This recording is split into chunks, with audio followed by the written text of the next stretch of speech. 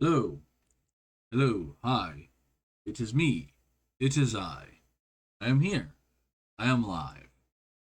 How's everyone doing? Doing good? I'm doing good. A little anxious, mostly just due to the fact that I have a set routine that I do before I start streaming. From the moment I wake up to before I start streaming, there's a bunch of stuff I try to get done so I don't have to do it later on in the day. So from the moment that I start streaming to the moment that I go to bed, I can work. That took a little bit longer today, and I know I have a lot of content ahead of me for patch 2.3 and 2.4. So I got a little anxious. It's like I gotta hurry this stuff up. I gotta get the streaming, or else I'm gonna be streaming till like 11 o'clock at night.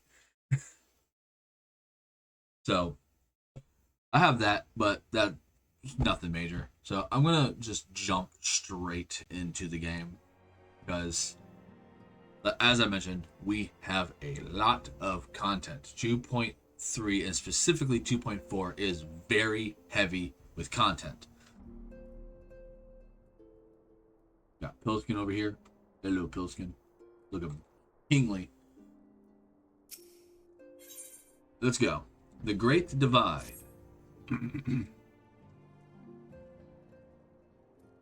Our friends, the very isle itself, everyone and everything. No, no, it avails us not to speculate. Urianger will send word if there are any developments. Until such time as he does, we must remain firmly focused on that which is within our power to change. With that in mind, I would speak of a different matter, one closer to home. It concerns etheric fluctuations which we had previously attributed to good King Mughal the 12th. Whoops. Okay. It sounded like it sounded like a double clicked, so I wanted to make sure I didn't. Go away. Okay. That the king is no more is blessing for which we have you to thank. Yet all is not well in the 12 wood. Our latest readings reveal an ongoing etheric disturbance of considerable magnitude. They may even suggest the presence of a primal. Needless to say, the mere possibility warrants immediate investigation, and I would have you. Acelia, I do not wish to interrupt, but we have a problem. What manner of problem? A band of refugees, hailing from Ul'dah this time, are come to Ravenous Toll, seeking asylum. It would seem they expect us to afford them the same treatment we gave the Domans. At present, they are in the seventh heaven, awaiting a formal response. I see. Perhaps this was to be expected. I shall meet with them at once. Acelia, you know full well we haven't the resource to accommodate many more people. Consider what will happen if you do this. Word will spread and more will follow. Your opinion is duly noted, but I will hear their suit.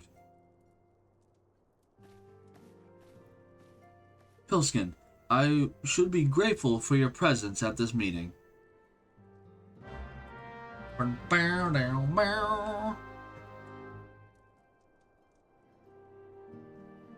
Quest with you? I don't remember.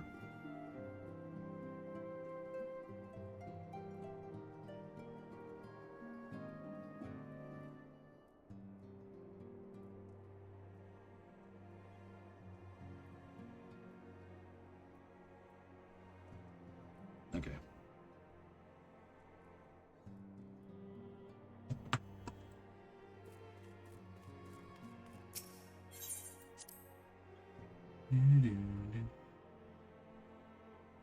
Stream bitrate is too high. Yeah, I looked up how to fix that. It doesn't seem like there's much I can do. Essentially it just means that I'm pushing my system to its breaking point, which I don't know, could very well just be my capture card. It could just be my internet. It could be that my computer is not as good as it says it is. I'm looking at you, computer.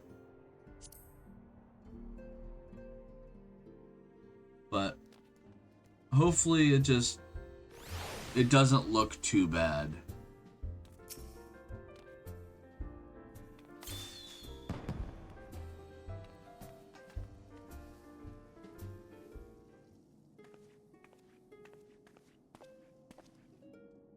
I apologize for keeping you waiting. My name is Minfilia, and I lead the Scions of the Seventh Dawn. God be praised, it is you. We're ready and willing to work, same as the Domas. Just give us a task, and we'll see it done. Pray calm yourselves. I appreciate your enthusiasm, but I know not of your situation. Beg your pardon, antecedent. I ain't so good with words. You and me both, buddy. We've been living off the scraps of Ul'dah for years now, trying to piece together a life to replace the one we've got took. They say there's work, but there's not for an honest man, not as wouldn't sully his soul sooner than his palms. Anyway, the flames do what they can for us, of course, but it ain't near enough. And it's only getting worse. When the calamity brought us to our knees, those rich bastards in the city didn't help us up. They climbed on our backs. Get up on the Hydra back. Get up on the Hydra's back. Kingdom Hearts brain rot is real, folks. I don't pretend to be clever, but even I could see what's coming. I knew we had to run. The only question was where. And then it came to me. Revenant's Toll. I mean, you took them foreigners in, didn't you? So you'd surely do the same for us. I fear the situation is rather more complicated. While it is true that we accepted the Doman's petition for aid, that decision was the product of extraordinary circumstances. I sympathize deeply with your plight, but pray understand that it is not possible for an organization of our means to aid all who have been affected by the calamity. And so it is with great regret that I must deny your request. But we've nowhere else to go. You're turning your back. Go to Little Alamigo. If I might have a word. Totaro, is Optimus? Ill tidings from Ul'dah, my lady. Alphino has been wounded. Physically or emotionally? What? How? Is it serious? I cannot say for certain, but I fear it might be. According to the Flame, the refugees started a riot. They went wild, apparently, lashing out at any and everyone. That can't be right. Why would they? They must have been provoked. The demonstration was meant to be peaceful. Seven hells. Now the Blades have an excuse. They'll round us up and kill anyone who tries to resist. Antecedent, please, if you would help us build a new life, at least help us keep the ones we've got. My lady, we are not ones to stand idly by and watch innocents suffer. However, until we know more of the circumstances surrounding this riot, I am not certain what aid, if any, we can provide. If the authorities determine that the refugees attacked without provocation, then those responsible will have to answer for their actions. How could you be so blind? Find Alphino, and quickly. If he is in danger, or worse, I would have you and none other by his side. Thank you. Pray do not concern yourself with the matter we were discussing earlier. Eden and Papolino will see to it. Alphino is being treated in the hourglass. Hurry, Pilskin. Where's the hourglass? There's a little Alamigo. Is the hourglass in that location? Oh no, in Ul'dah. Where's the hourglass? Oh, that's the hourglass. Okay. Right. The hourglass. Right. Yeah, I also checked with the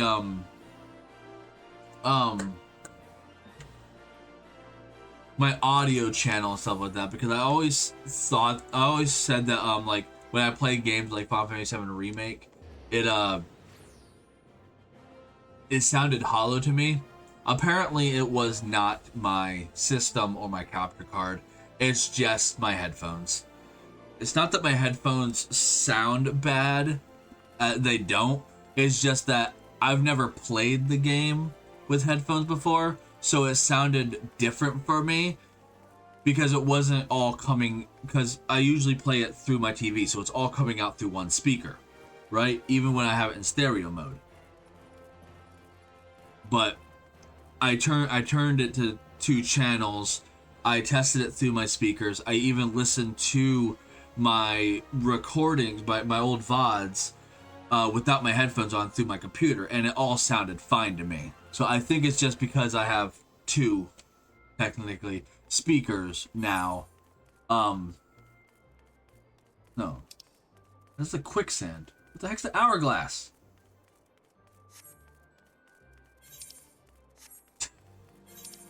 What is the hourglass?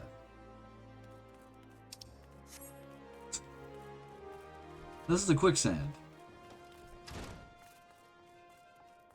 This is the quicksand or the hourglass? Or is the hourglass the end? Oh, the hourglass is the end. The quicksand is the Adventurers Guild. Okay. Well, that's confusing. That's confusing. But yeah, apparently my stuff does sound... my stuff does sound fine.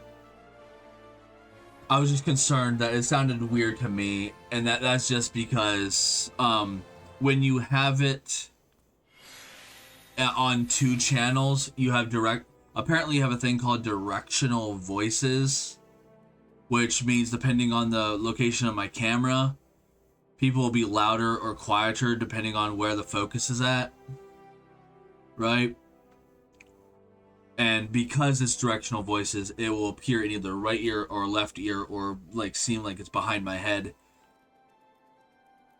But it doesn't seem to be the case if you're listening to it through like a single speaker, or, you know, like if you're listening to it through a speaker and not a headphone, I should say.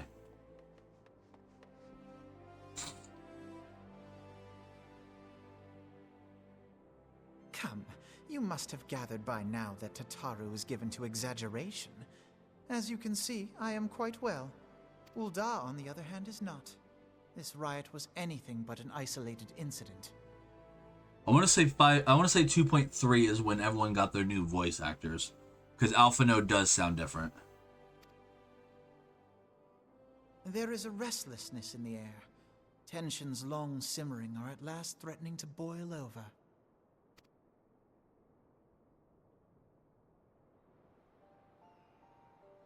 Ul'dah is a nation infamous for the great disparity between the wealthy and the poor. The majority of the populace accepts this state of affairs because they believe that every man bears responsibility for his own lot in life. To an Ul'dan, money is the foremost, and some would say the only measure of a man's worth. Small wonder that the wealthiest wield the greatest influence. So where do the refugees fit into this social hierarchy? What place is there for those who fled Alamigo and the destruction of the Calamity? Plainly, there is none. They have no wealth, no power, and no worth. To the Ul'dan way of thinking, they may as well not exist. Choosing to ignore their existence, however, is patently not an option. General Reborn and the Sultana understand this, which is why they ordered the Immortal Flames to provide the refugees aid and succor. Yet none would dispute that the expenses incurred by this policy grow by the day, with no end in sight. This has prompted more and more Ul'dans to question their obligation to aid these worthless wanderers, while more and more refugees have come to resent their treatment at the hands of the sneering citizenry.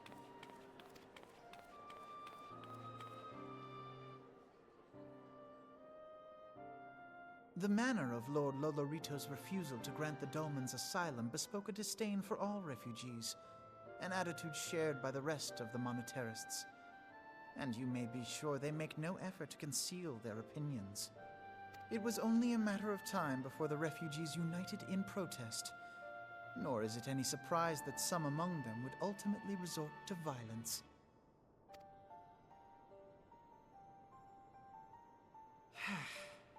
That the Immortal Flames should choose this of all occasions to engage in joint training exercises with the other Grand Companies.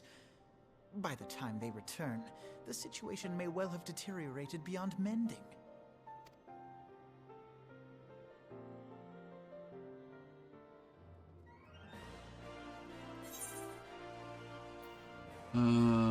These are earrings. I don't need earrings. What's this? Desperate times. As I told you before, it was all but inevitable that an incident of this kind would eventually occur given the rising tension within the Sultanate. Nevertheless, I have reason to believe that this particular riot may not have begun spontaneously. Have I piqued your curiosity? Good. Then you will accompany me to the Hall of Flames. I would hear what General Reborn has to say upon the matter. Run, Pilskin! Run to the Hall of Flames!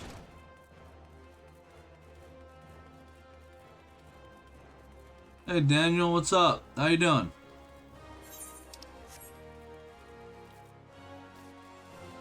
Boink.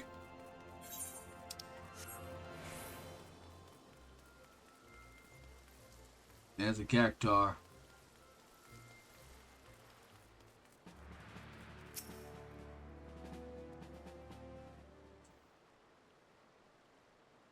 Now is not the good time, Pilskin. My hands are full dealing with the refugees.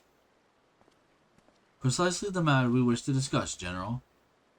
Alphino, back on your feet already. You may credit my swift recovery to your chirurgeons. My memories of the riot are still somewhat muddled. I trust you managed to regain control of the situation? Not entirely. We secured the city soon enough, but not before the unrest had spread to the surrounding territories. Pockets of resistance remain throughout Thanalan. We have sent what forces we can spare to root out the last of the belligerents, but progress is a little slow. Sorry. They are damnably elusive. Can't read today. I can well imagine, given that the majority of refugees live outside the walls, it stands to reason that they would know the lay of the land. What I do not understand is how they came to be so well prepared. Before my little accident, I observed that several of the refugees were armed, and not with butcher's knives or pitchforks, but with martial weaponry. I need hardly add that such equipment is costly. None can deny the tensions between the Old Dawn citizenry and the refugee population have increased since the Domans were turned away. But would that motivate a starving man to purchase arms in lieu of food? I think not. And what of those who have not even a single gil to spend? Who could not survive without the aid provided by the Immortal Flames? Surely they would sooner sell a weapon than bring it to bear against the benefactors. Come to the point. Arr. Very well. My point, General, is that this powder keg of discontent was not set alight by chance. These events were deliberately set in motion, and now order must be restored. That is my first duty. Until it is done, any investigation can wait. I do not have time to discuss this. My scouts will be returning anon.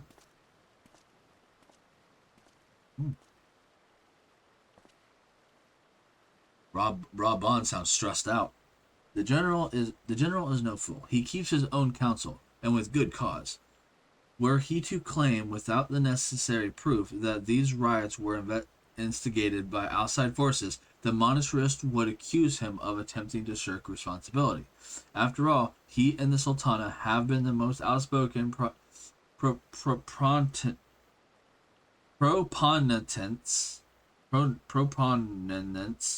of refusal aid. That's a word. Regardless, they will face harsh criticisms in the days ahead. Is it too late to tell you that my reading is not that good? Like, it's in a weird muddled area. Like, as a younger child, I always had a higher reading comprehension than anyone else in my grade level, right? I always read to a very high standard. But as I gotten older, I started reading less and less and less.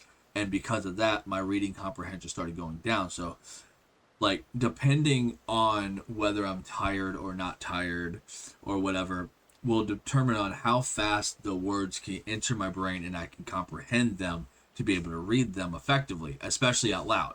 It's a lot harder to read out loud than it is to read in my head. So I will be stumbling over words quite often, especially words that I don't regularly see in day-to-day life. Regardless, they will face harsh criticisms in the day ahead. Our al- Sorry, my face itches.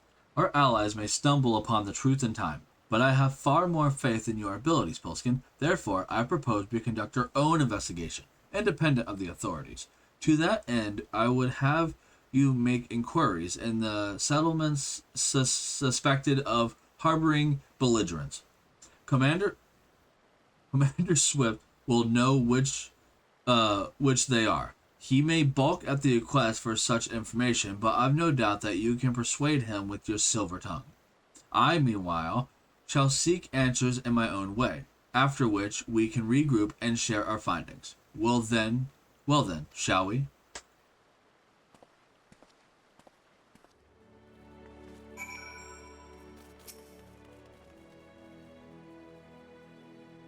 You look as though you have something to say, Pelskin, do you?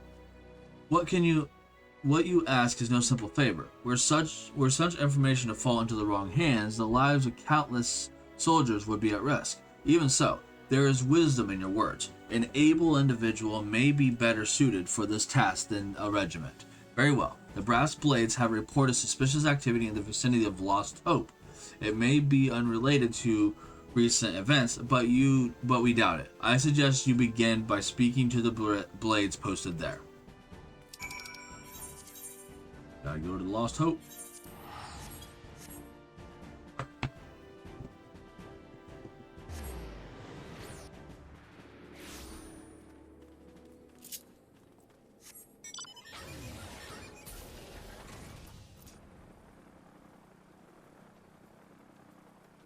Look at that little weak level 6 Emulsia. Ah, good times when I was a weak level 6. And what brings you here, adventurer? A search for refugees? Well, then you've come to the right place. Ah, you mean those refugees? Oh no, you won't find them here. Most of the people of Lost Hope have come to accept the situation, and are content to pass their days in peace and quiet. Outsiders have trouble understanding that, like that merchant who passed through recently. Gregarious fellow, but awfully opinionated. Can't say I was sad to see him go. I didn't expect him to send you, Pilskin. I take it this means someone has read my report. The refugees who left with the merchant have yet to return, and I am increasingly concerned that Zazawaka's suspicions were correct. You haven't the foggiest what I'm talking about, do you? Never mind. Speak with Zazawaka, and he will explain everything. Words. Zazawaka.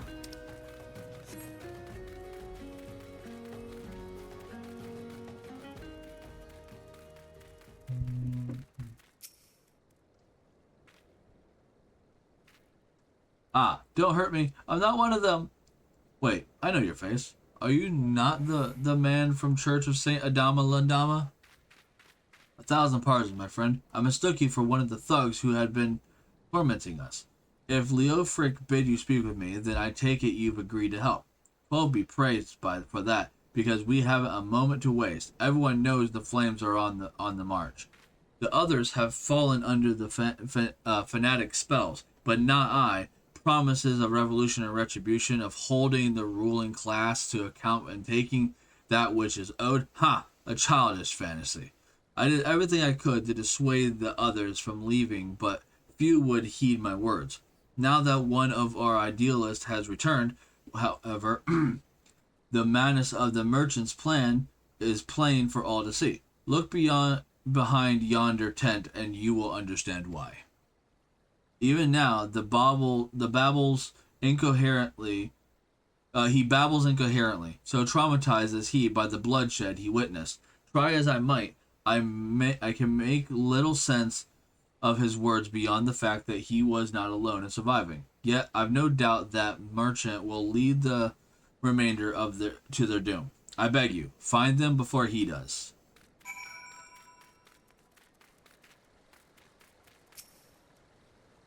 What are you doing? Don't draw! Don't draw! Don't draw! Don't draw!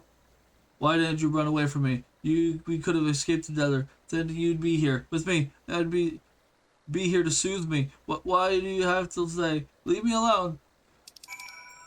Soothe. Calm down. It's okay. Who are you? What do you want? Ah, it's true. I followed a merchant, and may the gods strike me down for my folly. What they will not give, you must take, he said. When he asked how he received a cache of weapons, he had brought and implored us to seize control of our fates. I thought about running then and there, but the others were so excited. He He split us into two groups, sent us off on our own. But when the flames found us, we didn't know what to do. Our leader tried to parley with theirs, but then they started arguing, and then fighting, and then everyone was fighting, and the flames were shouting to give no quarter, and, oh gods, the other group, they're still out there. If we don't stop them, they'll be massacred like mine was. Well...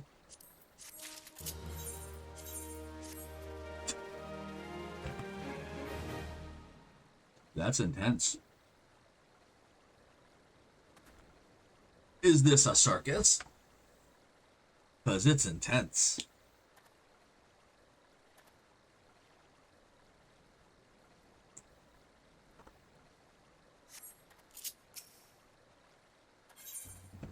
Shock and awe.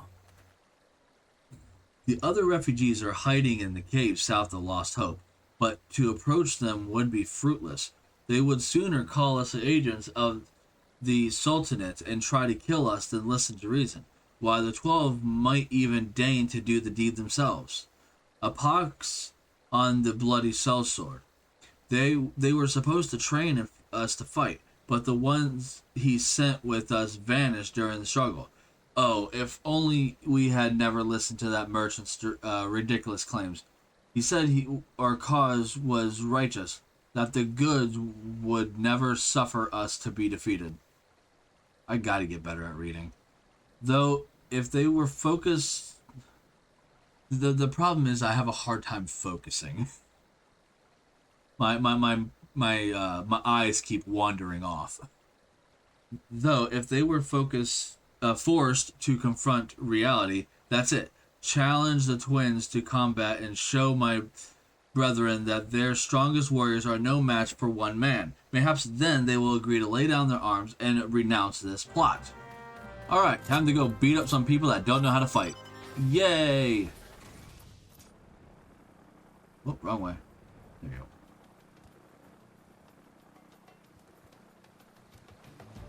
you go. I mean, they have to know how to fight a little bit. This is a level 50 quest. So they're gonna at least be level 50. 7 hells. They found us. Everyone, grab your gear and make for the rendezvous point. So that's your game, is it? Ha ha ha ha ha ha. Sorry to disappoint you, lad, but we're more than willing to kill ye ourselves. I'd like to see you try.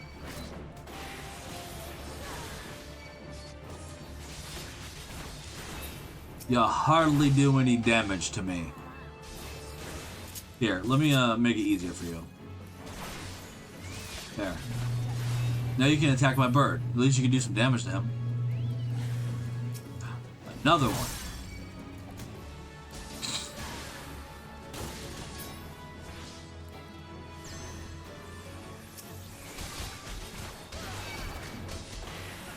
lot of guys.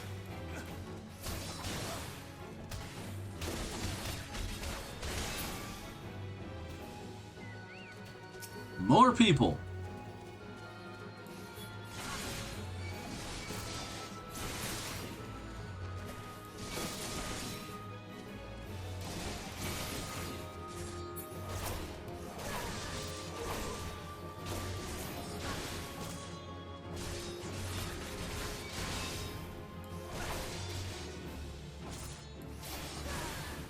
Hey, Remy grew to rank 9. Nice.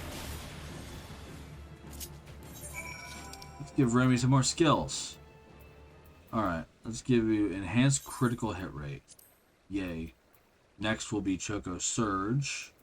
Then this. Yeah, cause I'm giving them these two. Healer and Attacker. Because I don't really need the Defender right now.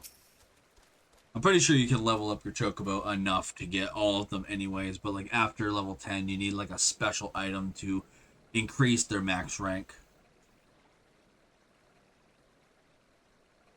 You beat him like it was nothing. Thal's almighty. What are you gonna do now? I'm gonna leave you alone to die in this cave.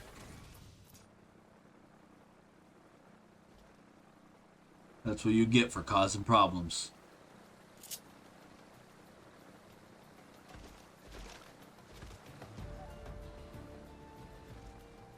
Oh.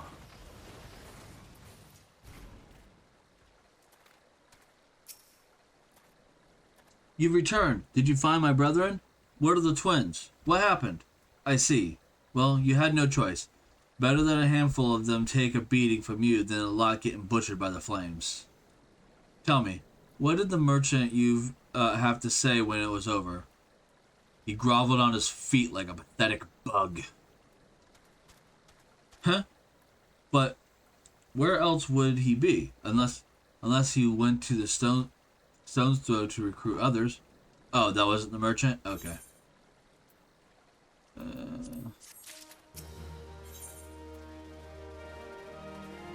Reap the whirlwind. The merchant wished to approach the refugees in Stone's Throw, but was waiting until the flames withdrew their forces from the vicinity. Now that they have, there's nothing to stop him from continuing his work. How many more must perish in pursuit of this futile cause? How much more suffering must we endure before it ends? Find him. Convince him to cease his mad quest. It will surely lead us to ruin. Do a Stone's Throw now? Is that in the same area? Yes it is. Okay. Oh, there. Okay. I didn't see the arrow at first. It was like blending in with the blue arrow because they're both in the same direction. Ah. My head hurts. Why does my head hurt? I keep looking outside because like the skies are getting a bit darker. I'm seeing if there's a storm brewing. A storm blowing in. A storm a brewing. Tried saying both of those, but combine the words to brewing. Is there a storm brewing? Yeah, that works. Okay. Yeah, and when a storm comes in, the air pressure drops, and it like makes my head feel like it's in a vice grip. My human weather radar. I can tell when a storm's coming in, but it doesn't look like a storm's coming in. It's just a bit cloudy. Have you seen my parents? Yeah, I might have beat them up. They told me to stay here with the others. They said they'd be back soon, but it's been days. They left with the man from Ul'dah. The man said they were going to change everything, make it so we could live inside the walls and with everyone else. I liked it when he said that. I didn't like it when he talked about making the rich people pay. Everyone looked so angry, and I got scared. Say, mister, are you looking for someone? I'm looking for a merchant. You mean the man who left my parents, but I don't know where he...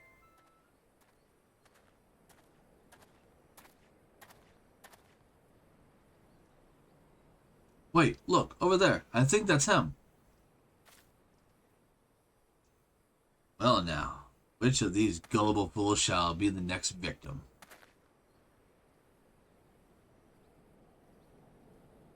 Hey, nice to meet you. Pilskins Earthos, Icon Slayer, Destroyer of the Empire. You! You can't outrun me. I can fly. He's getting away. Go get him, mister.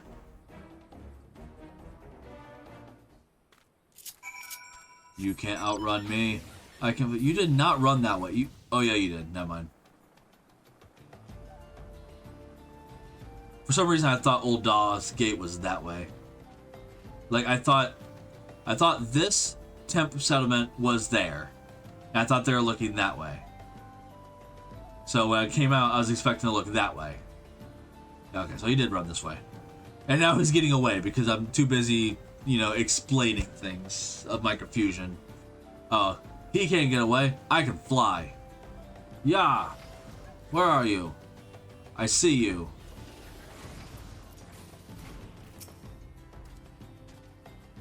Ha-ha! Huzzah!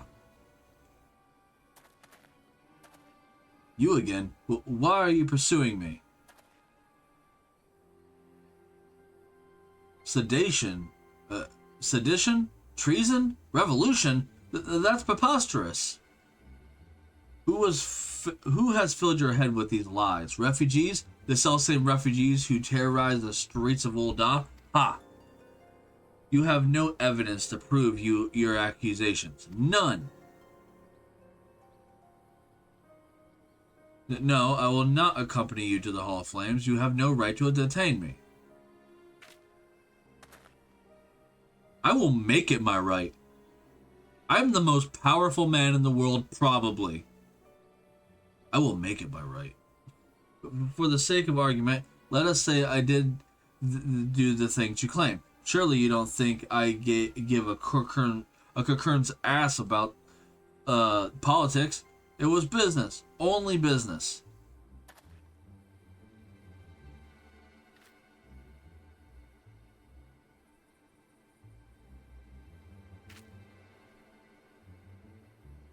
Don't make me go potato on your ass. Who's that?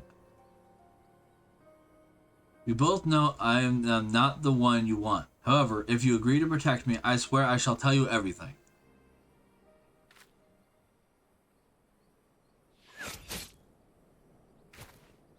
Why didn't you use cover, Pilskin? I saved up enough oath points so you can use cover. I could have taken that damage. That arrow was not going to kill me. What's all this commotion? Pilskin, you are a horrible tank. 7 hells. Tell the others to spread out and search the area. The killer may still be close.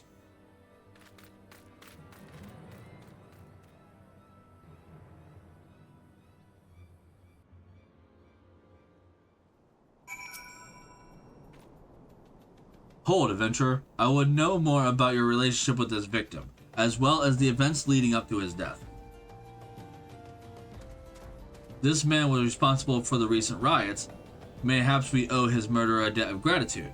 In any case, it is obvious you are not the one whom we seek. You may carry on with your investigation, Scion. I do the Hall of Flames.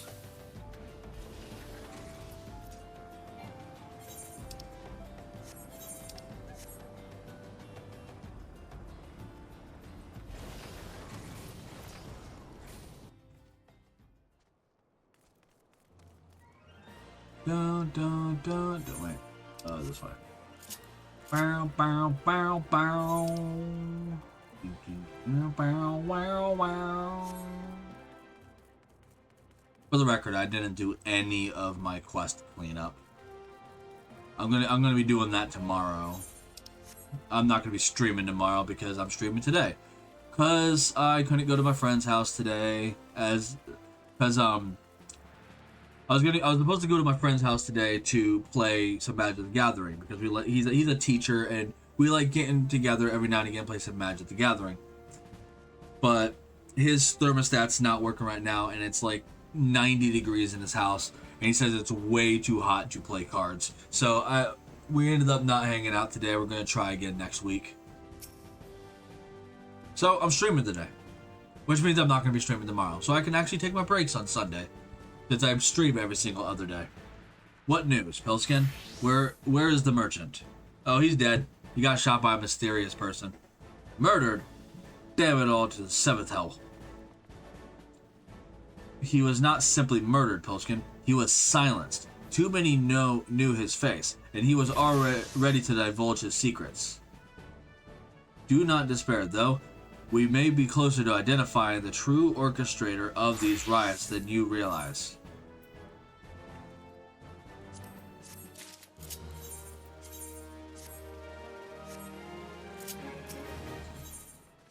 Revolution. The Flame General left word that you were to proceed to the Fragrant Chambers as soon as you returned. He wished to discuss your recent discoveries as well as the result of our own investigation. Master Alphino has already been informed and should be waiting for you outside. Pray proceed to the Royal Promenade with all haste and speed to Bartholomew.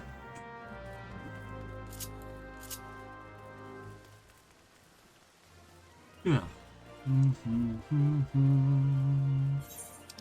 Barrel, barrel, barrel, barrel. Barrel, barrel, barrel, barrel.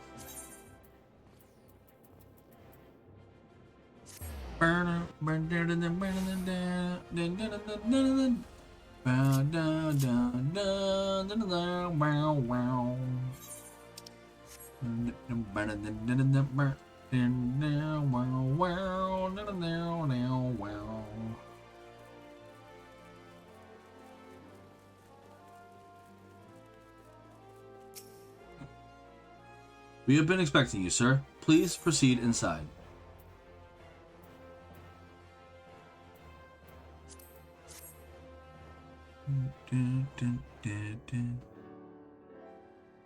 Commander Swift has kept us apprised of your recent activities. You've made great strides towards quelling the violence. Despite our best efforts to determine what provoked this uprising, the truth continues to elude us. Have you uncovered aught which might shed some light on the mystery?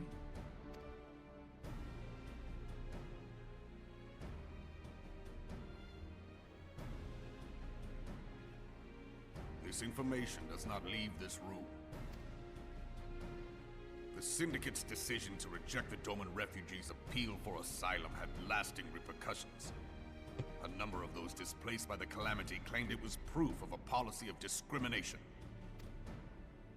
Together with a group of Alamegan refugees, they organized a series of demonstrations to protest against the Sultanate. Demonstrations which became heated, but did not descend into violence. Until a certain incident served as a call to arms. A unit of brass blades sent to supervise a demonstration loosed arrows upon unarmed protesters. It was this atrocity which prompted the refugees to take up arms. I need not tell you what followed.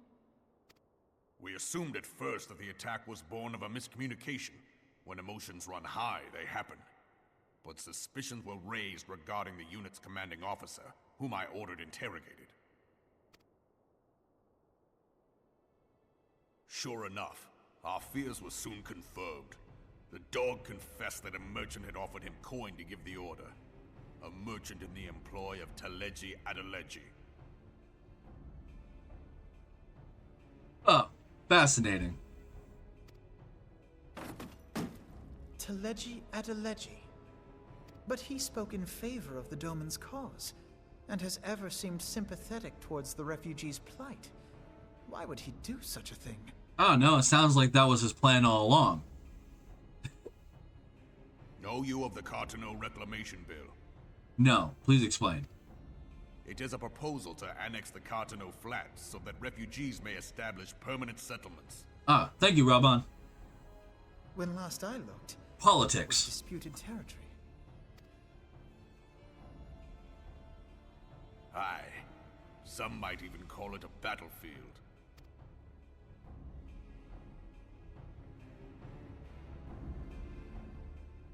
The destruction wrought by Bahamut was greatest at the Cartano Flats. That much is common knowledge. What is less well known is that his rampage laid bare ancient Alagon ruins, of which no record existed. There are certain differences of opinion as to how these ruins should be handled, which is why each nation maintains a military presence in the region to this day. Yet differ though we may, we are still allies. Therefore, in the interest of preserving the Eorzean alliance, we have reached an agreement. Any conflict which may arise during the course of military exercises in the region shall have no bearing on relations between our nations. In full knowledge of this delicate state of affairs, Teleji Adeleji proposed the Cartano Reclamation Bill. A shameless bloody ruse which stands to benefit him in but one conceivable way. If successful, he will gain control over the disputed territory under the guise of assisting in the resettlement effort. And you can be sure he'll build an orphanage next to every Alagon ruin.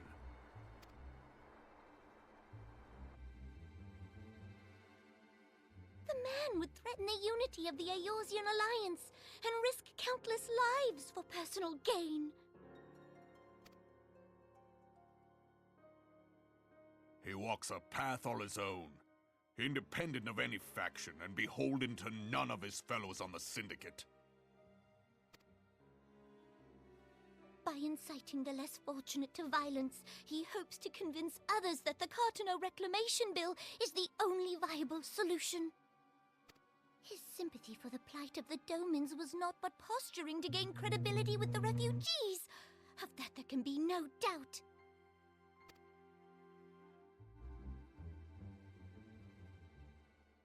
Forgive me, but what could possibly motivate Teleji Adeleji to go to such lengths? What is so special about these ruins that he would risk his position on the Syndicate, and, most likely, charges of treason against the Sultanate? Omega. Omega. Or as they say in Xenoblade Chronicles 3, Omega. Pardon? Which I'm surprised they don't say it like that here, because Xenoblade Chronicles is also a heavily it's voiced by a heavily British cast. Same thing with Final Fantasy 14. And from my understanding is Omega is just how they say it. So the fact that they do say Omega, but it might be due to the fact that Omega in Final Fantasy is more of a name rather than a symbol, number, whatever you want to classify Omega as.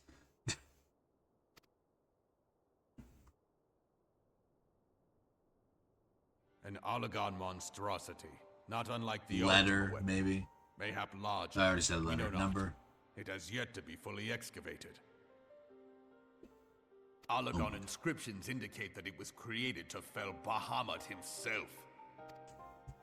If accurate, it might explain why Nail Van Darnus chose to bring the Red Moon down upon the Cartano Flats. Given the ends he went to ensure Eorzea's annihilation, destroying the one weapon which could stay the Elder Primal may well have seemed like good sense. When first I bore witness to the power of the Ultima weapon, I doubted the evidence of my senses. And now you tell me there is another such weapon. One which could contend with Bahamut. Bahamut! Aye, we were skeptical ourselves. Truth be told, until the Ultima weapon's existence came to light, we thought the inscription had been mistranslated. At present, Omega is more akin to a fossil than a tool of war, having long since ceased to function. As such, its true potential cannot accurately be gauged. However, if someone were to restore it, as the Garleans did the Ultima weapon, I have little doubt that he would wield untold power. Power enough to subjugate Uldar like as not, and the rest of Eorzea besides, which is doubtless why Teleji Adeleji yearns to have it. That he should aspire to world domination. He who has ever walked 2 paces behind Lord Lolorito in matters of commerce. 'Tis in acknowledgement of his own limitations that he seeks this power. Woe betide us all should we allow him to have it.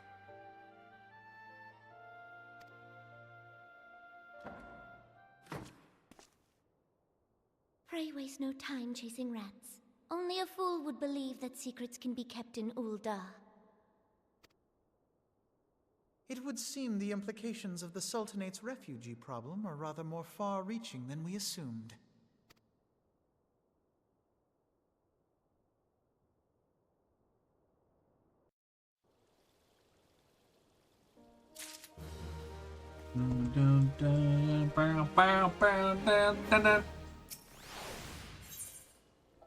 Stories we tell.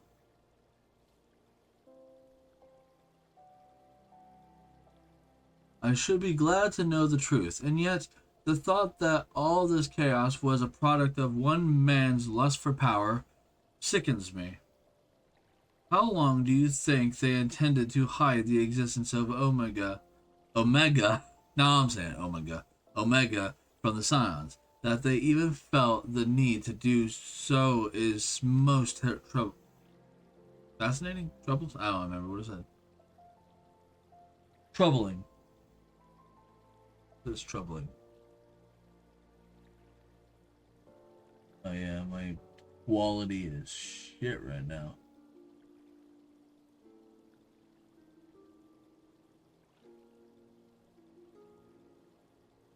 I don't know why. I have no idea.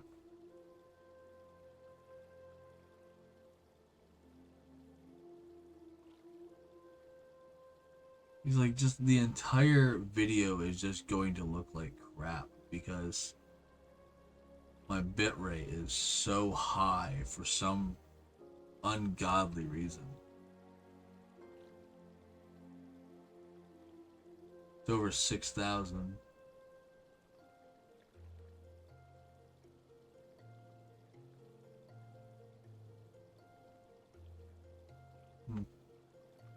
I don't know. It would be in our best interest to learn more of the military activities in the disputed territories. Fortunately, you are already well positioned to do so. Private Zerthos, pray keep us informed of any developments in Carcinel. Be gone, whelp! This is no place for children. And not to mention is like, I don't know why it's happening now. I haven't had this bitrate issue for a while until just recently, like within like the last like a week or two. Before that, my bitrate seemed to be fine for most of my games. I haven't changed any game. I started playing this, but I doubt that's the cause. I'm sorry.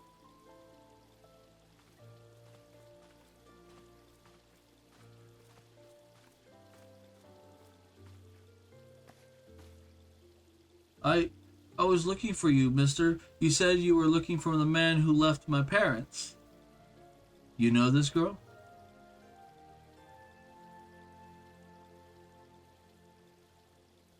So he visited Stone Throw as well, I see. Did you find the man? Were my parents with him? They were not, I'm afraid. However, I can think of several places they might be. If you like, we can go and look for them together. Really? You'll help me look, mister? Of course, but first I must needs finish speaking with my friend. He's telling me a secret, you see, so no one else is allowed to listen. Mayhaps you could wait for me by the pillar over there. We require but a moment. Telling him a secret. Okay, mister, I'll be waiting. I'll take her to the quicksand. Mayhaps Momodi will know what to do. A legion of Garleans, an ether-starved primal, even dealing with an Ascian would be preferable to this charade.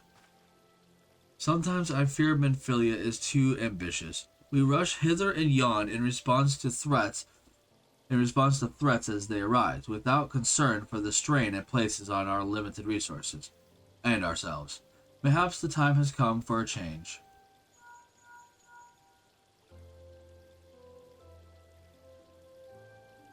Pilskin, this is Menphilia. I know this is sudden, but I must ask you to return to Revenant's Toll with all due haste. The situation in the 12 Wood has taken a turn for the worst. I will explain in detail once you arrive.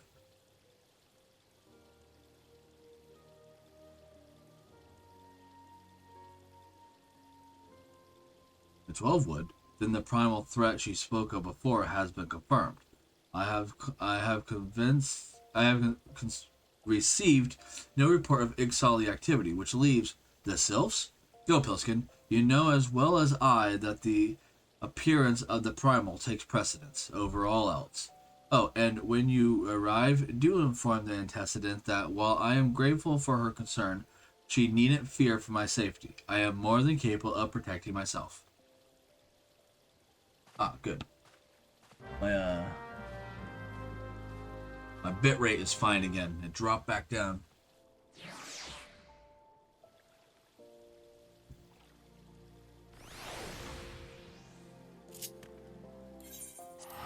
Back to Revenant's Toll.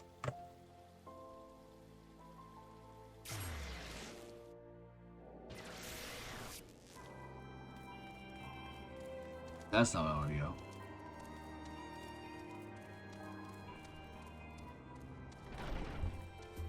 Dum ba dum ba dum ba dum dum dum dum ba dum dum dum dum dum dum dum.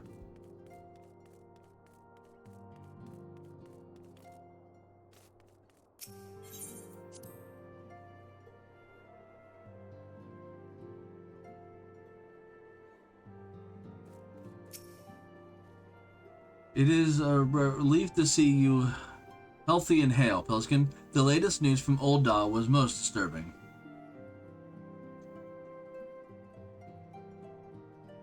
Clearly, the only injury Alphinaud suffered was to his ego. Doubtless, it will heal ere long. The other scions will need to be present for this meeting. If you are ready to begin, I will summon them now.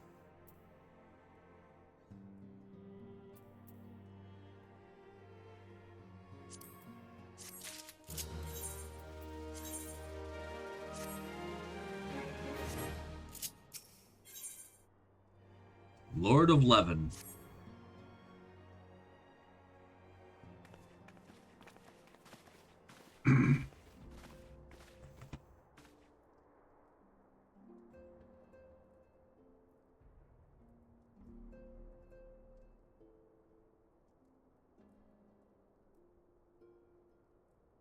Thank you for responding to my call with such haste. Rest assured, I should not have summoned you if it were not urgent. To business, then. I have received some most disturbing news from the Order of the Twin Aether. They have reason to believe that the Sylphs may have called forth their revered guardian, the primal Ramu. I'm sorry, must have? Then it is not certain. The Elder Seer informed us that the elementals themselves murmur of the Lord of Levin's return to the forest. The Sylphlands, however, displayed no sign of an imbued commotion. Forgive me, antecedent, but the fact need not contradict the elementals' testimony. Unlike his more bellicose compeers, Garuda and so on, Ramu is reputed as to act only in the defense of his children. I imagine he would soon make his presence known if any were foolish enough to directly endanger themselves or their territory. The abundance of this development concerns me. Were we not keeping a close watch on the touched ones and their movements? If preparations for a summoning ritual were indeed underway, 'twould surely not have escaped your notice. Oh, it didn't. I was pretty sure it was going to happen, just not this soon. I beg your pardon. You foresaw this eventuality and did not to prevent it? I told Papalimo. I suppose I could have reported things to Benfilia earlier, but there honestly wasn't much we could do except wait and see. You know how the Sylphs feel about people poking around in their territory.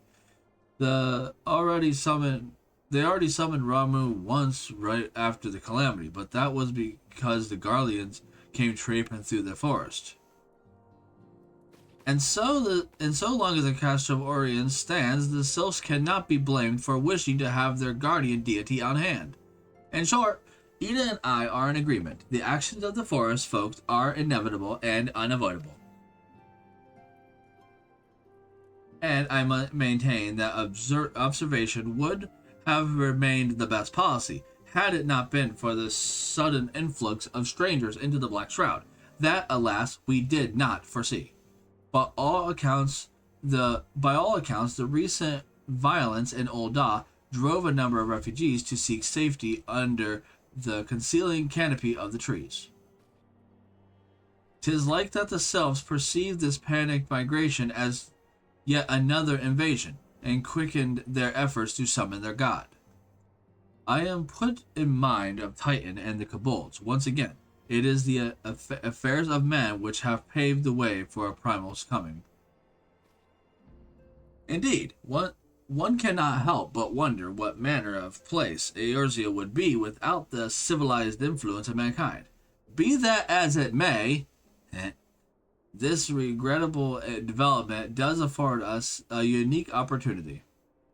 Peltskin, through your dealings with the Sylphs of Little Solace, you once succeeded in preventing an untimely conflict with Garuda. I wonder, might one who has treated with the Sylphs so fruitfully in the past not achieve similar success with their patron deity? If Ramu can be convinced of our intentions, it may be the first step to breaking the cycle of primal summoning. A fond hope. Were such a thing possible, we would not have been at war with the Beastmen since time immemorial. But maybe this time we can. Let us continue this discussion anon. We must needs first consult with the nation most affected by Ramu's presence. The Elder Caesar has requested your personal involvement, Pilskin. Pray report to Commander Huloi at the Ader's Nest as soon as you are able. Steel yourself for the worst. While I hope for a peaceful resolution to this matter, experience suggests that your meeting with the Lord of Leven will prove less than amicable. In such an event, your fellow Scions will of course lend you whatever support you require.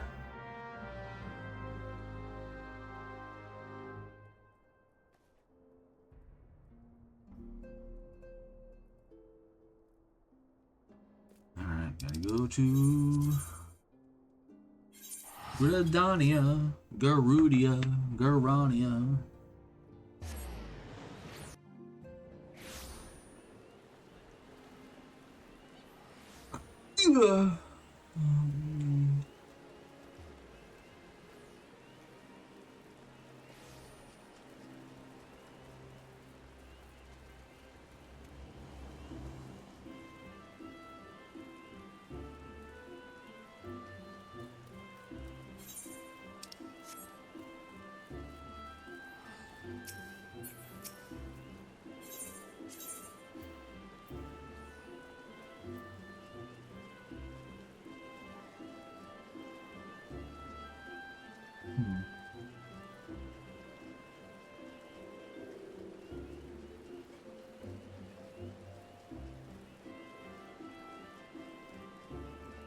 That's fine.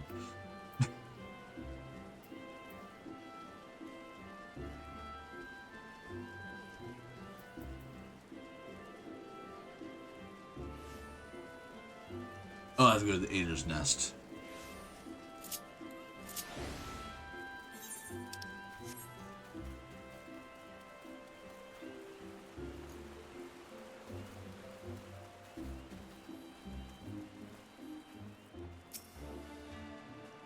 Let's get of the Scions. Your arrival has been most anticipated.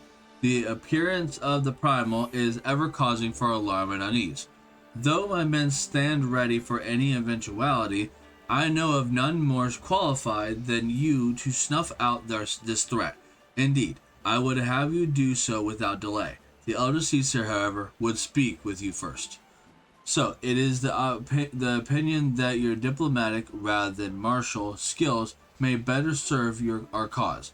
I will leave further explanation to our learned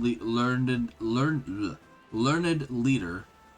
Pray make your way to Nafika's altar. The conjurer in attendance will admit you to the lotus dance. Yeah, that's why I thought I was going first, but I guess I had to stop by the Ader's Nest for some reason. Like I was just gonna go to Nafika's well, go to the lotus, whatever, and just go talk to Connie Senna. I don't has an umbrella. I get wet when it rains.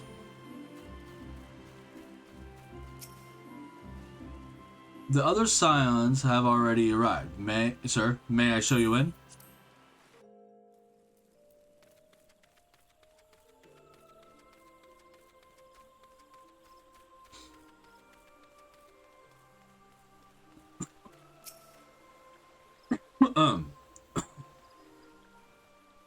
Scions of the Seventh Dawn, on behalf of the people of Gridania, I bid you welcome. Your presence is of great comfort to us all in these days of uncertainty. I summoned you here to share tidings of a most urgent nature. But a short while ago, the great elemental spoke, and his voice was clarion in its intensity. Ramu is returned unto the forest. Scarce had his words ceased to echo in mine ears when we were visited by an emissary from Little Solace. Brixia? Our guest informs us that the Sylphs too have sensed the presence of the Lord of Levin. Though his exact whereabouts remain unknown, we may safely assume that the Primal was summoned within the heart of the Sylphlands. Is that Brixia? Unlike the other Primals you have encountered, Lord Ramu is no raging avatar of destruction. He is revered as much for his wisdom as his strength, serving as both arbiter and guardian to his children. Given that we and the Sylphs found a way to share the Twelves Wood, it is my hope that this sagely immortal will be amenable to reason, and that conflict may be avoided. Blessed as you are with the power of the Echo, you are one of the few among us who may commune with a Primal without fear of influence. I would ask, therefore, that you represent us in this most delicate of negotiations. The Twelves Wood has suffered enough. Upon this, we and the Sylphs, and I would venture Lord Ramu himself, are in perfect accord. Let us not endanger our shared home by engaging in unnecessary hostilities. Dear friend, I beseech you, safeguard the peace which exists between our peoples.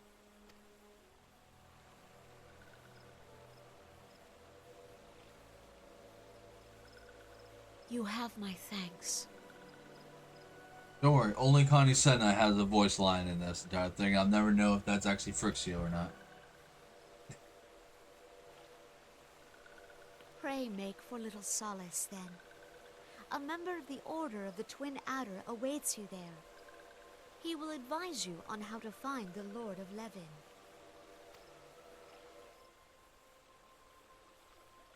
An ill wind blows through the forest. Yet, it is not only the Twelveswood that flinches at its coming. All the lands Veorzia shiver in dread anticipation. Have care.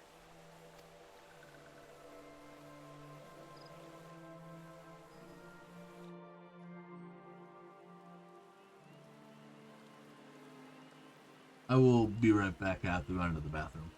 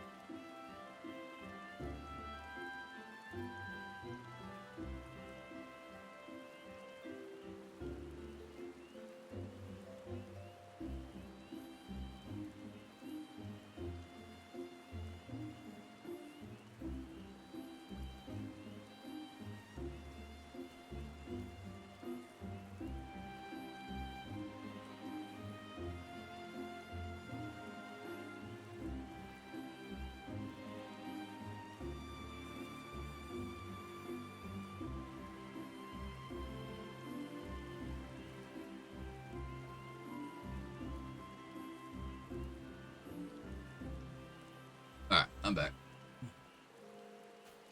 I have to go to Little Solace.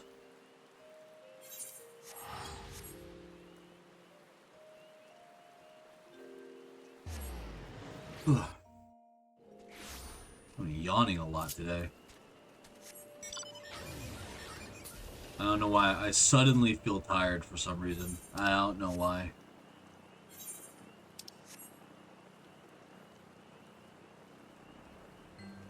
I actually slept through the night for once, and I didn't feel tired until like 30 minutes ago. And I don't know why. Oh well. I'm fine though. Let's go to the Scions. I was told to expect you. I understand you go to treat with the Primal Ramu himself. An uninevitable task, but one for which I have no doubt you are well suited.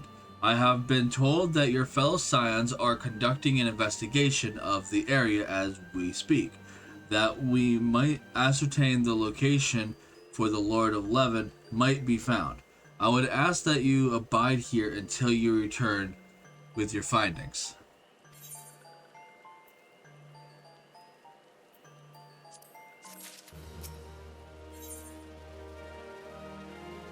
Levin and oppression.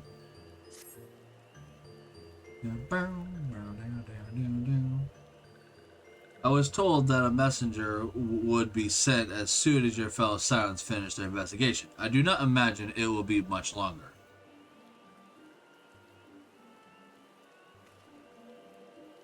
Maxio. This one returns with good tidings. Wise ones have finished searching and have wisely identified the precise location where the touched ones summoned Lord Ramu. Your timing is impeccable, my fluttery friend. Might you be so kind as to escort the good man to his fellow Scions? It would be this one's pleasure, Walking One. Please come with this one. Yay.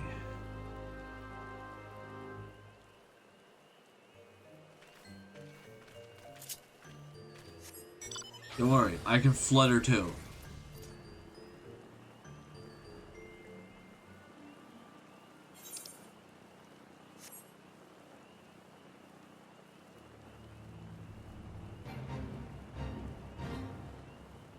Ugh.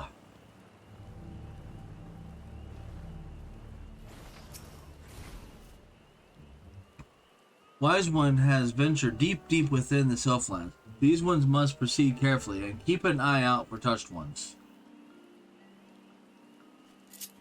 Don't worry, you proceed carefully. I'm gonna fly.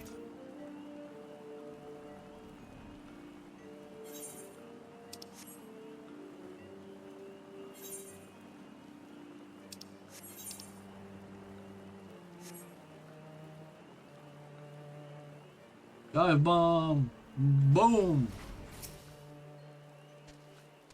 This one is most sorry, but this one can go no further. Draw too close to Lord Ramu, and this one may turn mean and nasty like touched ones. And so this one must say farewell for now. Walking one will find wise ones not far from here. To the south. Go in safety, walking one.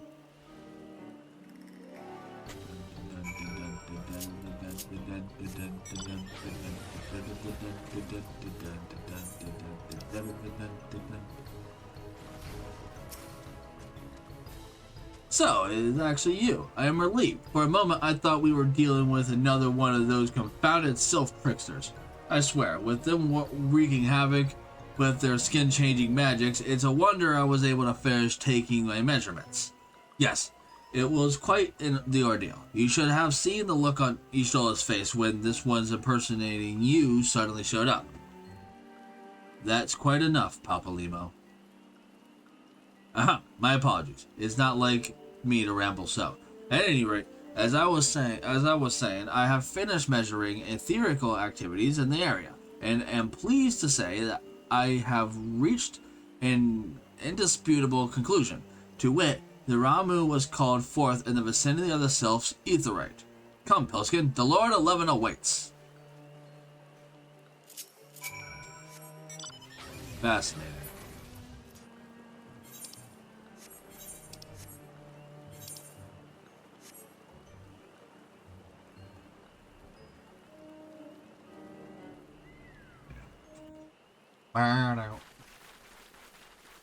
Hey, I wasn't walking, I was flying.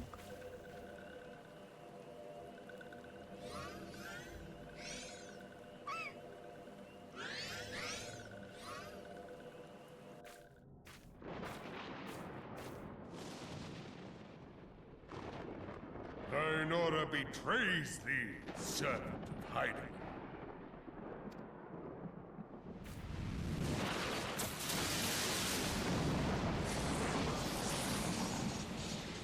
Hi, Ramu.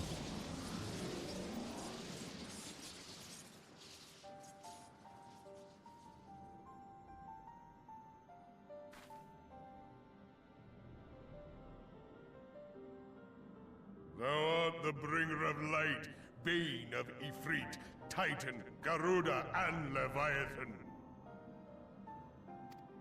And good King Mugamon. Ramu, guardian of the children of the forest. Thou tramplest upon sacred soil, bringer of light. By what right doth man intrude in this sanctuary of the sylphs? Why does he sound like the dude that plays Yamamoto in Bleach's English dub? Is it the same guy? It might be the same guy. It's probably not the same guy, but it sounds like him. The Gridanians proffer peace?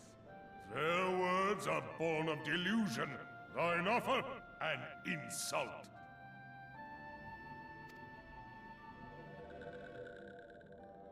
Thou speakest of harmony, yet carest naught for my children's desires. They did but wish to dwell beneath these boughs in solitude. Yet even that was too much to ask of man. Thus did they turn to me for succor. The sentence I pronounce upon thy kind is just. Gridanian or Garlean, it matters not. The good intent of one excuseth not the misdeeds of the other. Thy conflicts have brought naught but anguish and misery unto the forest. All blame doth lie with the darkness that resideth in the breast of man. A lot of beer, dude. Whence sprung this calamitous seed? In the beginning no such duality existed. Were light and dark given form when man was born?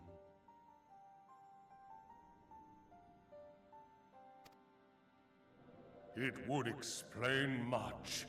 Not least why strife and sorrow follow ever in thy wake. Thou canst not deny the urgings of thine own nature. Knowing that thy mere presence here portendeth tragedy, wilt thou persist in this pretense of peacemaking?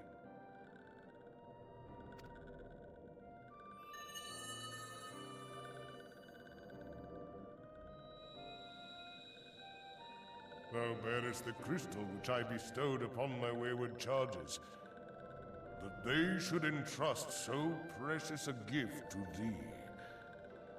Thou standest apart from thy kin. Thou art the bringer of light, aye. But there is something more in thee. Very well. I shall consider thy proposal. Shouldst thou survive my trial. If thou wouldst champion the cause of harmony, I must have proof that thou art fit to play the role. Wither mine ire, and prove to me thereby that thou hast strength enough to stay the darkness which threateneth to consume thee. Yet if thou shouldst be found wanting, know that all men shall perish in the storm of my judgment. Prove you are a good dude to me or everybody will die. No pressure. Got it. I just have to beat thunder and lightning.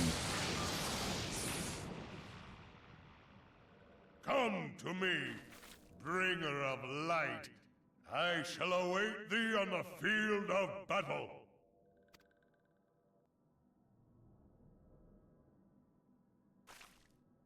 Urianger, it is rare indeed to find you so far from a tome. Hey, Urianger, what you doing here? The Lord of Levin himself. Never till this day had I looked upon his visage, save in painted renderings made faint by time. Ever shall this scene remain etched in my mind's eye. Beg pardon, my lady.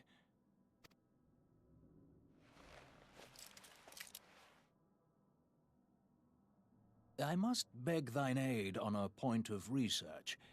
If thou art resolved to face Lord Ramu, I would ask thy leave to observe the event.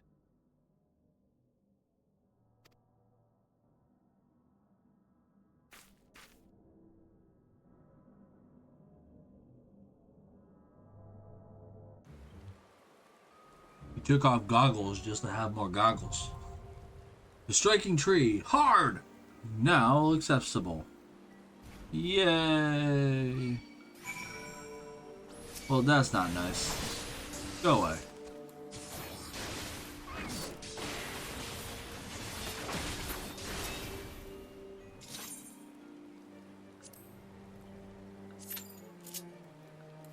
And I'm gonna fly up high so people can't bother me.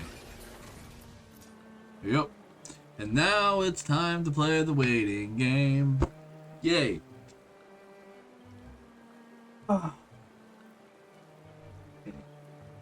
Big stretch. Big stretch. Burn out. Burn out.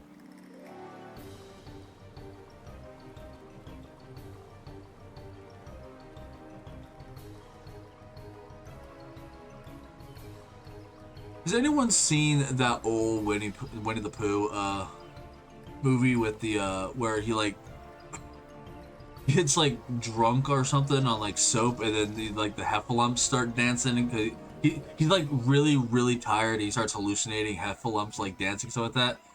This song reminds me of that song that plays in that.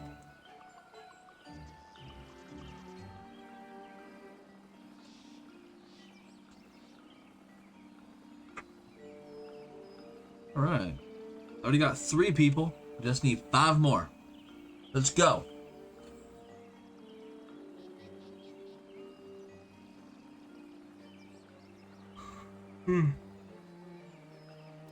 Gotta remember to activate that. Because I'm going to get synced and it's going to turn off.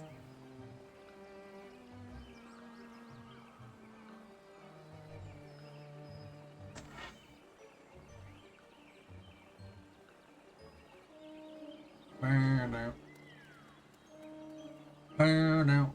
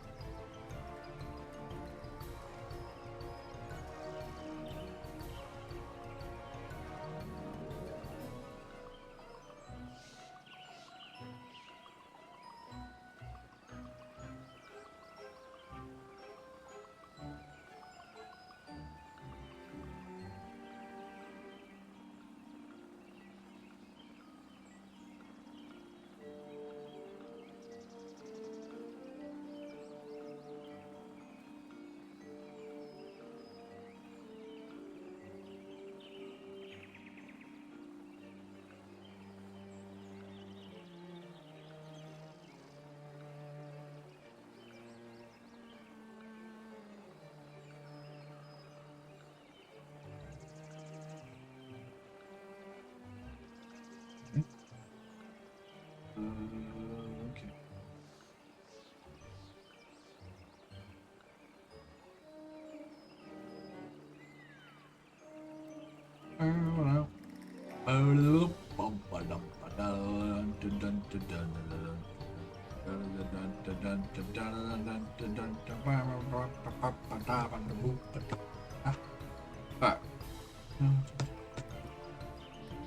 Alright, yay, there's people. Let's go. Alright.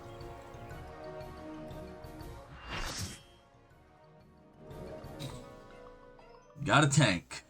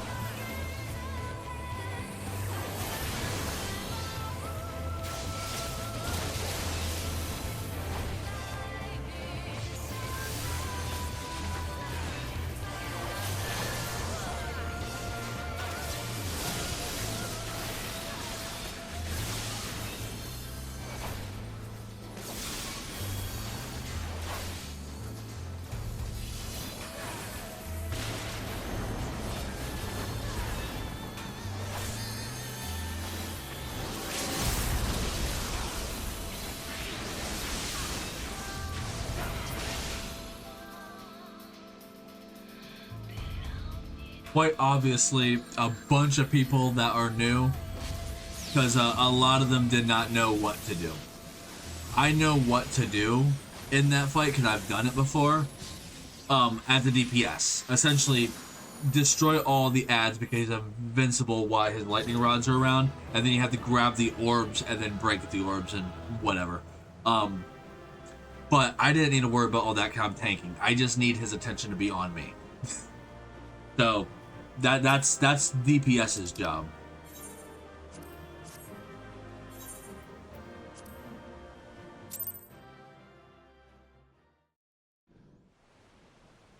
I have taken thy Someone's passive aggressive in the party chat. They're like, that could have gone better. GG. He's like, there's a bunch of new people. Calm down. It's a Realm Reborn side quest. Calm down.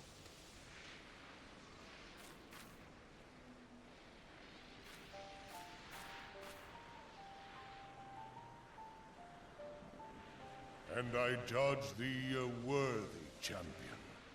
The task of excising the sin that hath taken root in man's heart is thine. Shrink not from employing thy strength in service to the forest and the wider realm beyond. Like hungering shadows do the enemies of harmony gather, and meekness will but feed them. Don't worry, Ramu. I am a JRPG protagonist. I will make sure that everyone's problems are mine own, and I will solve them all. If man is to be delivered from the dark, it shall be by thy guiding light alone. Stray not from the path, for if thou dost, thy people shall be truly lost. You know, meddling where you're not needed is the true essence of being a hero. I don't remember if that's from My Hero Academia or if that is from Marvel, the MCU. I don't remember. I just remember that quote. Meddling when you're not... meddling where you're not... wait, what was it? Meddling when you're not needed is the true essence of being a hero. I think that's from My Hero Academia.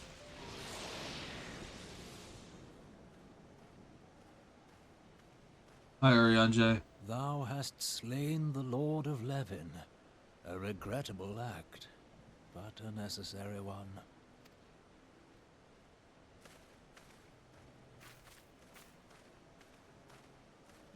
In witnessing thy struggle, a truth hath been revealed unto me.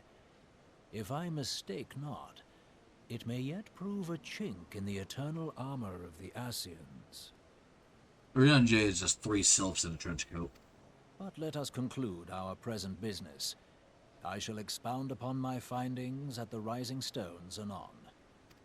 Okay. Nod.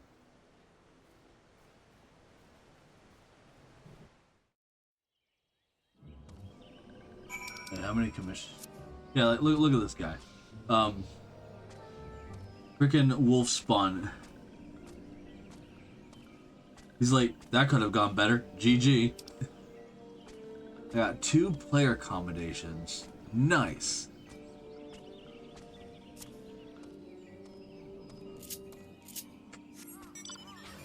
Let's get out of here.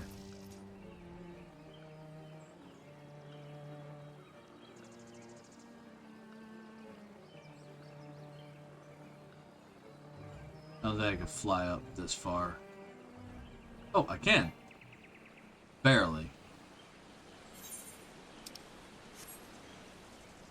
Yeah, each individual map has their own personalized height limit.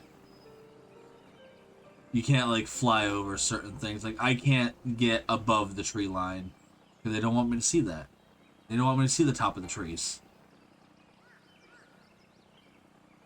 I missed my mark because I'm distracted. I'm gonna go over here.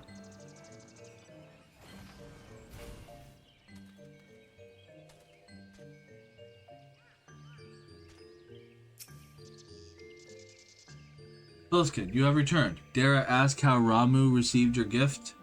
Received your visit? He challenged you to a test of arms. It is well then that you have some experience in such matters. The people of both Gridania and Little Solace will be relieved to hear that the Lord Eleven has accepted you as the forest's champion of peace. You have performed a monumental duty this day, Pilskin. The Elder Caesar must be informed of your deeds at once.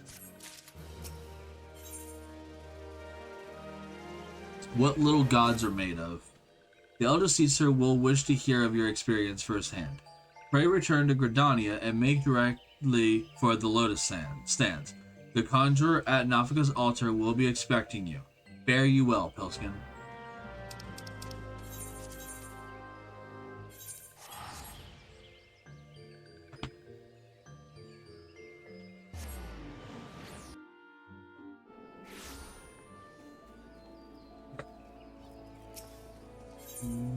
Dun, dun.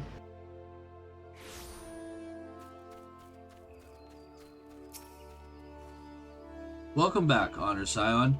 We who knew of your mission has been most anxious to see you return. The Elder Caesar awaits you within.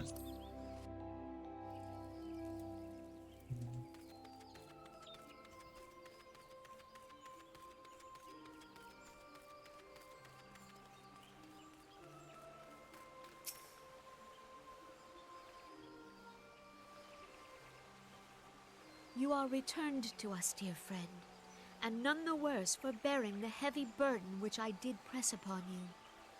Most glad am I of this. I am informed that your efforts to negotiate a peace with Lord Ramu ended in conflict. Pray tell me, what befell?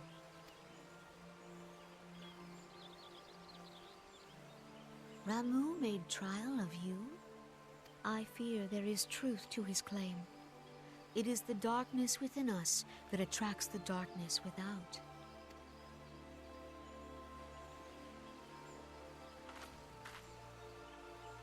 It cannot be denied that misfortune follows man. For evidence, one need only look to the conflict brewing in Cartanel, or to the rising flood of refugees. Our shared struggle against the Empire should have served to seal our union. Yet the ties which bind the Alliance strain under the weight of gross self-interest. As the scars of the calamity begin to fade, so too does our sense of common purpose. Yet now is scarce the time to forget our shared responsibility. If this new-sprung realm is to survive beyond its infancy, it must needs be nurtured by all. Eorzea must be as one, yet I fear that dream is still far off.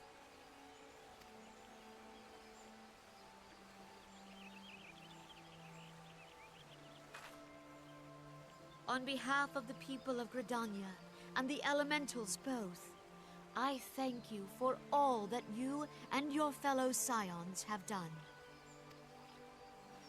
Full oft have I been compelled to look to you for aid of late, and offered all too little in return. As leader of this nation, I shall endeavor to prove a more worthy ally to your cause henceforth.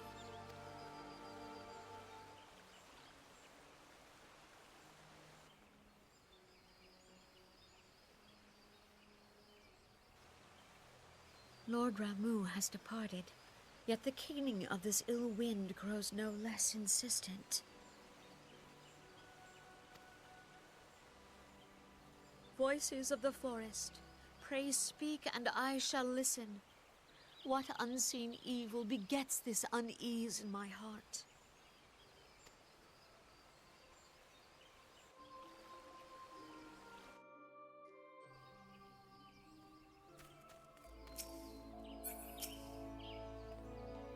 Thus ends another daunting mission, eh, Pilskin? I'd hoped Lord Ramu could be persuaded with words alone, but nonetheless, I can only admire the adroitness with which you responded to the Primal's sudden challenge. Ah, it seems that Urianger too was pleased with the outcome. What say you, Pilskin? Shall we gather back at the Rising Stones and ponder the lessons of the day? Yes.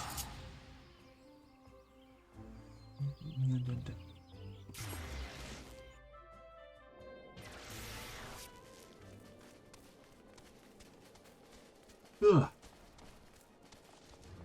No. Wow.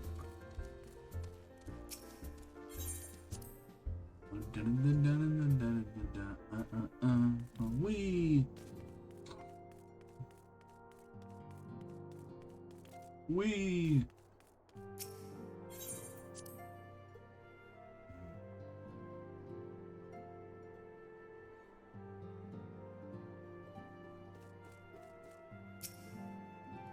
Welcome back, Pilskin. Word of your momentous encounter with Lord Ramu precedes you. I will fain share news of mine own, but Urianje's discoveries must take precedence. Upon witness... Hold on.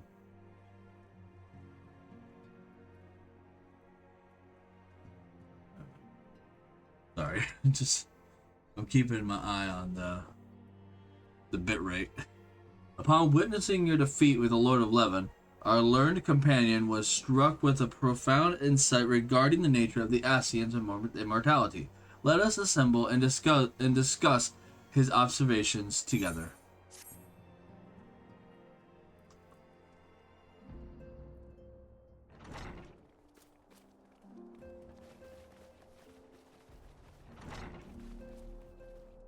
If everyone is ready, let us begin. Urianger, the floor is yours.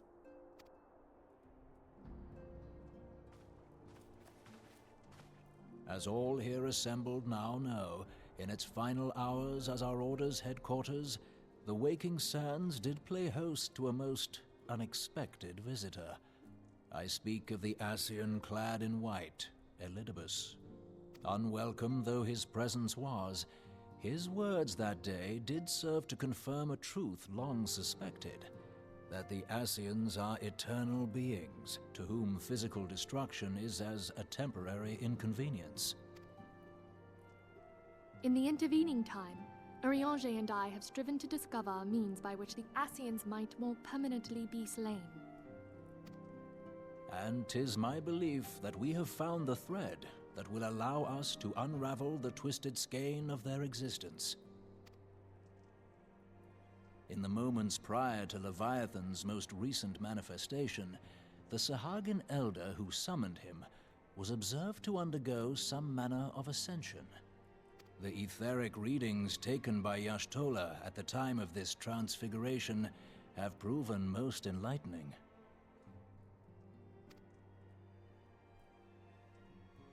The disruption to the flow of ether was sudden and dramatic.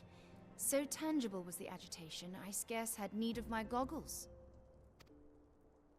The significance of Y'shtola's readings might better be understood in the context of mine own, taken at the instant of the Lord of Levin's demise. Unlike the Primal, the Sahagin was not subject to etheric dissipation. Before discussing our new discoveries, it may benefit us all to recall what we know of etheric behavior.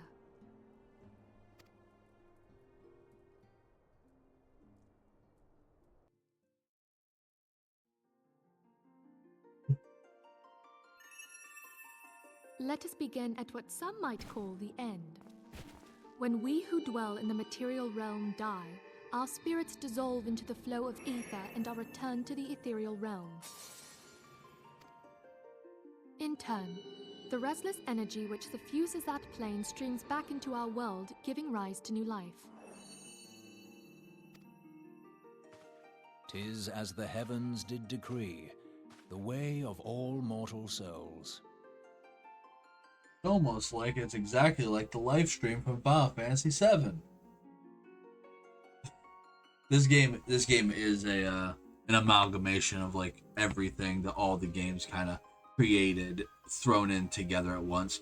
Not that all the worlds are connected because of this, but it does draw inspiration from all the other games to create this world, and it also makes references to them all, like the Seventh Heaven, Jesse, Biggs Wedge, and now this, which is essentially the same concept of the life stream, the ethereal flow of the planet. Betwixt this world and the next do the ethereal currents swirl, bearing the very essence of life. Thus doth the cycle of birth, death, and rebirth continue unabated. Final Fantasy VII Rebirth. Speaking of which, Primals behave somewhat differently. In order to manifest and then maintain a physical presence in this realm, they must consume vast quantities of ether, most often in the form of crystals. Though they may seem to live, their flesh is but ether given shape.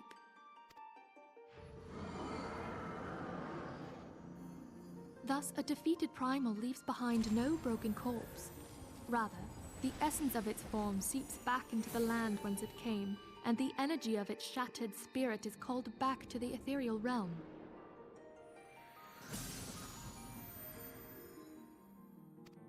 And there it waiteth, till next the prayers of the faithful do draw it forth from the sea of ether, to take their offering of crystals and make for itself a new body.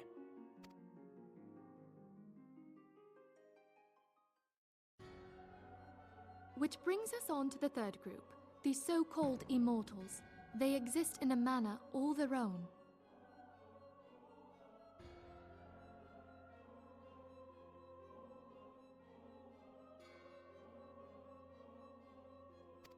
Quite.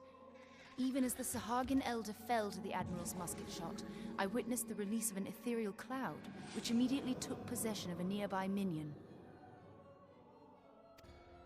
A They're just the soul organization. that dissipateth not upon the death of the flesh. the Organization 13. The secret of life everlasting, and in the claws of a Sahagin no less. But I wonder, what would happen to one of these obstinate spirits should there be no suitable host for it to claim?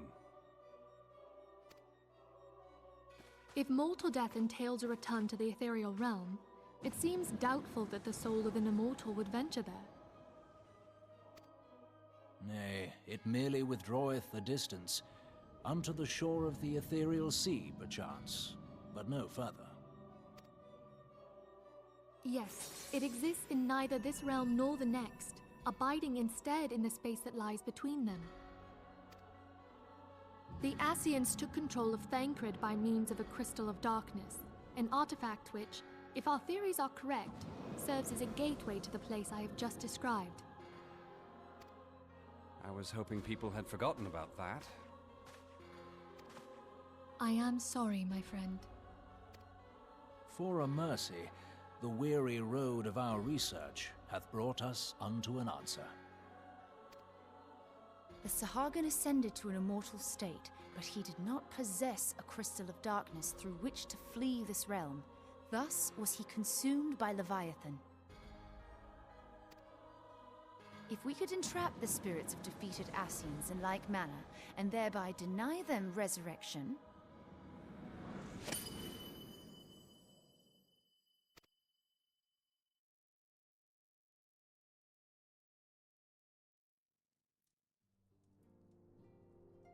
Therein lieth the path to victory. Thou art most perceptive, my lady. Only when we have trapped the bodiless soul within an ethereal prison can we hope to defeat its unnatural constancy. Thus might even an eternal paragon be consigned to oblivion. These feats are, of course, far easier said than done. At present, we lack a viable means to entrap and extinguish an Ascian soul. Yet, I believe it to be possible. The pieces of the puzzle lie before us. We have but to put them together.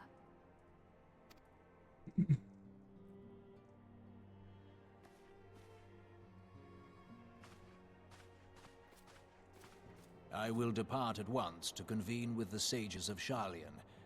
Together shall we divine the steps by which our goals may be achieved. I have the utmost faith in you, Archon.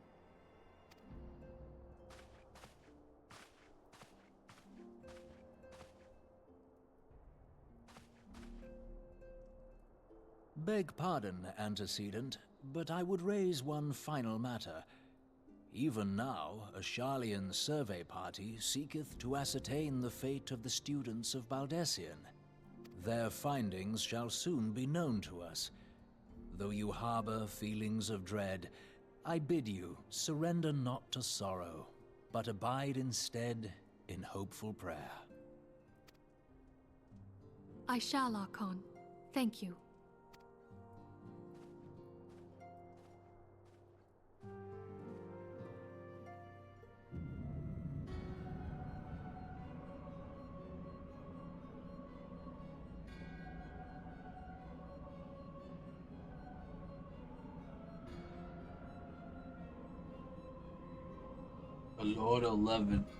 The Lord 11 is returned to the ether, as was Leviathan before him. Ramu's acquiescence was most intriguing. Acquiescence was most intriguing.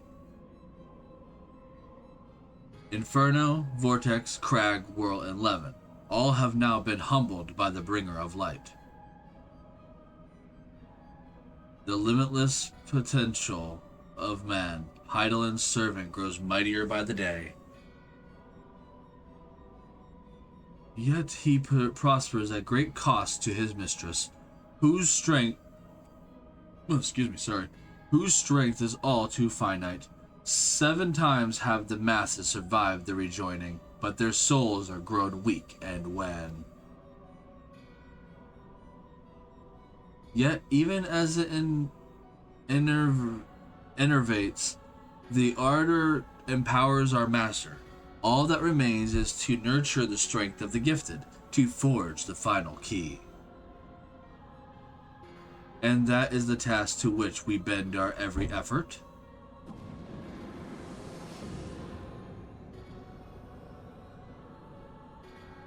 Divine seeds were ever wont to quicken the Eorzean's fertile soil. We need only lead men to the field, and by their eager hand shall a new deity arise. That which was shattered shall be made anew, and the one true God shall come again.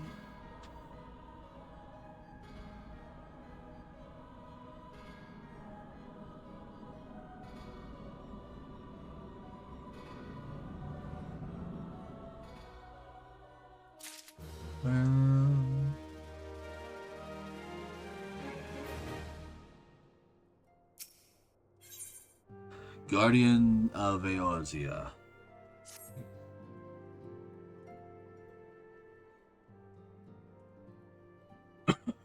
Now, the matter of Ramu has, for the present, been put to rest. There is something I would show you, Pilskin. It is a letter of thanks signed by the leaders of Eorzean Alliance, acknowledging the Scion's tireless service to the realm. It mentions, in particular, the names of all of the defeated primals, Ifrit, Titan, Garuda, Good King Mughal XII, Leviathan, and now Ramu. Needless to say, there is only one among our numbers to have faced them all. And though these words of gratitude were addressed to our order as a whole, I feel that they were meant for you above all others. I too must offer my heartfelt thanks for all that you have done. In the course of your duties, you have never once failed to answer the call to arms. You are a true hero, Pilskin, and Eorzea is much the safer for you for your presence. Pray do not misunderstand me. I said safer, not safe. I know only too well that we can ill afford to lower our guard. The Ascians may be relied upon to sow chaos in this realm until such time as they are forced to stop. Why, even without their encouragement, you may be assured that man would foment strife on his own, and that is to say nothing of the beast tribes. Unless we learn to live in harmony, the primals too will return to plague us again and again and again.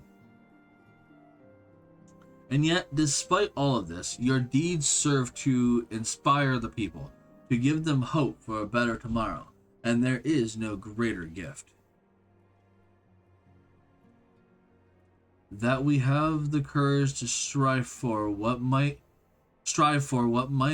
otherwise seem impossible peace. We owe in no smart part to the dangers you have faced on our behalf, and the people you have won over to our cause in so doing. Our list of enemies has ever been long, and think of the allies with whom we are now blessed. Of the sylphs of Little Solace who wish not of conflict. Of the Alamegans and the Domans who stand with us, determined to halt the dread march of the Empire. And then there are the many unsung individuals who have gathered here in Ravenous Toll, honest men and women who seek to employ their skills for the good of all. Of course, when speaking of our greatest allies, we must not forget those closest to us, by which I mean our fellow Scions. Thanks to their many and varied talents, our order is uniquely equipped to combat the far-reaching corruption of the Ascians, and combat it we shall. Your enthusiasm is truly heartwarming antecedent. Given our embarrassing will of allies, I trust it will not be inconveniencing you unduly if I absent myself for a time. Okay, I figured it was Alpha now. Alpha now. I take it the troubles of Ul'dah no longer require your attention? There are yet some rumblings of discontent, but the air of simmering violence is largely dissipated. 'Tis to report such that I stand before you now. That, and to speak with you concerning the new organization we discussed. Ah, I have a message for you, from Ellie. Ahem. You recall the refugee girl? The one whose parents were missing. They were found unharmed. She wished me to pass on her thanks to you. Why, Alphino, am I to understand that you made the effort to remember the poor girl's name? I look forward to reading all about her in your report. I do hope you left nothing out.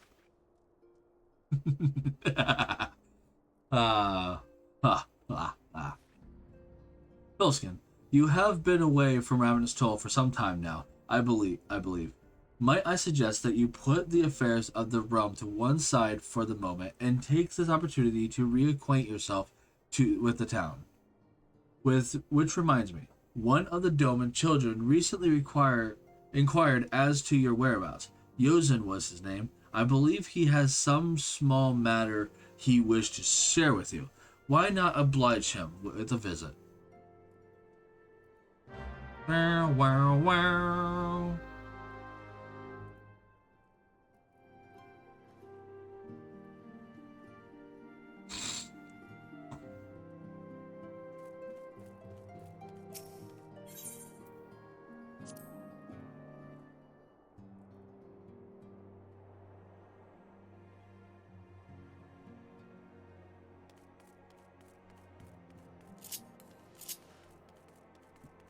He's over here.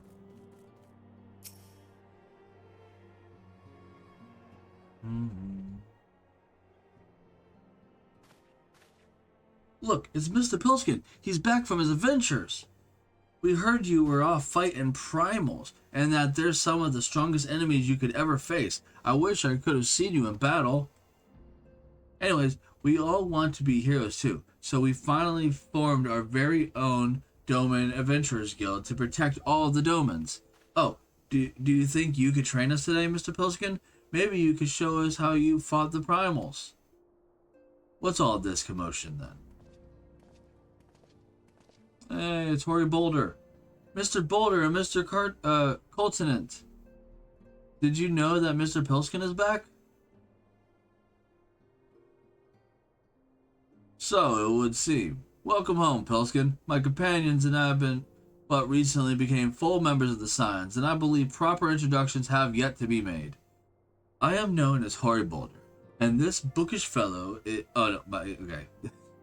For some reason I thought Cartano was talking, so I gave it a different, but I am known as Hoary Boulder, and this bookish fellow is just Coltinent. Though we remain largely unproven as adventurers, we have taken it upon ourselves to instruct the Doman younglings in the arts of combat. Ugh, I told you, Mr. Boulder, we are not younglings anymore. We are adventurers. And we were just asking Mr. Pilskin if he could give us some special training. I think we're ready to hunt monsters alongside him, don't you? Well, you've certainly been diligent with your drills, but I'm afraid the fiends of Mordona are still ever so slightly too dangerous for you. I have a counter proposal. What if I were to cross swords with Pilskin? A demonstration of skill at arm, if you will. Ori, if I needn't know you better, and I do, I'd say you were merely seeking to test yourself against a legend. Ha ha ha ha ha. Well, mayhaps I am, but what matters the motive when the children stand to learn so much from the lesson? What say you, Pilskin? Would you consent to spar with me? Yeah, sure, why not? Paladin v Paladin, let's go. Hooray! We're to have a tournament. Come on, everyone. We must prepare our gear for the outing.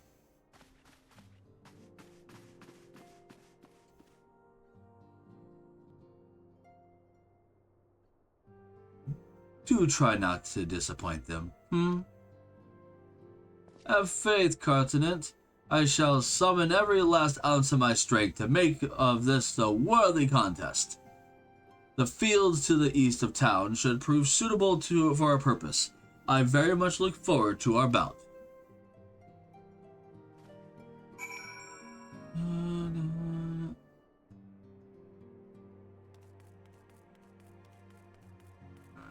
Yes, this way.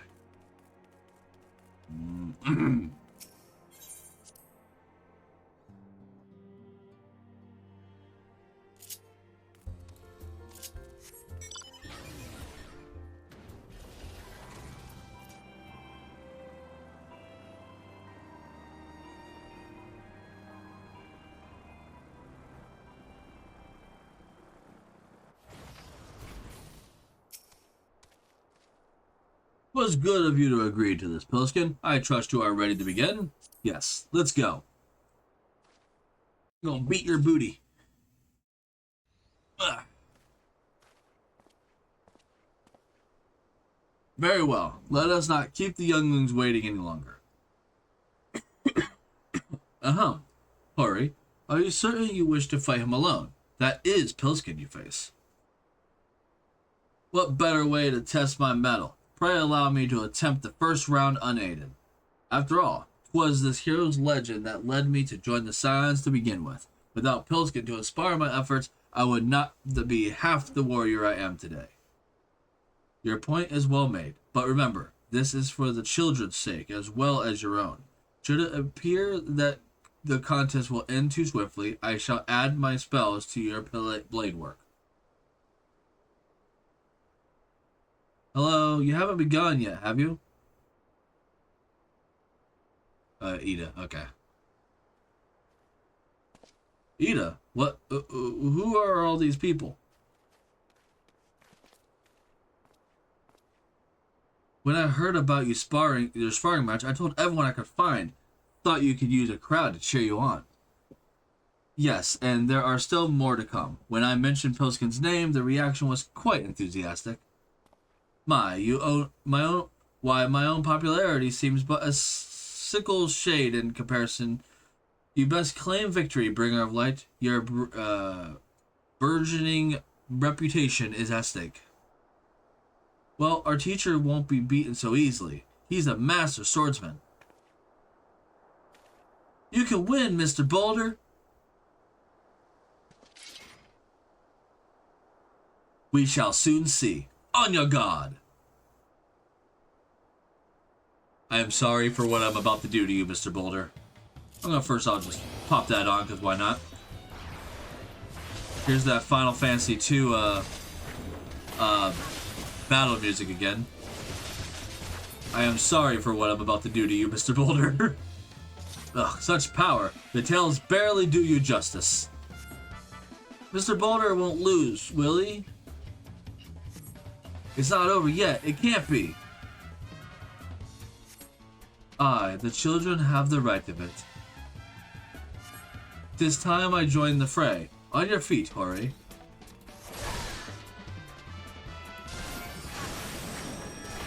Well, I'm gonna get rid of you first.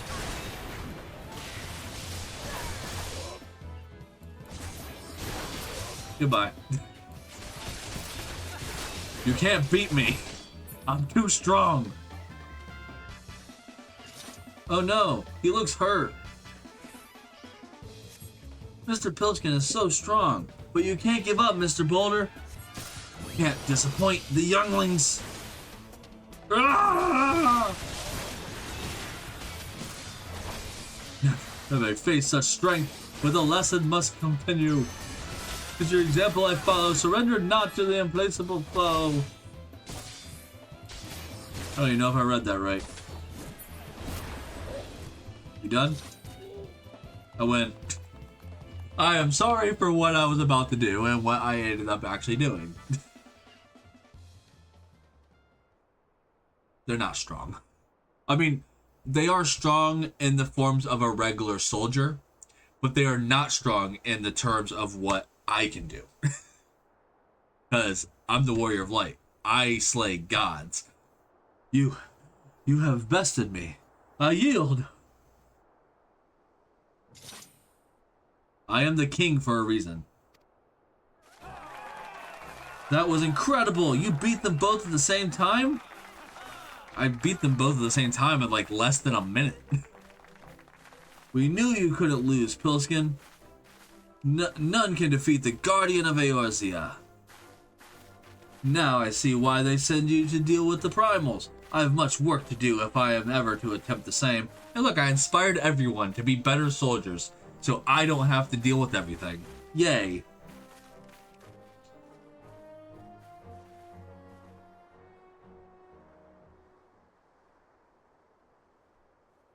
I always thought there was a third member of their group. A little potato person. But I guess there's just another potato person that just is around, but is not actually part of the group. Impressive as always, Pilskin. 'Tis ever a pleasure to witness the spectacle of your martial prowess.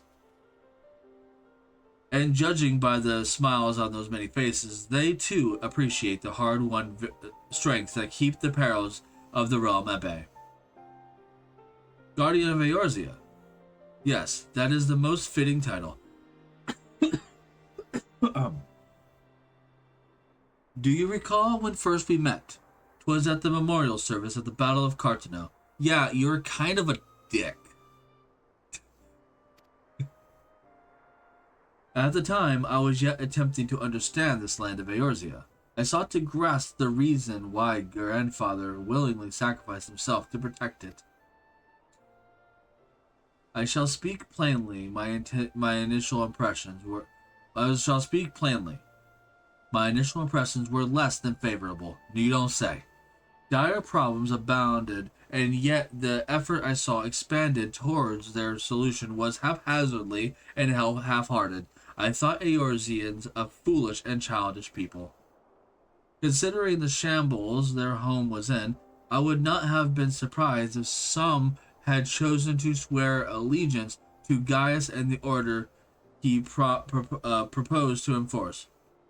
The legatus' single-minded military invasion precluded any such switching of loyalties, of course. Were it not for the desire to continue grandfather's legacy, I would have abandoned the realm to its fate long ago. The threats were too many, the nation too self-involved and unstable. You're talking about my home, man. 'Twas you who convinced me the salvation of Eorzea was possible. 'Twas you who taught me, though countless acts of bravery, that what my grandsires sought to preserve was not the land, nor its history, nor any single nation. It was the people. These wonderful, oft infuriating, stubborn people that suffer blow after terrible blow only to drag themselves back to their feet to face another day. Though he never put such feelings into words, I believe grandfather's admiration for his inextinguishable courage grew into a fervent wish, a wish to aid Eorzea and its inhabitants in charting a course for the future. A wish that has now become mine own. I too will endeavor to take up the mantle of guardian of Eorzea and champion these people who toil towards a better world. Our cause, however, is not a simple one. The troubles that plague us are of a scale that cannot be solved by the signs of the Seventh Dawn alone. No, what is needed to tackle the roots of the primal threat and effectively counter the schemes of the Ascian is a new, expanded organization that operates beyond the limitations of nations and borders. If you would aid me in building such an organization, then pray let us continue this discussion back within the walls of the Rising Stones.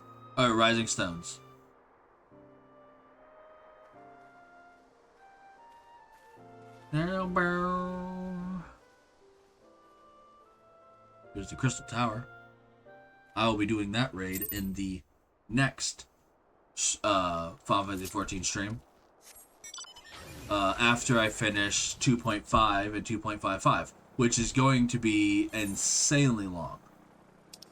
So it might be an extra long stream Monday. But that is fine. I'll start pretty early and I might stream pretty late. It's okay. It doesn't matter. It doesn't matter to me. As long as my internet holds out, everything will be fine.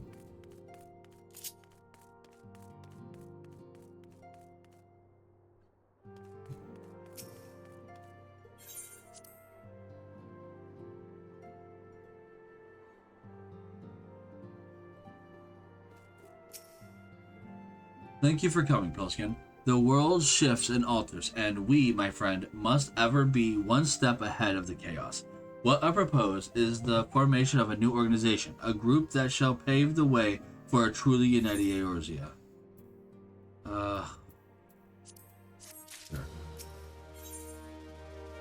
Sure. Recruiting the realm. Ow! Body's cramping up.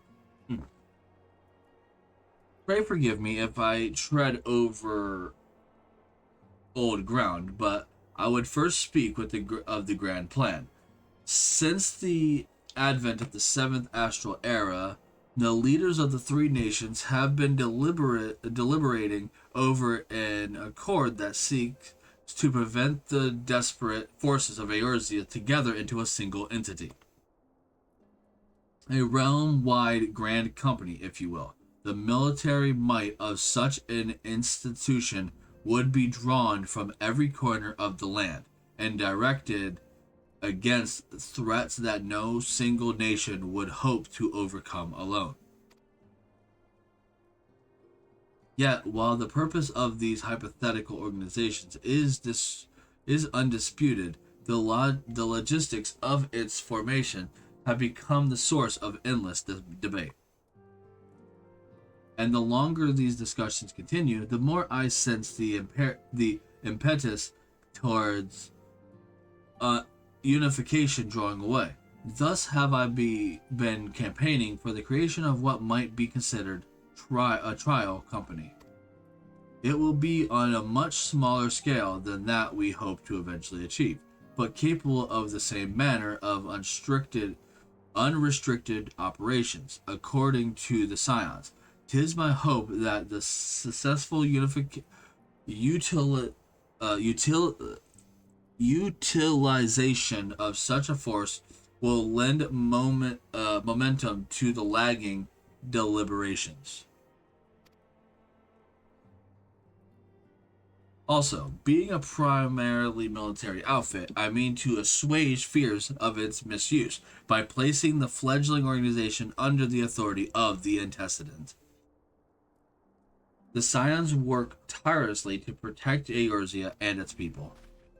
But as you yourself witness with the refused revolt, there are limitations to what even we can achieve. With this new company under the Scion's command, however, we will be capable of responding to a wider range of difficulties without straining our resources or overtaxing your formidable talents. The goals of my proposed organization and those of the Scions are ultimately identical, a point conceded by all concerned. But before I can move forwards with establishing this precursor to the true border-spanning Grand Company, 'tis yet necessary that I visit the three leaders and gain their official approval.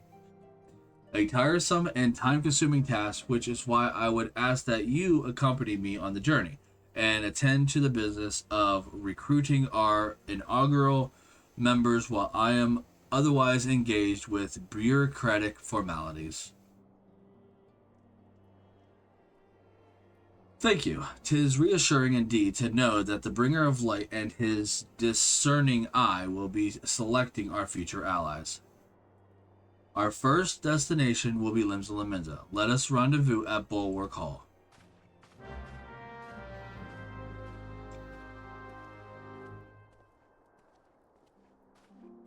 Yay, we're going to create a private military installation.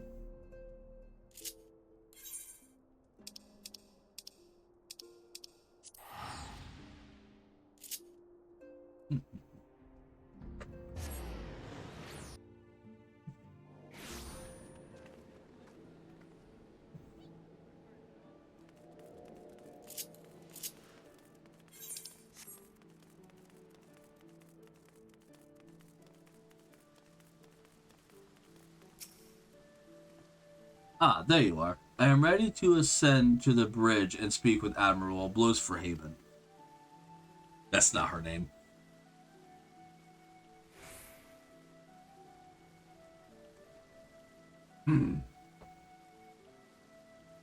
While the Admiral and I are finalizing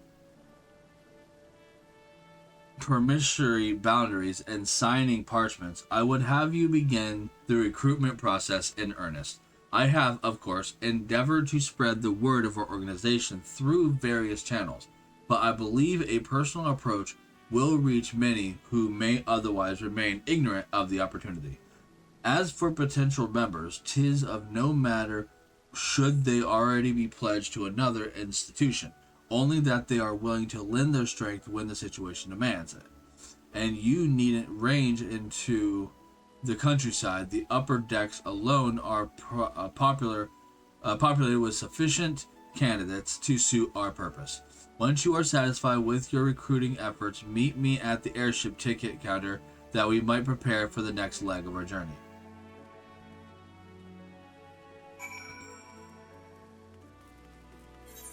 Alright, I gotta go find some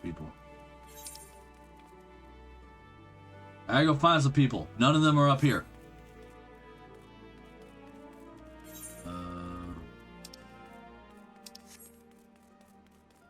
Just warp.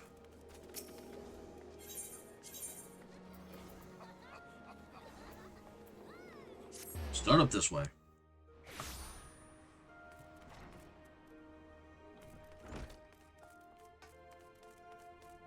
Rainer.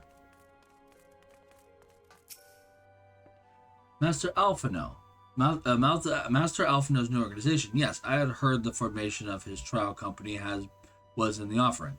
'Tis with regret, however, that I must decline your invitation. As commander of the Yellow Jackets, the protection of Limsa Lominsa must needs receive my full attention. Alright, well, screw you, Rainer. I didn't want you anyways.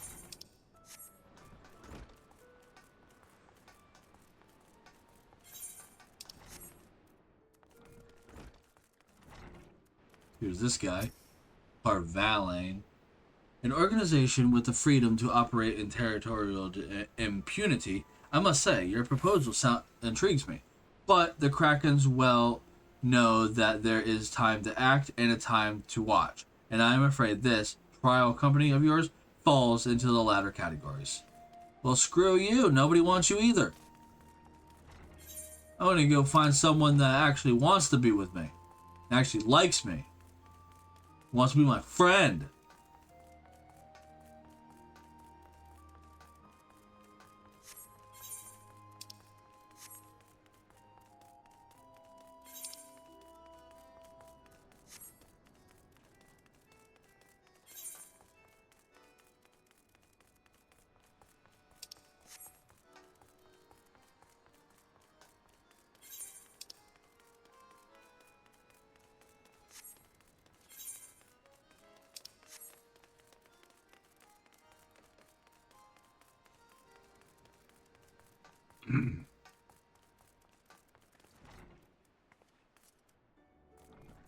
What about you, Rosewind? Eh? Who in the bloody hell do you think you're talking to, Drylander? I'm a pirate, not some sodden knight in shining plate. If you're looking for your self-righteous fop, try knocking on that dandy Carvalan's door. I did. He doesn't like me, and apparently neither do you. So you both can go screw yourselves in a corner of the realm, because there's clearly tension there.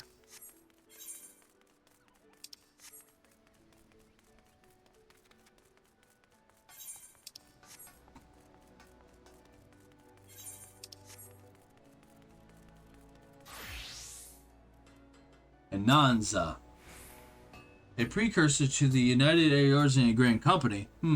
While I do admire the scope of your ambition, my responsibilities here at Naldic and Vilmilis keep me close to the forge. I have not the time to be traipsing hither and yon across the realm. Should you require my skills as an armorer, however, I might be willing to accept time special commissions. I was willing to let it slide that you were too busy to join us, and that you are regrettably sorry that you have to decline. But then you went and made a mockery of me, and now I have to say screw you too. Goodbye. You're all the way over there in the anchor yard. Oh my god.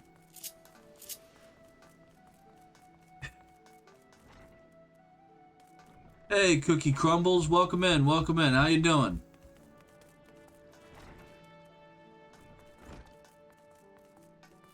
I'm doing fine. People don't want to join my company and they're making me sad.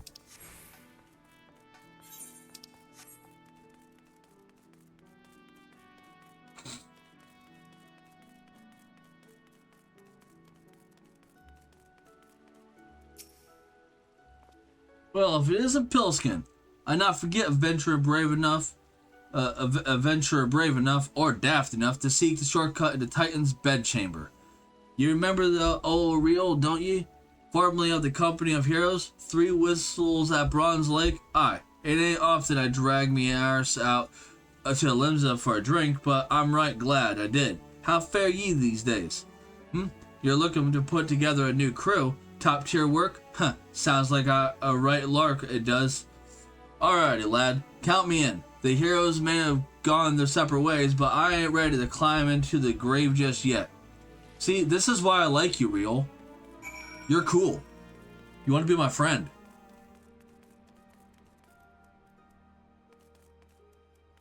Hey, somebody likes me. He wants to be my friend. Woo. Alright, I have to get to the landing deck now. Oink.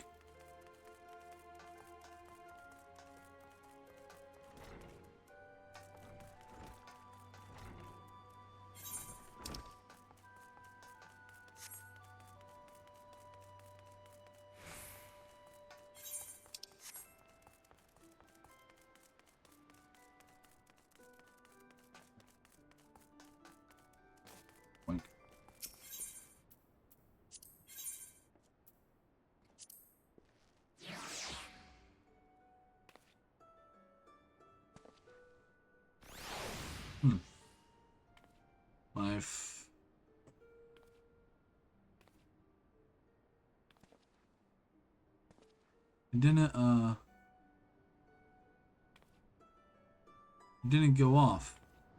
Oh, well, thanks for the follow. I don't know why they didn't go off. Weird. Pilskin, your recruiting went well, I trust. I am curious as to how my proposal was received by the rough and ready folks of Limsa Laminza. Ah, a member of the legendary couple of heroes indicated his interest. Astonishing. I knew enlisting your aid was the right choice. Few could boast the acquaintance of such an elusive character. I, too, was successful in my task. The Admiral consented to sign all the documents requiring her approval. I could only hope that my visit with the Elder Cecil proceeds as smoothly. Pray continue on to Gridania at your own pace. I shall await your arrival at Nafika's altar.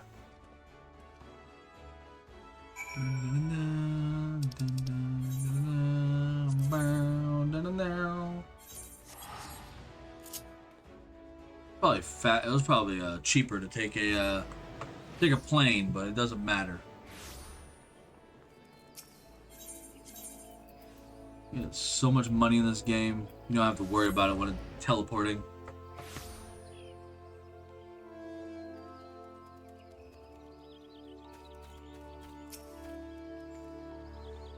My audience with the Elder Caesar is due to commence momentarily. I would be grateful if you would once more see to the task of recruitment here in Gridania. After you deem the well of potential candidates has run dry, let us rendezvous at the airship ticket counter as before. Right.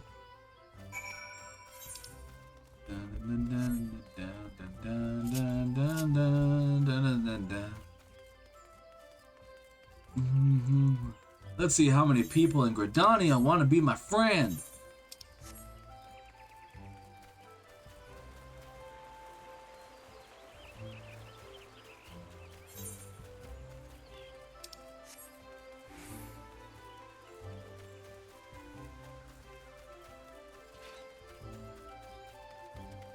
Laurentius. Oh gods, can it truly be you? By what fickle fortune must the first face I see upon their release be yours? Huh? Could it be that you don't remember me? It is I, Laurentius, the man whose crimes you exposed as a whaler and a regular patron at Boscaren's. Yeah, I remember you. You were selling military secrets to the Garleans. Well, of course you do. I was beginning to wonder if jail had changed me more than I realized. Not that I have any particular wish to be recognized after my shameful conduct. The less of my said of my past, the better, I suppose. And what of you, adventurer? What business brings you to this corner of Gridania? Recruiting, eh? Ah, what is it your policy on reforming convicts?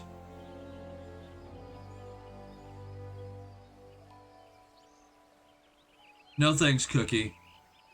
I'm not looking for any artwork right now. As matters stand, the Wood Whalers will have not more to do with me. This is be just the second chance I was looking for. Revenant's toll, you say? I shall leave at once. You shall not regret this. I promise you. I am a changed man.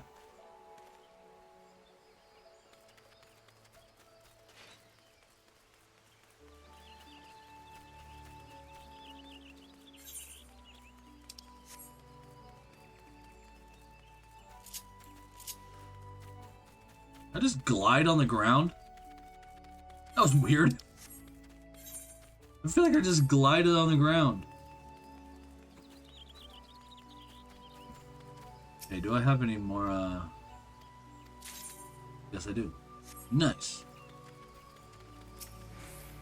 Alien! I remember you. Grandfather, you must call it a day. Let us return to the guild and rest ere your tormented back give up on you for good. I'm terribly sorry we were just... Oh, Pilskin, isn't it? It has been some time since our paths crossed outside of the Copperbell Mines. Why, you were barely more than a novice adventurer then, but look how far you've come. Mother Mune tells me 'twas you who felled the fearsome Black Wolf, and now you seek stout-hearted souls to fill the ranks of a new order. Well, your cause is undoubtedly just, and my old companion here would be much relieved to see me in good hands. Yes, I'll do it. This is the very thing I've spent my entire adventuring career working towards. I shall join your company just as soon as I've seen Isildar safely home. She's cool. She likes to be my friend. Up there.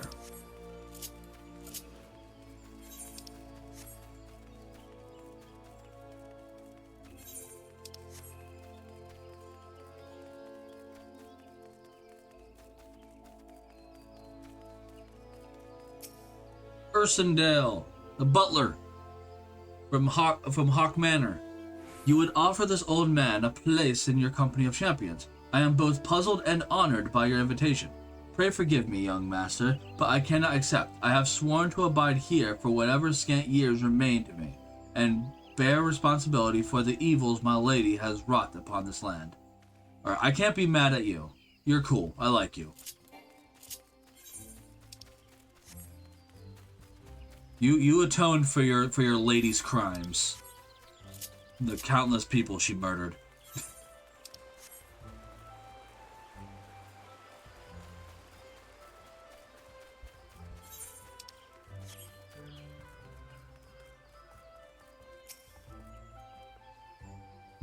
Tis not often a guild offers such as myself gets recruited, and this company of yours certainly sounds to have promise, but its duties appear less than focused. I must refuse your invitation until such time as your organization is more organized. Well, screw you!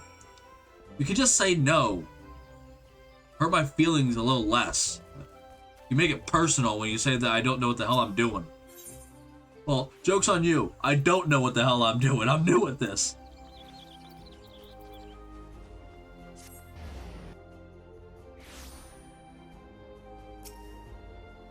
What news, Pilskin?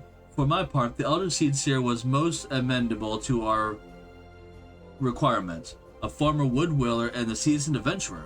Our company will not lack for variety. That much is certain. An interesting harvest, indeed. Shall we strike into Old Daw whilst the iron is hot? Let us meet at the Royal Promenade and endeavor to conclude our remaining business. Our journey draws to a close.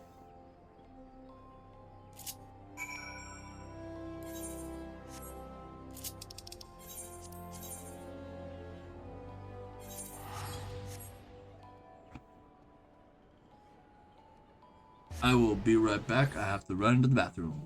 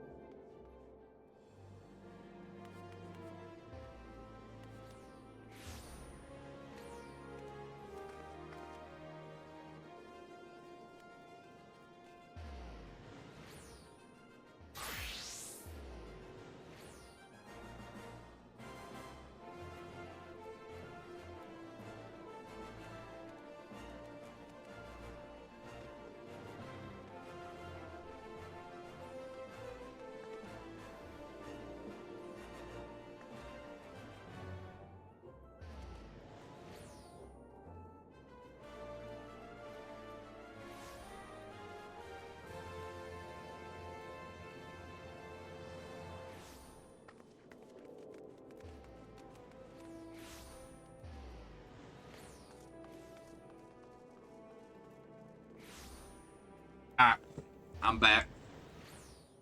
For the Royal Promenade.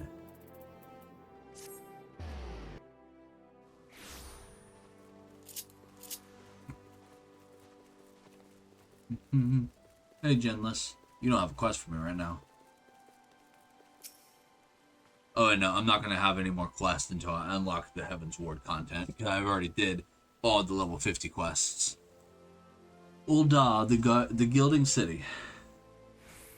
Where one's fortune defies one's worth, I hope some manner of fortune is with us, and that this final leg proves as successful as the previous two.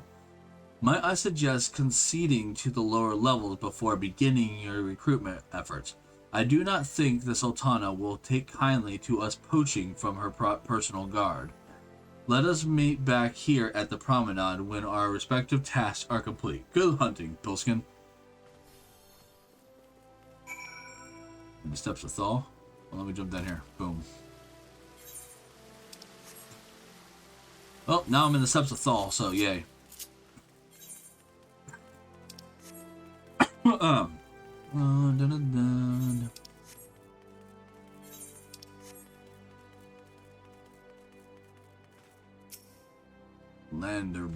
Landerbert.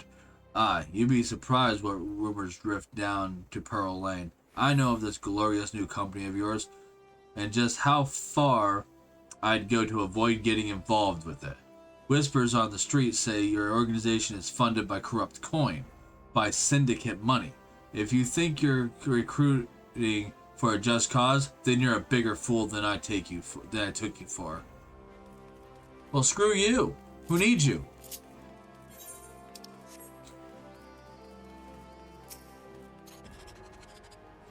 A company that looks to cure the ills of the realm entire. Listen, friend, I can scarce bear the complaint of the next stall over, let alone the conundrums of a neighboring nation. Ugh, everyone's so mean. I have gotten 3 friends thus far. What was that? Oh, that's Red Mage. I can do Red Mage now? Can I? Huh. Okay. Oh, right, because I think Red Mage is considered a Realm Reborn class, but it's one that unlocks after you beat base a Realm Reborn, not the patches. Right. Yellow Moon. No, I think she's too busy dress shopping. I'm sorry, you wish to recruit me? Is this some new fashion manner of proposing to a lady? Wait, what? Propositioning a lady. Well, I'm afraid you are wasting your time. This lady is already spoken for. Good day to you, sir. Okay. I have no words for you, Yellow Moon. You just stand there all day looking at dresses. For a wedding you're never gonna have. A cool looking sword there, bro. Where'd you get it? Why do you look like one of the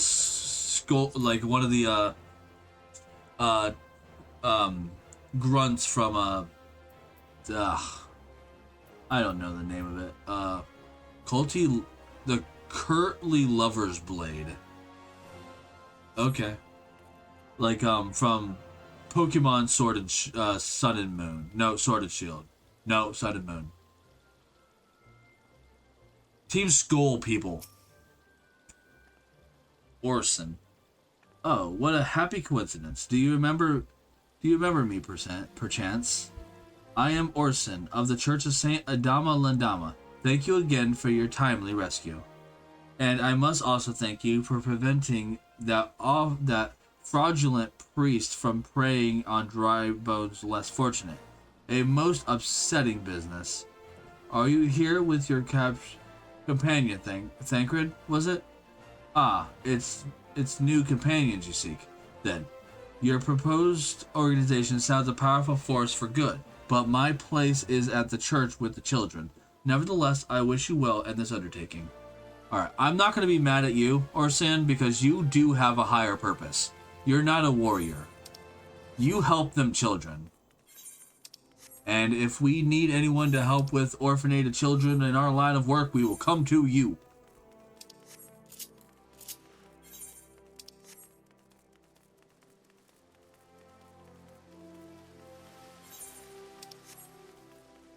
Everyone deserves a mother figure, even if that mother is a sister. See what I did there? Wilred.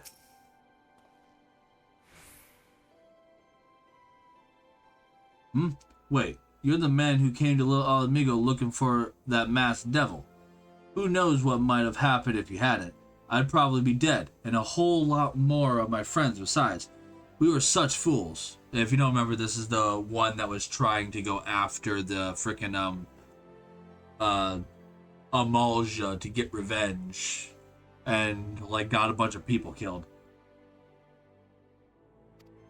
Any road, that disaster really got me thinking about our homeland and about the outsider who saved us from ourselves. I realized how easily I'd been manipulated, and vowed to make myself a more worldly man. So here I am, a new companion of champions, and you say it will take me to all corners of the realm? That sounds exactly like the kind of opportunity I need. And don't worry, I'm not the same stripling you met in Little Amigo. I've prepared myself to right the evils I now know is out there.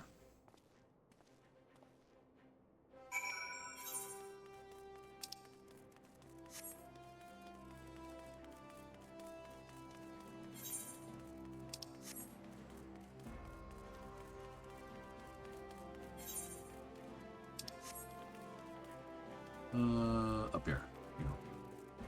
Like, where's the red carpet?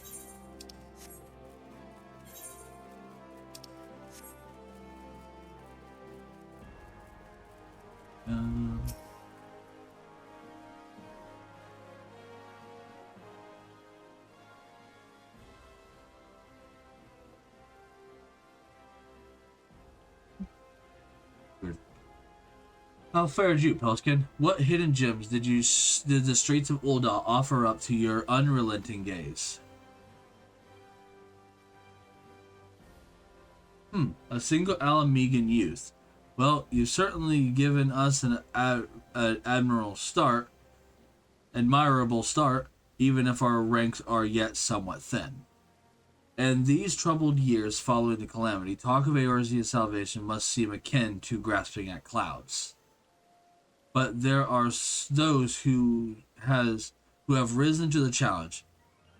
Nonetheless,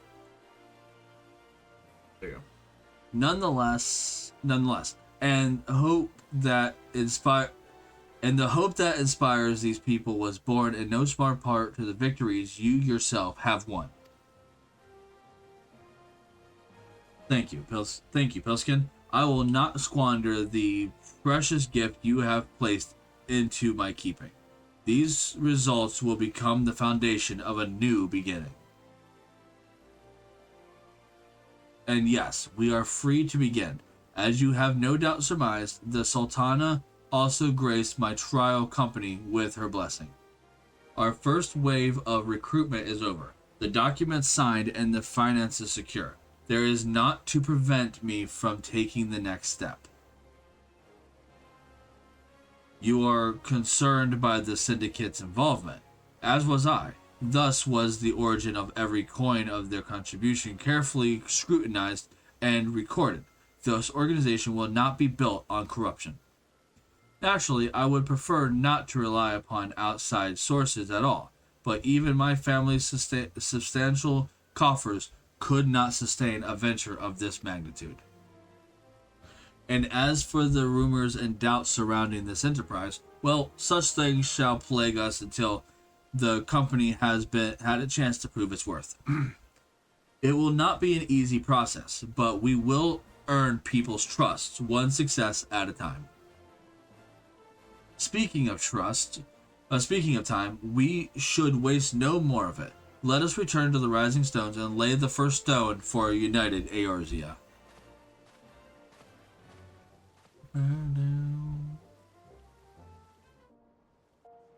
Oh. Okay. Guess you're just taking me there, huh? Maybe? I'm on the airship, right? Ah. The Sultana. In her big dress. Very poofy at the bottom.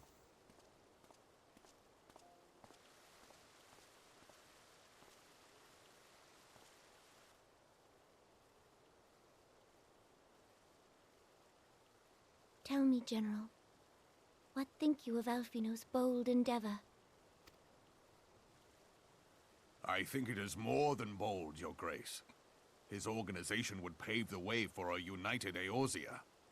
Well do I understand his impatience, since facing the common threat of the Ultima weapon, our nations have seemed farther apart, not closer together.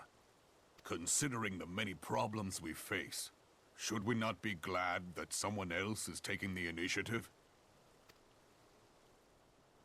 We have all pledged our cooperation, yet the grumbling continues behind closed doors.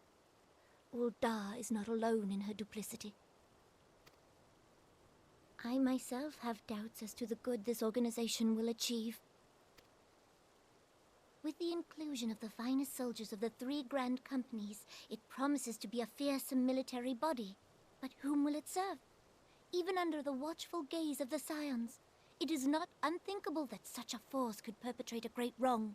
Does it not concern you that a significant proportion of its financial backing came from the coffers of the Syndicate? That those unprincipled worms might forge this extraordinary gathering of warriors into a private army? I have trust in the Scions, Your Grace. They have spared us no end of trouble at the hands of the Primals. If they seek reinforcements, I deem it unwise to deny them. As for their finances, full many gave generously. And though our nobles proffered a sizable sum, their coin did not spill from the pockets of Lolorito and his cronies. And what of the presence of our stalwart adventurer friend in this endeavor? I doubt the Warrior of Light would betray our cause.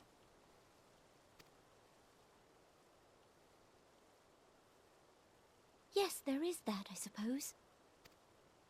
Yet I have known people to change. Whether we will or no, the events of the age hurl us this way and that, like a dust devil skipping across the sands. Cannot be done about Telechi? I have explored all avenues available to us, Your Grace. But as Ul'dah law now stands, we lack the evidence to convict him of any crime. To arrest him on spurious grounds would only play into his hands.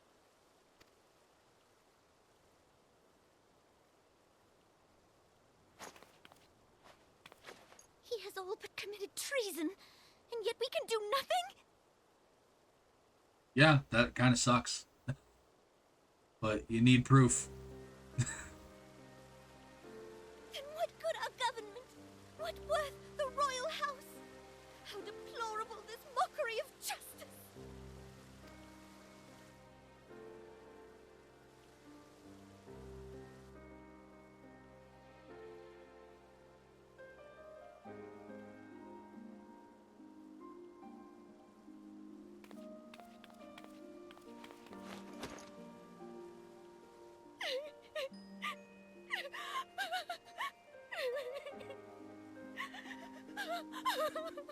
Have faith, Your Grace. It is not over.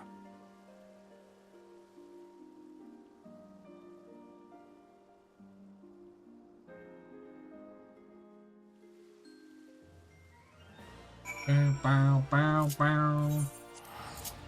Yeah, story is really picking up. I love this section of the story. It's why I keep telling people, it's like, A Realm Reborn's not as bad as you remember it being. Like, yeah, there's still a lot of busy work, and frankly, the whole issue with the Primals is not that fascinating. But all the other aspect, like take out everything to do with the Primals, right, and have it just be focused on the Empire, the Ascians, and what's going on in Ul'dah. If that was just the story, it'd be so much better. The Primals is just kind of busy work.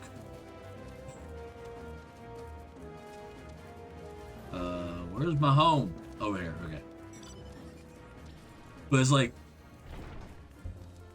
this is more interesting. Like I love 2.3 through 2.5. I love it. It is some of my favorite moment of it's one of my favorite moments of Final Fantasy 14, but it's not enough of a favorite moment to put A Realm Reborn in any regard as one of my favorite expansions. It's not enough, but I do love this section of the game.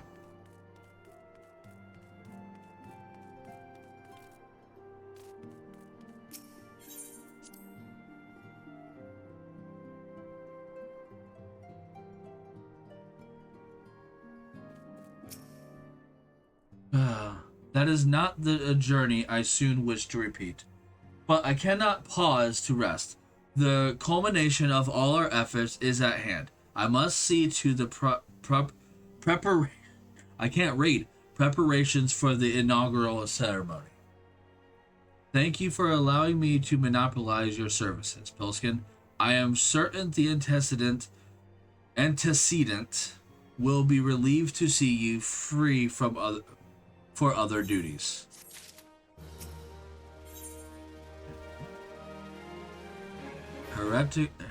Heretical harassment. Greetings, Pilskin. Alphino tells me all is in place to begin this trial company. The Scions shall certainly be grateful to have the support of such an organization. The inaugural ceremony is set to take place here at Rising Stones. Tataru is cooperating with Alphino to see that all is in readiness, so I'm afraid the recruitment themselves have been left to their own devices for the time being. Quite a number of new faces have arrived in Revenant's Toll of late, and I wonder if Slaffborn might not find himself overwhelmed. Would you speak with him and see if there's aught he requires?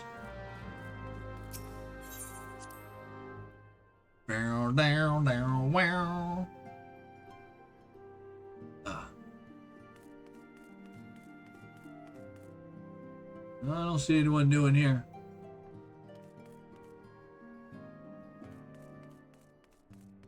Boink.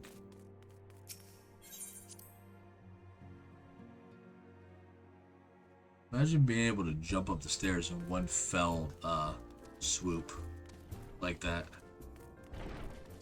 Dun, dun, dun.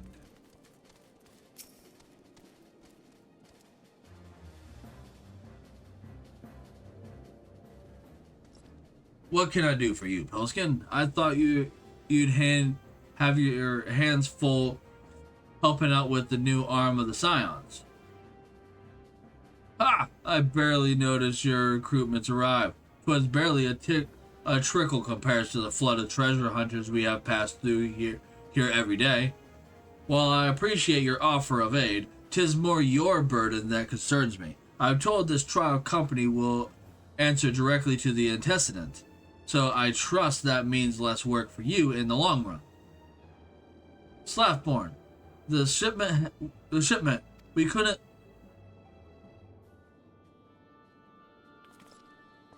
Oh, is she a Doman?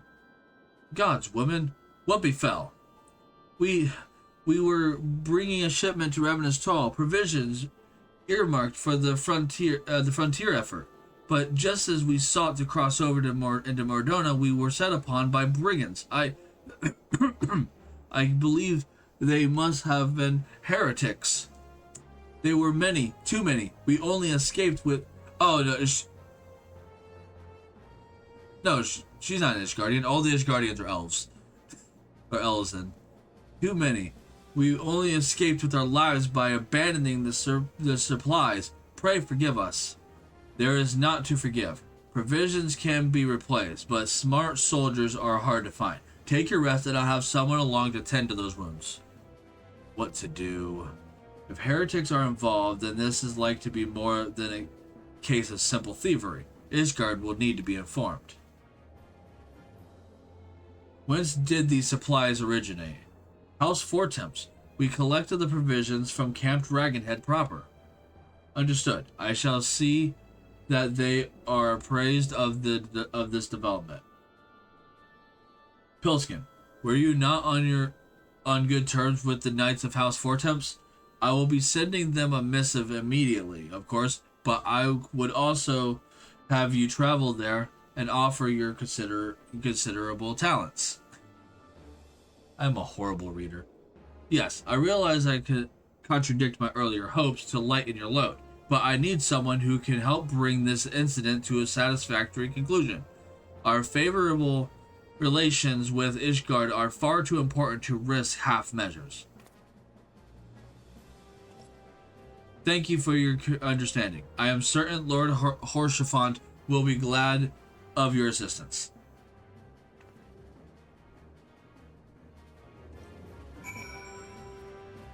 Now, I want to say that this lady, she's an Adventure Guild assistant. Let me get a good look at your face. Hold on. No. Hold on. What button was it? No. There it is. Okay. Like, I want to say that based on her clothes, like, she looks Doman, but at the same time, doesn't. So, I don't know.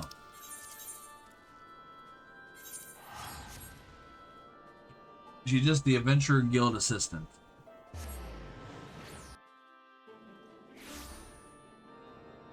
I wonder if she was that lady from earlier, but why would she be wearing a different outfit? Nobody changes their clothes in this game except for the Scions.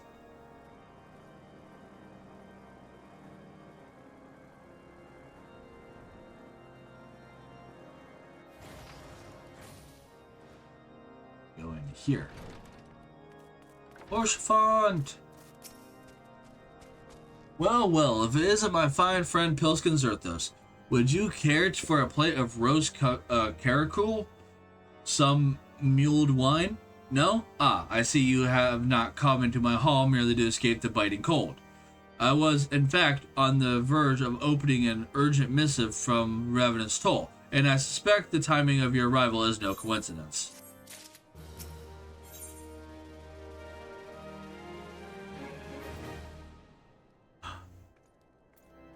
Better gear.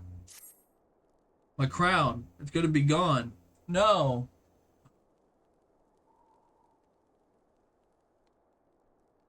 The incident with the new frontier hands? No, you need not elaborate. I have been following their progress with no small amount of interest. Brave men and women all. They do our nation a great service. The existence of a fortified outpost in Mordona will do much to dissuade the Empire from trespassing on Kurthus soil. Trespassing? Why do you say it like that? Trespassing. Right glad am I that you have chosen to lend your support to this endeavor.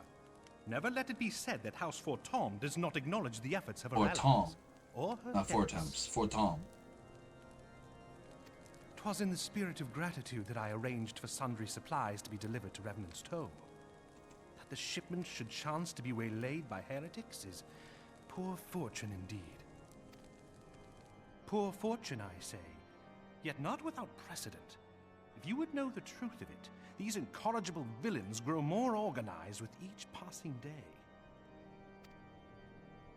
This new unity of purpose we attribute to their leader, the Lady Iceheart. But though I have devoted significant resources to the task of identifying this woman, we have yet to learn so much as her birth name. What we do know is that the heretics speak of Iceheart in reverent tones, and would gladly embrace death rather than betray her. Such loyalty is rare indeed, and I fear to imagine what so committed a collective might achieve. The brigands have not yet been so brazen as to risk direct confrontation here in Dragonhead. Some few of their number have, however, been sighted not far to the west of here, and with ever-increasing regularity. A visit to Whitebrim Front may bring you the answers you seek. Will you brave the snows, knowing what implacable foes may lie in wait? Halone's blessings be upon you! Though I take no pride in the admission, many of mine own countrymen are not so well suited as you adventurers to dealing with such foes. Were they dragons? It might be otherwise. But truly, I could not wish for a finer ally. You have done much for my house in the past, and I have no doubt but that I shall have cause to celebrate your deeds again ere long. Should you learn aught of value, pray return to me forthwith. A warm hearth and a warmer welcome shall be waiting for you. Yeah, wow, wow. Jump, jump.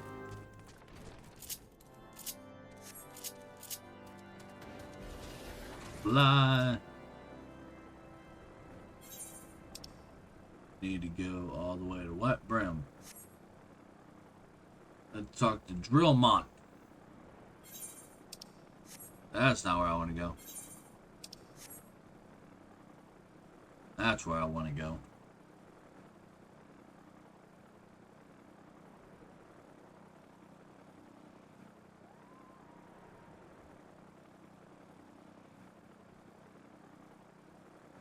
It'll be faster just to go in here.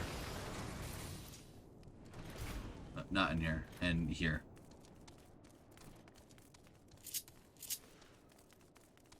Then I could just jump. Boom. Pilskin, is there aught you would ask of me? Pray speak plainly. I am a man of action and need no honeyed words. On the trail of a band of thieving heretics, you say. By the Fury. But you do seem destined to cross paths with those villains. I must confess then, 'tis a sad truth that the wilds hereabouts have indeed grown thick with the number. They strike swiftly, without warning, and are canny enough to evade our most able trackers. But 'tis not merely their newfound organization that confounds us. The heretics themselves seem somehow changed. I know not what manner of influence this Iceheart wields, but the men we face seem utterly lost in the grip of righteous fervor. 'Tis an unsettling and unnatural zeal. Mayhaps you would care to question one of their recent victims. As fate would have it, your arrival came moments after the traitor was waylaid on the road. A patrol found the unfortunate fellow lying senseless in the snow and carried him to our infirmary. Assuming he has regained the use of his facilities, the merchant might recall some small details that could aid you in your task.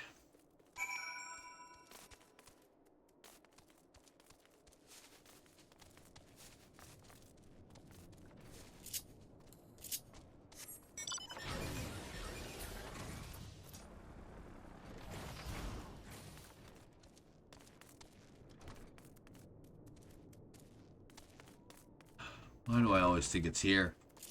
It's up. Up here. This is the infirmary. That's the armory.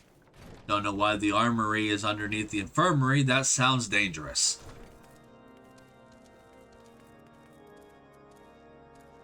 No, upstairs some more.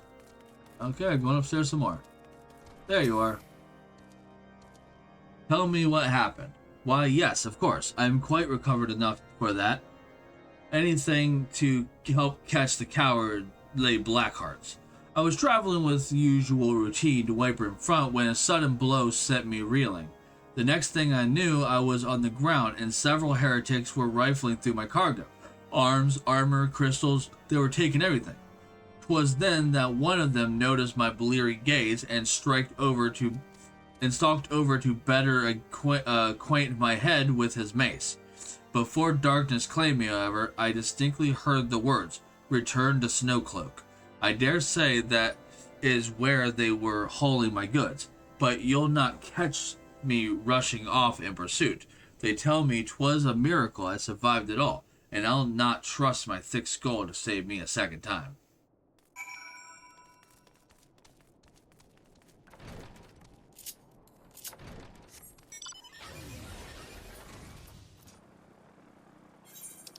I go to Snowcloak now.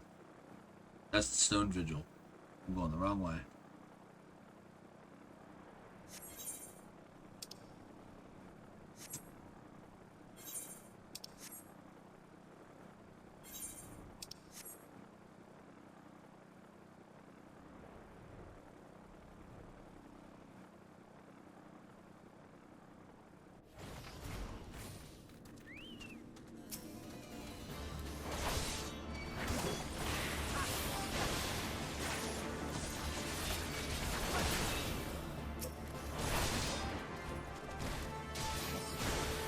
Die, loyal heretic.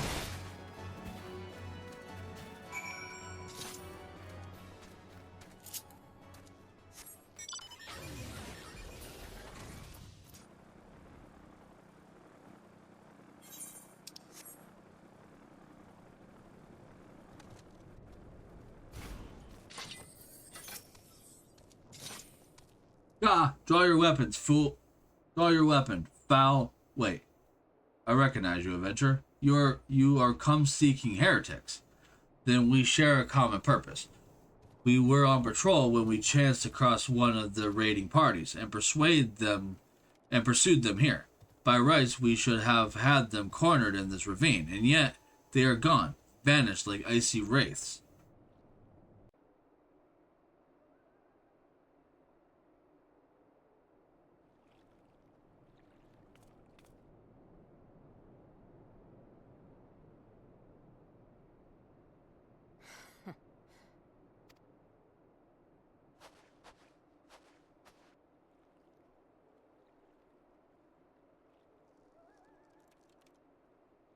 I noticed someone up there.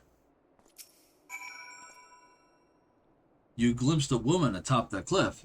Could it be Iceheart herself come to sneer at our folly? And to where did she disappear? The heretics must have discovered a passage through the frozen wall, some hidden tunnel that escaped their notice. We have not the men to risk further investigation. 'Twould be best were we to return to Whitebrim Front and lay our suspicions before Lord Dromont.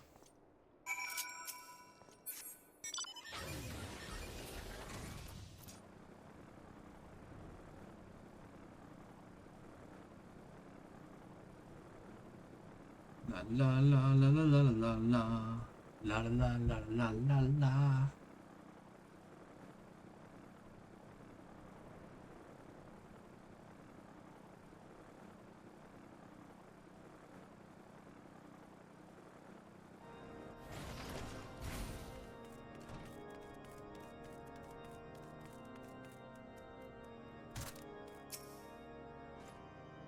Bilskin, it appears I owe you my thanks once again. The surviving knights spared no detail in their report.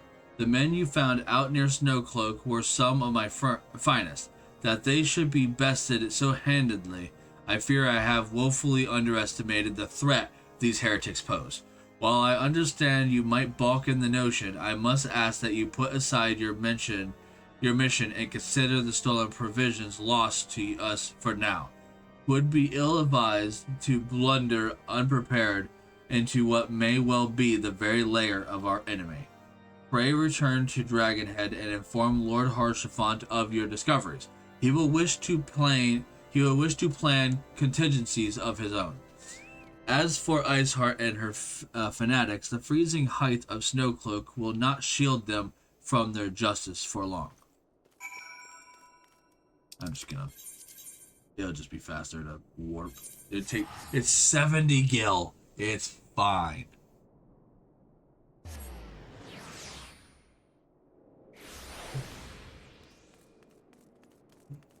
Oink.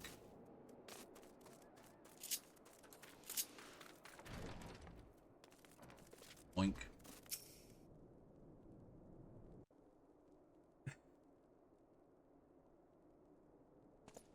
Your return is most timely. Of their own accord, my thoughts had turned to your task and the progress thereof. I confess, my imaginings tended toward the grim and bloody. Yeah, if you can't tell, 2.3 is when it starts becoming more cinematic, right? More voice acting, better camera angles, more movement. It's not so stiff all the time, right? I want to say it's at this point that they started getting more of a budget for this game and they're able to start actually paying people more or something along those lines. I don't know the ins and outs. I don't know exactly what happened, but something happened along the way and they were able to, by this point, increase things, which is why I said, like, I think at this point is when a lot of the voice actors changed because, they got newer voice actors and they also, more voice acting work. But you are here now, and I suspect such frivolous wonderings do little justice to the reality of your travails. Tell me, what did you learn of Iceheart? Oh. Yeah.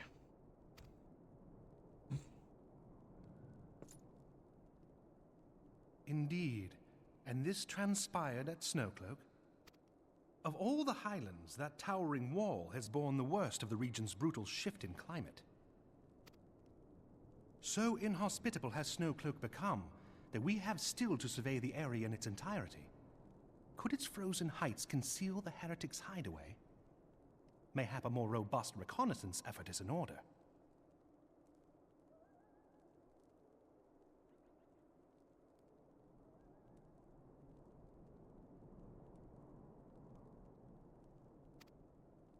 Putting such considerations aside for the moment, we still know far too little of this Iceheart.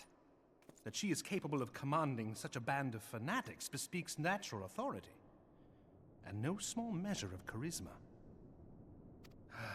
As much as I would like to fathom this mystery with you, the situation has grown beyond my personal purview. I am bound by duty to inform the Temple Knights and request that they bring this matter to its conclusion. Given the glowing reports the new commander has garnered thus far, I am certain that they can be relied upon to take appropriate action. Though Iceheart's true identity yet eludes us, you have provided us with a point from which to begin. Sometimes it takes but a single stone to prompt an avalanche. On the matter of the stolen provisions, I have already made arrangements for a second shipment to be sent to Revenant's Toll. I could not well allow such an honorable venture to be undermined by one miserable setback.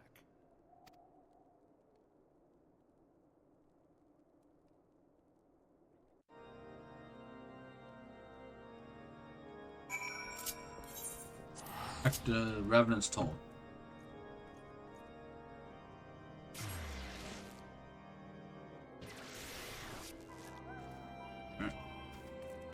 Slaffborn.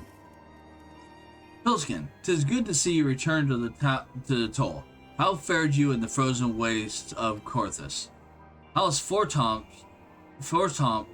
is to send a second shipment. I must send thanks to Lord Harshaphon for his continued generosity. Yet even as our town grows in prosperity, I fear it will attract ever greater number of those who would do us harm in the name of creed or power. All of us, Alphino's new recruits included, must remain vigilant against such threats. Yeah, give me the new crown. That's not a crown. It's like a flower crown. It has a lion on the head. That's kind of cool. It doesn't block my face and it doesn't cover my hair, so I'll keep it on. Brave new companions. While you were away in Korthus, preparations for the inaugural ceremony were all but completed. Although Tataru does yet seem somewhat flustered, I've taken enough of your time. Why don't you head into the Rising Stones and see if your frantic receptionist could do with a hand?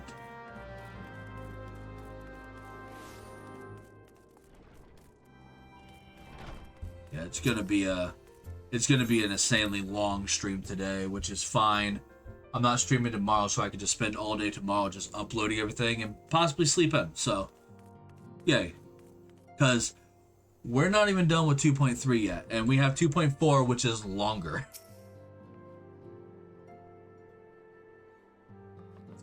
These parchments need to be sorted, and these documents, why are they even here? Oh, I am sorely tempted to fire the lot in my waste paper basket.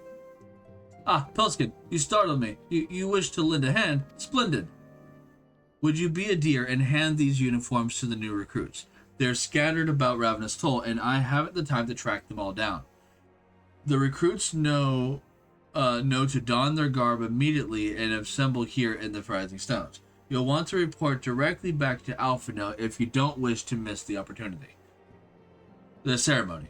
I wonder if the Scions will ever have matching uniforms. A well-funded organization is a well-dressed organization, I suppose. Okay, so I guess a couple of people. Oh,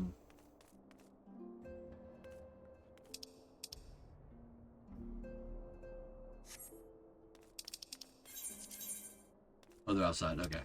I guess a couple of people change outfits in this game. But they're technically like members of our team now, so no, not out here, not in here. You're out here. Ah, there you are. Yu Hase. Those who believe this company will see no riches are short-sighted fools. The giving of oneself 'tis an investment in the future. Thus did I sign my name to the cause. Here's your outfit. These uniforms were a splendid idea. Once our organization has made a name for itself, there shall be wealth aplenty, selling replica costumes to the adoring masses. I'm concerned about you. There's more to life than money. Though money would not hurt. Money would be would very much help. Anyways, where are you? Down here? No? Getting dizzy with the moving of my camera. You're up there. With the moving of my camera so much. Zoom out some. So it doesn't hurt my head so much. Laurentis. I thought it best to mimic my fellows here, but I admit that I have no idea what we're supposed to be doing. Ah, our new uniforms. I am reminded of my induction into the Wood Whalers. I'm watching you, Laurentis. Don't do anything stupid and don't sell our secrets. I will not hesitate to clap you in irons or give you the boot. Or, execution is also, it's also a suggestion.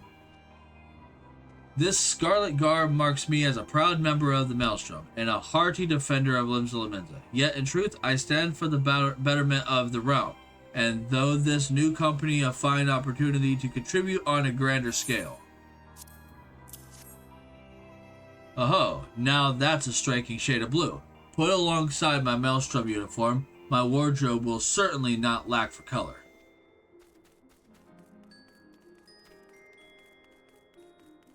Ilberd.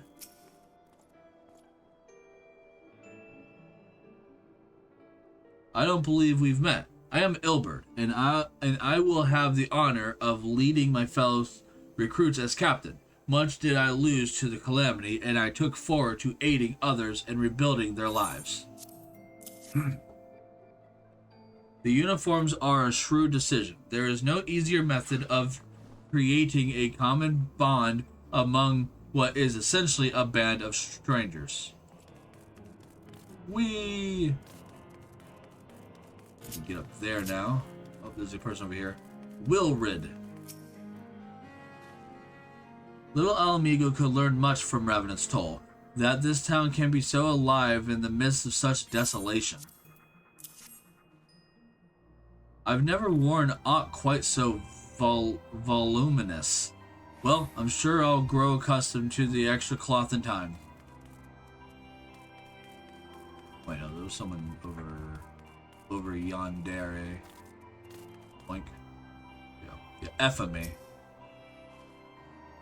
Pilskin Zerthos? Gods, I did not expect to meet you strolling in about town. The tales of your primal battles were what inspired me to come to Ravenous Toll.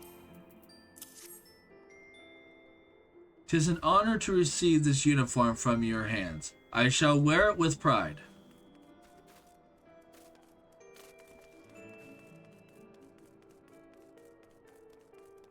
And then Real. Hello there, lad. Looking for me, you say? I suggest giving a whistle, but I'm not sure as I'd hear it amongst all the bustle. Oh, proper uniforms and all. This thing'll cut off the blood to me head. Not to worry, though. I'm sure she'll be fine after making a few adjustments. And there's another one right here. Alien. Isildur has at last retired from the adventurer's life. Though I shall miss his wisdom and irrepressible spirit, I am excited to forge my own path forward. Ah yes, the uniform. Thank you. Truth be told, the thought of pledging myself to such a lofty organization is somewhat intimidating. Alright, now I need to go find Alfino. Who should be in here? Ugh.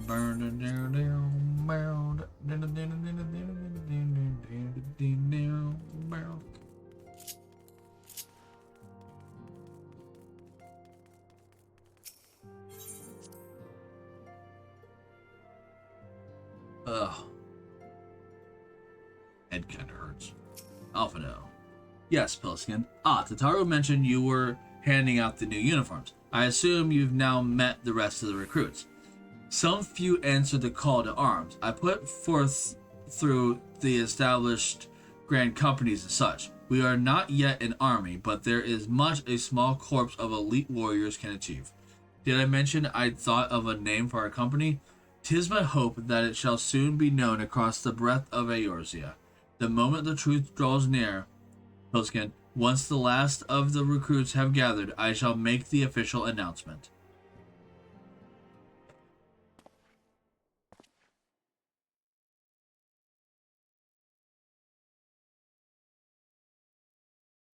Comrades, your presence here this day signifies the momentous choice that each of you has made. With your strength now pledged to the scions of the Seventh Dawn, you are beholden to no single nation. You stand as the vanguard for a united Eorzea.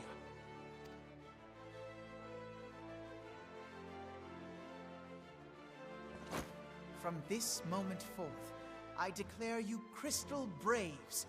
Let us mend this fractured realm and face our enemies as one. Whether it be the Beastmen and their primals, or the conflict in Carteneau, it is plain that the nations of Eorzea cannot solve the problems which plague the realm. Thus does it fall to some few heroic souls to succeed where they have failed. Come, take your place at the Scion's side as guardians of Eorzea, and together we shall fight for the freedom of all! Huzzah! Huzzah! For the freedom of all! Hey, that's more than 8 people. I only gave out 8 uniforms. What the heck? A rousing speech, Alphino. Or should I say, Crystal Brave Commander Leveilleur? Leveilleur. Please, Antecedent. The title is honorary. I shall not be leading the troops into battle, as it were. We are of the same purpose. Let us join hands and do what must be done to save this land. Sing Kumbaya in a happy huggy circle? The Scions stand ready.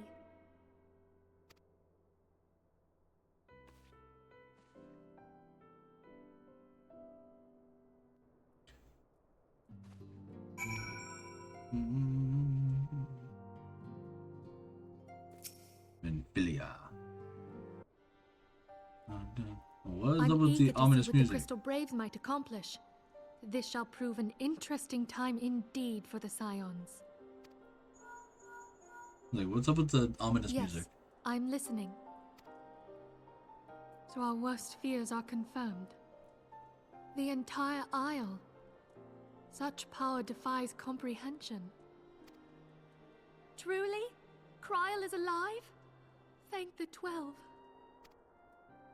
I see. Pray, inform me if her condition changes. Yes, I shall pass on your words to Urianger. My thanks. I shall contact you anon. When I learned of the loss of the Isle of Val, I dared not hope that my friend had survived. Yet, by some miracle, it would seem she has. She's still to regain consciousness, it is true, but better that than death. Putting this happy news to one side, we must now endeavor to make sense of the readings taken by the survey party. It appears the etheric disturbance which accompanied the Isle's destruction is of a magnitude alarmingly close to that of Ultima. Could the Ascians be responsible for this devastation as well? I wonder, have you heard aught from the Mother Crystal since the battle with the Garleans? No. She's sleeping. Then she speaks to neither one of us. Heidelin's silence portends naught but ill, I fear. Louisoix, I pray you yet watch over us.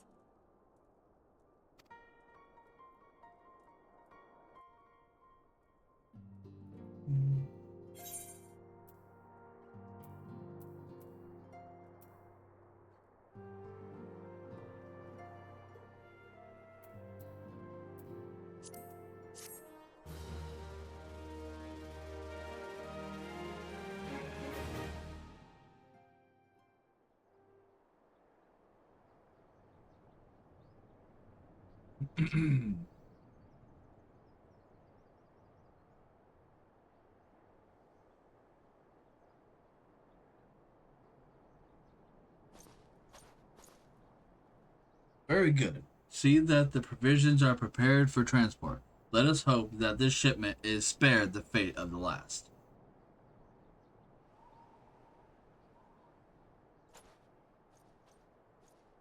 What's flying over there?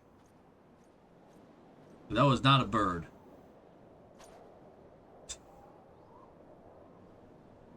Oh, maybe it was a bird. The winds are uncommon fierce this day.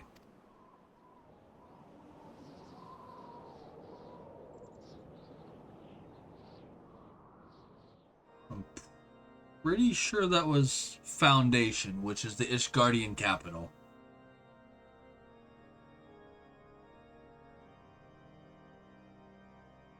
Yeah, it was, because this is, yeah. The Pope's room. Or Father Time. Or knockoff Ramu. The Ramu wannabe.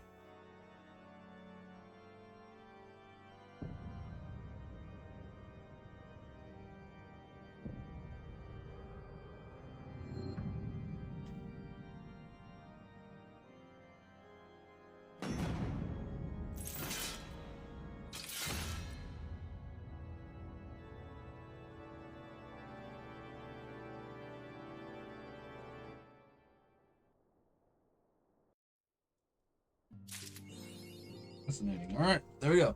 2.3 is done. Time to move on to 2.4. Traitor in the midst.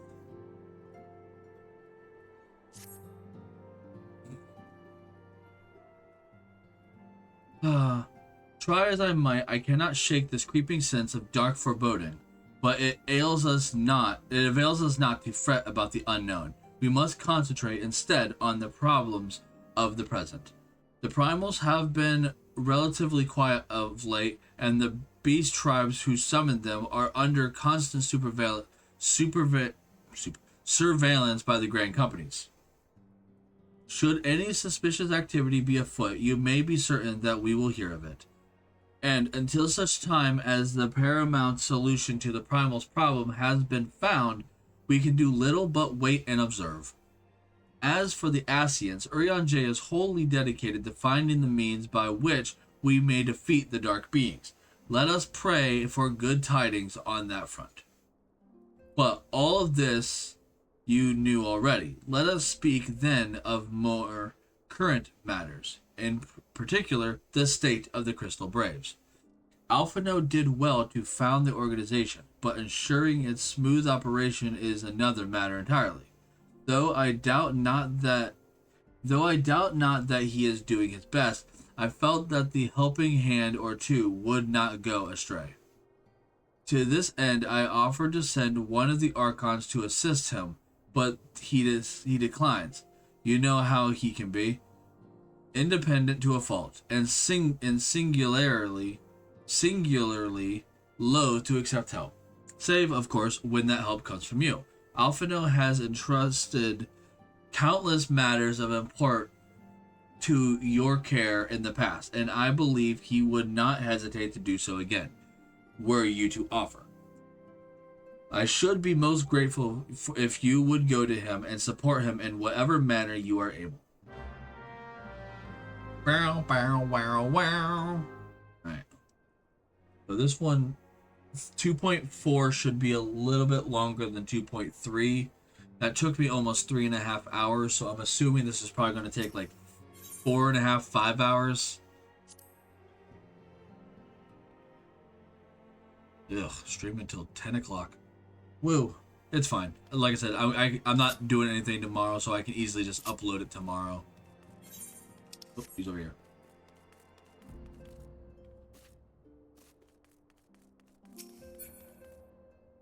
Tancred, why are you flipping a knife? What is it, Pilskin? And do be concise, I am rather busy. You would lend a hand, you say? I see. Well, now that you mention it, there is a matter that wants for your attention. Given its sensitive nature, I was hesitant to entrust it to my braves, but the demands upon the time are such that I had little choice, which is not to say that my men want for labor. Though we are but newly formed, there is already a great demand for our services, and we are hard-pressed to answer all petitions, but I digress. The fact is, I would sooner attend to this particular matter myself, but my presence is required elsewhere. That being the case, I have entrusted its resolution to my second in command, Captain Ilbert. Tell him that I sent you, and he will furnish you with the particulars. My thanks in advance, Pilskin.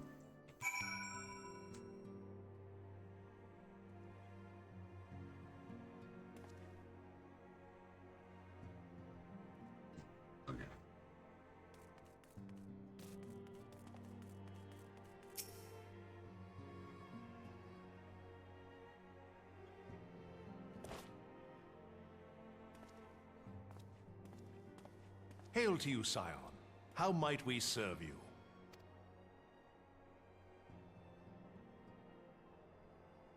Commander Leveilleur bade you serve us? These are welcome tidings indeed. Given the sensitive nature of the task, I could not rely on one of my own.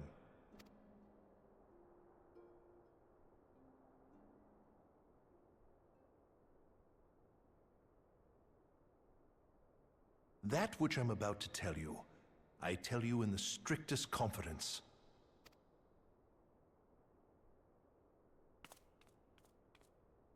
Some days ago, we received certain documents from an anonymous source. They notified us of the presence of a Garlean agent within the ranks of one of the Grand Companies. Following some discreet inquiries, we identified a suspect among the Immortal Flames, whom we detained for questioning. Alas, the man was not our agent. He was but one of many men in the agent's employ.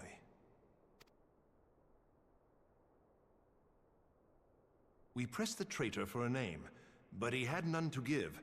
He claims never to have met his master, whom he knows only as the Ivy. He was, however, certain that this Ivy had coiled itself around every part of the Immortal Flames. It would seem our quarry joined the company some time ago, and gradually recruited others to his cause. These conspirators are the vines by which he learns our secrets, all without exposing himself. It won't be easy to identify the Ivy amidst this tangled mass of subterfuge, but we have a tendril in our hands, and we shall follow it all the way to the gnarled root. Now, much as I would prefer to proceed with due discretion, circumstances demand that this matter be settled post-haste. Garlemald's War of Succession nears its end, and it is feared that the Empire will soon resume its march on Eorzea. When it does, we can ill afford to have traitors in our midst. The Ivy must be rooted out now. We must begin by apprising General Reborn of our findings. I would ask that you accompany me to the Hall of Flames and remain on hand to see that things go smoothly.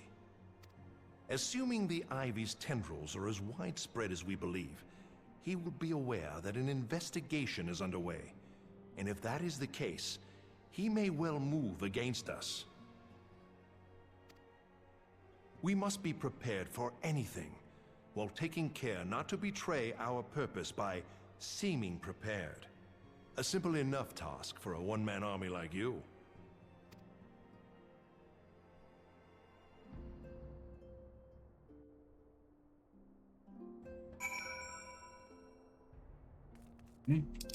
Speak to Reborn at the Hall of Flames. Ow! Waiting me.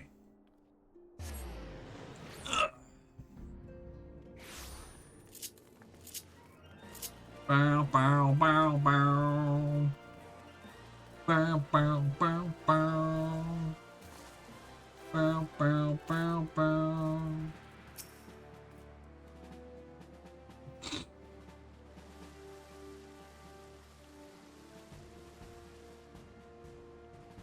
Well, well. What brings you here, my friend?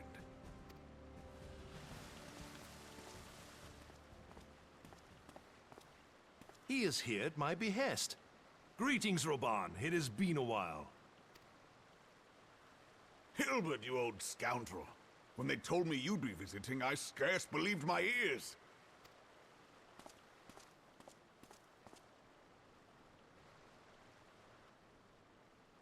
But look at you!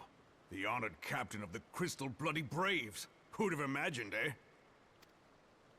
Not many, but fewer still would have imagined your destiny lay in politics, old friend. Aye. We've both come far, have we not?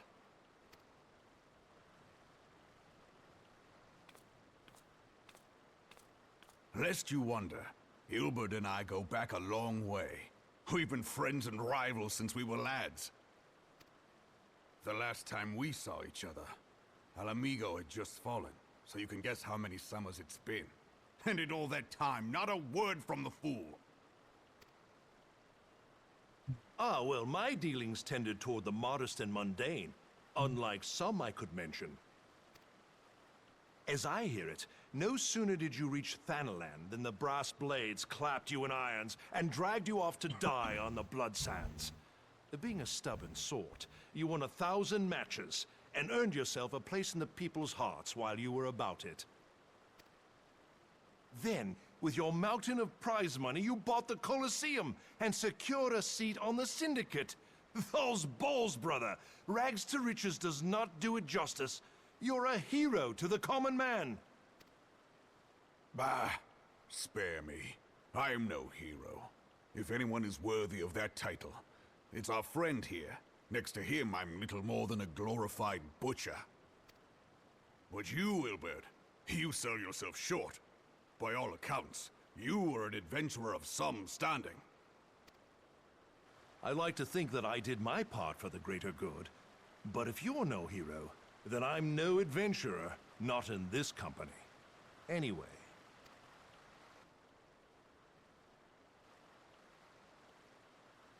I have tidings.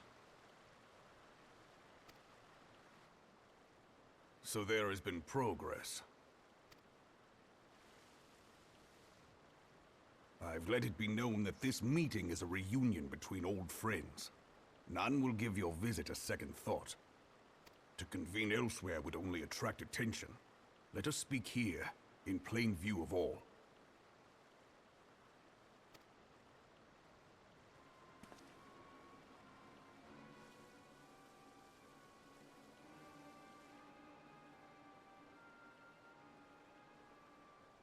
Sorry, I can't hear you. Speak up. So it is we who have been compromised. Teleji Adeleji's machinations have shaken Ul'dah to her foundations. In such uncertain times, a man's loyalty may be bought for a fistful of gil. But if this snake has truly been in our midst for as long as you say, we must needs consider a far graver possibility. Conspiracy. Could it be that the Monitarists have been in league with the Empire from the first? Very well. I will have my most trusted men investigate the matter. Continue your inquiries in the meantime. It does me well to see you again, old friend. When next we meet, let it be over a flagon of ale. I look forward to it.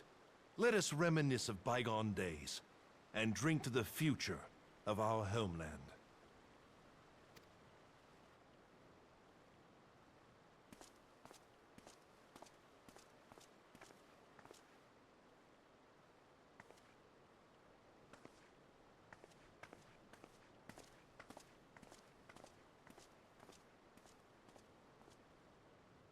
Flame General.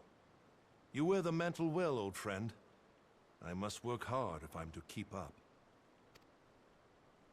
Well, it would seem your services were not required after all. I dare say we have Roban's prudence to thank for that. Still, I was glad of your presence. My thanks, Scion.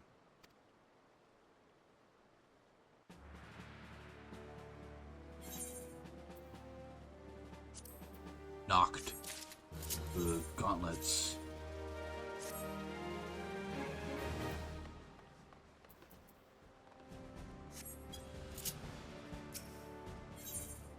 Back and forth. Oh, lovely. I love going back and forth. Our hunt for the Ivy begins in earnest, Scion. Suffice it to say, we must tread warily, but one misstep will well cost us our lives. Our business here is concluded for the time being. Let us return to the Rising Stones and report to Commander Levelier.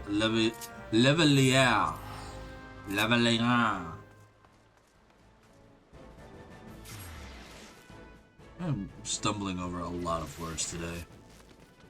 I think I'm more tired than I thought.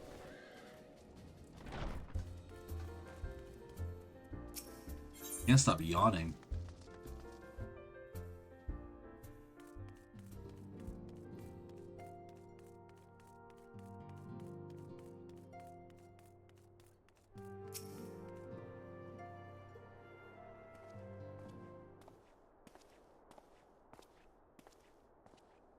We will return from Old Dock, Commander. And not a moment too soon. Something has happened. Trouble? You will recall that the 4th was tasked with reconnoitering the rendezvous site used by the Ivy's minions and his Imperial contacts. So, after you left, we received word that the unit was ambushed en route to its destination. God damn it! According to the report, one of ours has been taken captive. The Garleans are not wont to treat their foemen with dignity, and I have grave fears for her safety. We must dispatch a rescue party at once. Recall those braves who are afield. Begging your pardons, Commander, but we have not the time. I'm afraid I must ask for your aid once more, Scion. An ill-prepared rescue party will only serve to provide the Guardians with more captives. Yet, time is of the essence. Simply put, you are the best chance we have. Captain Ilbert has the right of it. I trust you are willing. But of course you are. Now, Aliane of the 4th lies in wait in the Tangle, near the entrance to Castrum Sentry. Seek her out, and she will appraise you of the situation.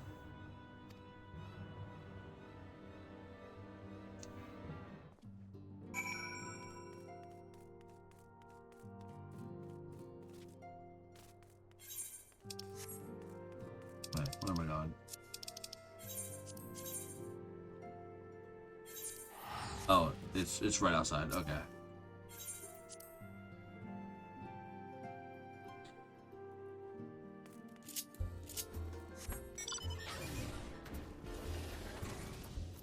Wrong way.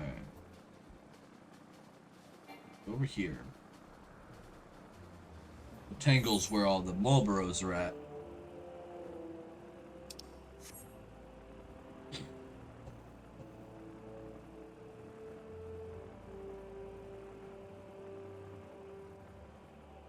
Ugh. Ah! I'm going down! I'm going down! Hey. Hey, I didn't say you could fight me. Hey, Braves, you want to help me? No? Alright, fine, I got it.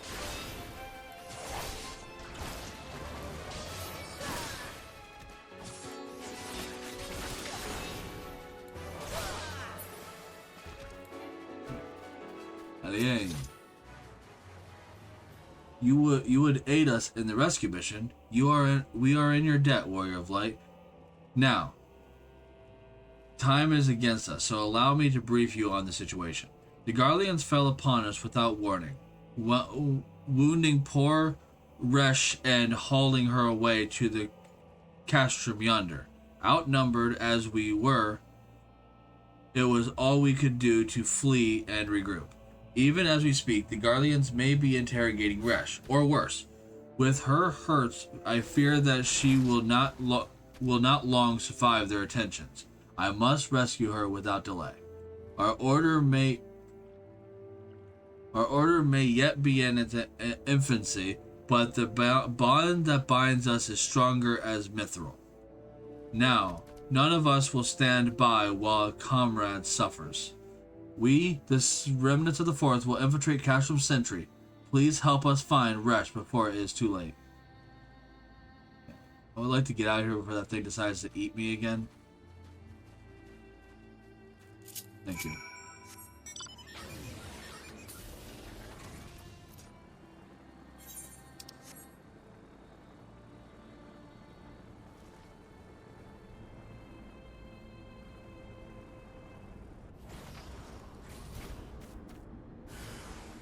Resh. Polari. Oh, wait, here. Come on out, Remy. Remy LeBro. Nah.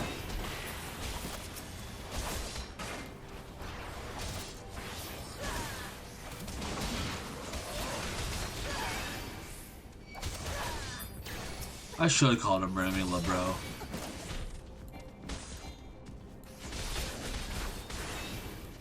Oh well. Resh Halali.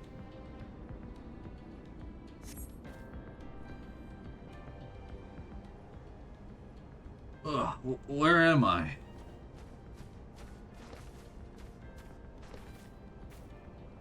Resh, thank the gods we found you.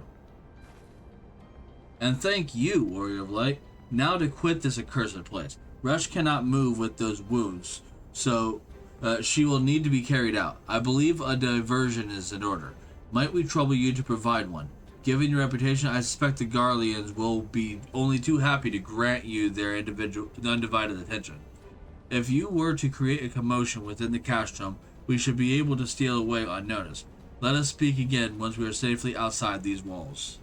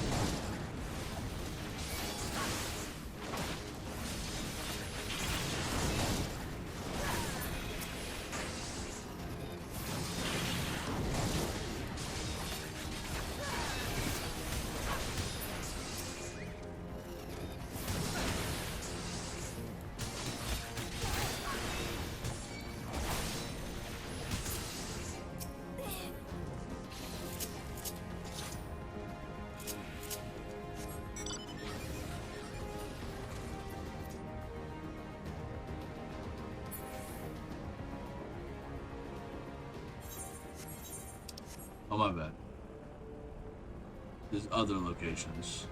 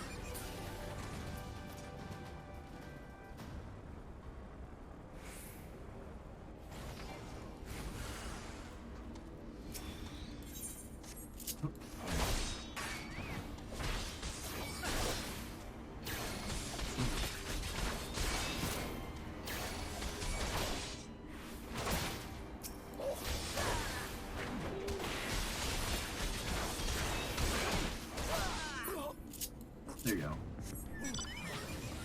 Oh, nope, there's more.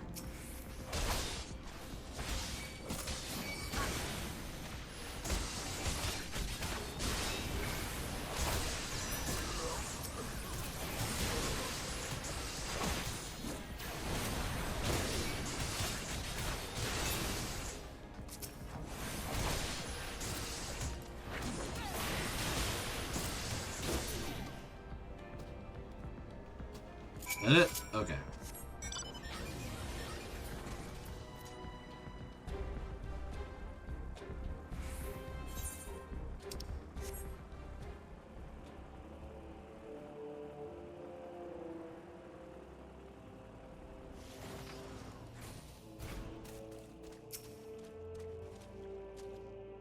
I have awaited your return most anxiously, my friend. You have done us a great service indeed. Thanks to your aid, our comrade Resh is safe, and we suffered no further casualties. Words cannot well express my gratitude. All that is left is to report the mission success to Commander Levelier. I shall go on ahead to the Rising Stones.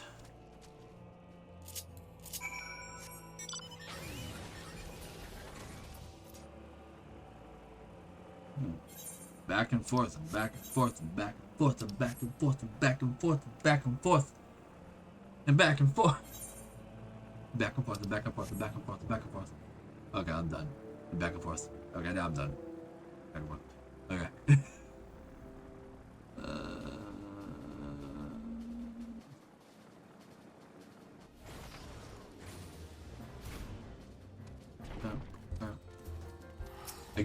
I gotta clean up these side quests because I'm getting confused as to which quest is which. I know the main quest has a little spiky thingy, but sometimes it's hard to see it on my mini map.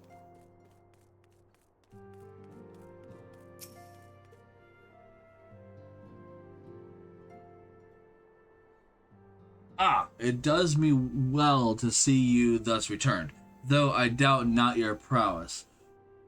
Entering an enemy stronghold is generally considered to be a risky venture, and I must confess to having been a trifle anxious. But here you are, hale and whole, having success in your mission, as is your wont. Lest you wonder, the woman you rescued is being cared for by the Domans. Thanks to their expert ministrations, the dangers is past. You have my gratitude, Pilskin.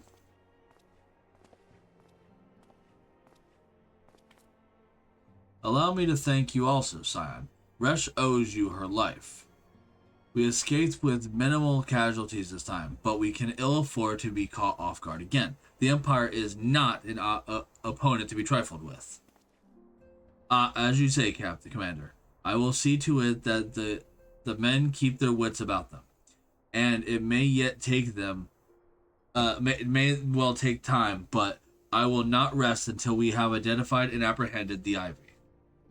I have every confidence that you will succeed, Captain. As for you, Pilskin, I realize you have scarce caught your breath, but I'm afraid there is no rest for the weary. I require that you accompany me to Korthus.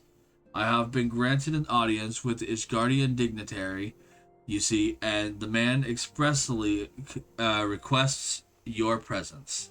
Oh, do not look so surprised. You should be familiar with the trappings of fame by now. We shall depart as soon as you are ready.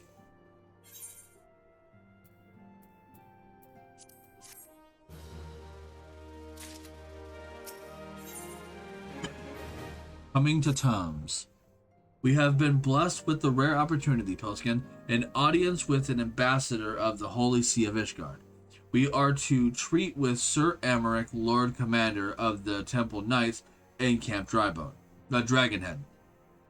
It is considered a great honor to serve the Holy See directly as a Temple Knight. Needless to say, their leaders wields tremendous potential, political influence. We would be wise to court his favor. For that reason, I consider your attendance essential. If Sir Amaric wishes to meet the man behind the legend, I would not deny him the pleasure of your company. The antecedent should see the wisdom of this plan when you request her permission to accompany me to Corthus. Mayhaps you feel this to be a waste of your talents, which could doubtless be put to nobler use. If so, I should remind you that more good can be accomplished with the stroke of a pen than the thrust of a sword.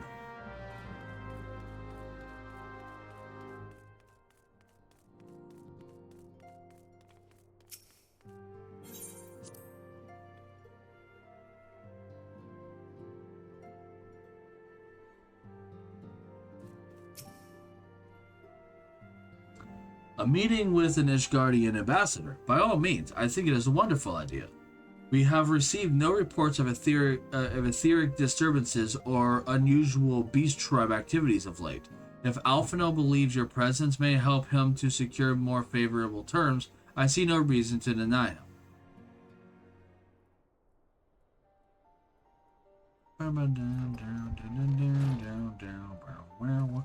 Antecedent. I take it Pilskin has explained the situation. He has, yet welcome though these overtures are, I cannot help but wonder what prompted them. The Ishgardians have spurned all contact with the other city-states for decades. Why reach out now? Would that I knew. The question of their motives is one to which I have given no small amount of thought. Alas, I know no more than is generally known.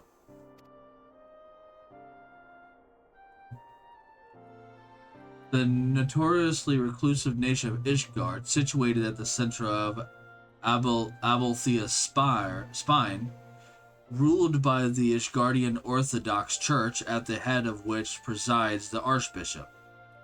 Members of the original Eorzean alliance formed in the wake of Alamiga's fall some 2 decades ago.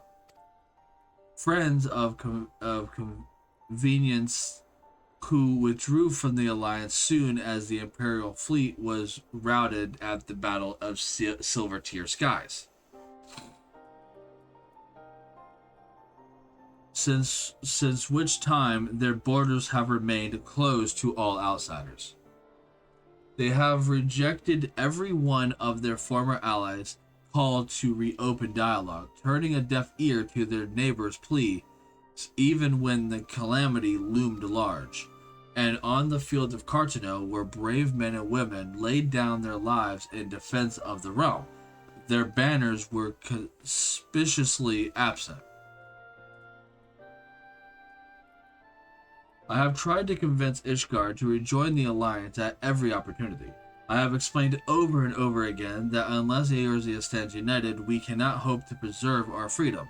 One by one, our nation will fall, as once fell Alamigo.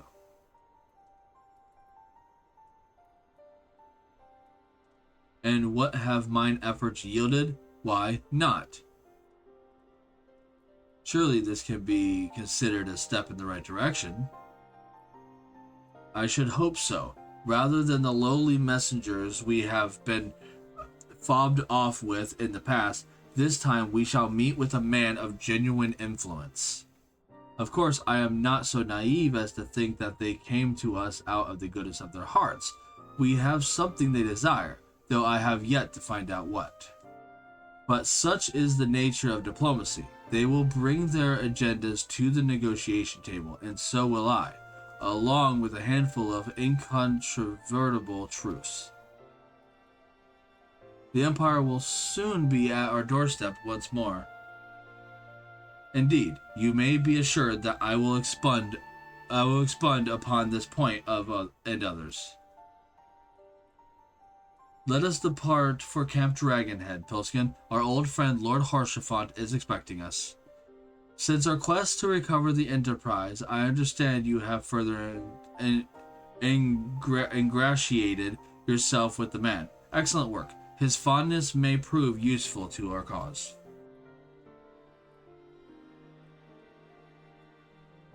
I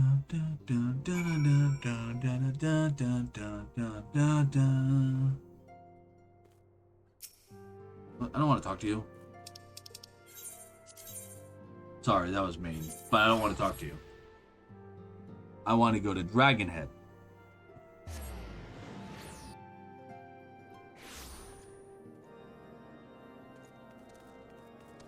Boink.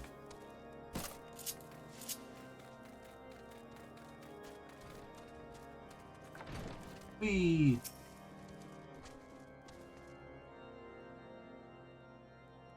Ah, Pilskin, ever a welcome sight. Our hearths have been stoked to blazing in preparation for your arrival. It would not do for such a distinguished personage to catch cold whilst enjoying our hospitality. The gesture is much appreciated. I fear I shall ever struggle in cold climates. Ah, good Master Alphino, an honor as always. Likewise, Lord Haurchefant, forgive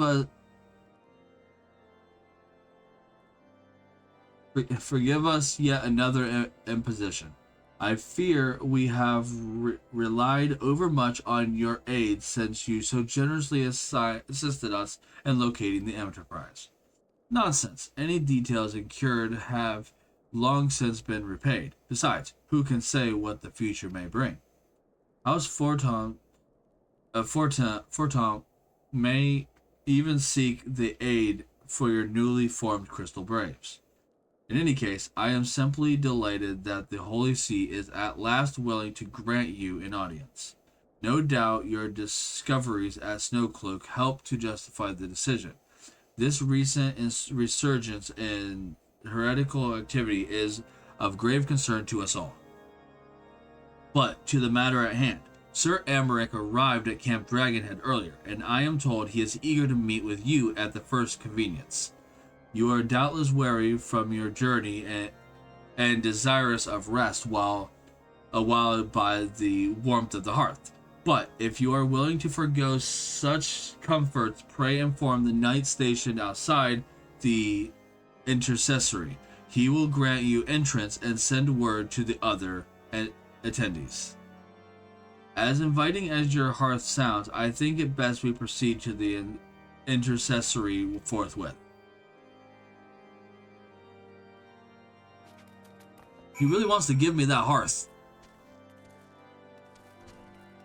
It's not there. It's around the bend.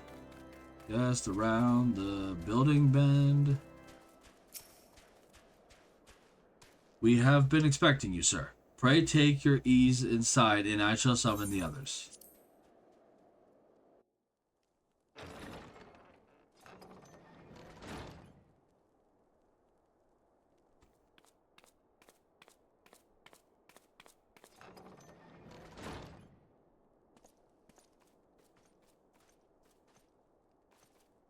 Have faith, my friend.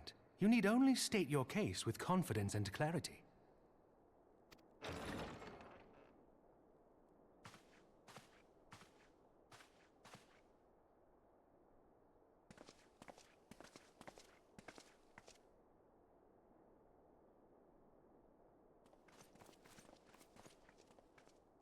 Commander Leveilleur, it is both an honor and a pleasure to meet you. I am Emmerich, Lord Commander of the Temple Knights. Alphino Leveilleur, at your service. Your reputation precedes you, Sir Emmerich. I think we will find that we have much in common.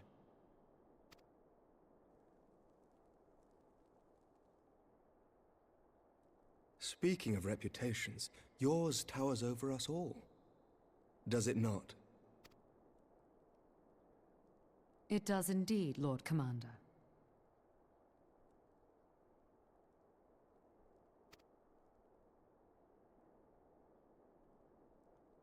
I am not too proud to admit that I have followed your activities with an interest bordering on fascination. Full glad was I to learn that you would be joining us. Now then, shall we begin?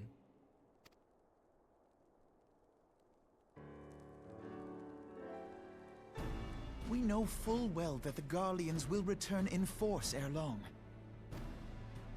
What is more, we have yet to achieve a lasting victory over the Primal Menace. The Beast Tribes continue to summon their gods, and each incarnation is stronger than the last.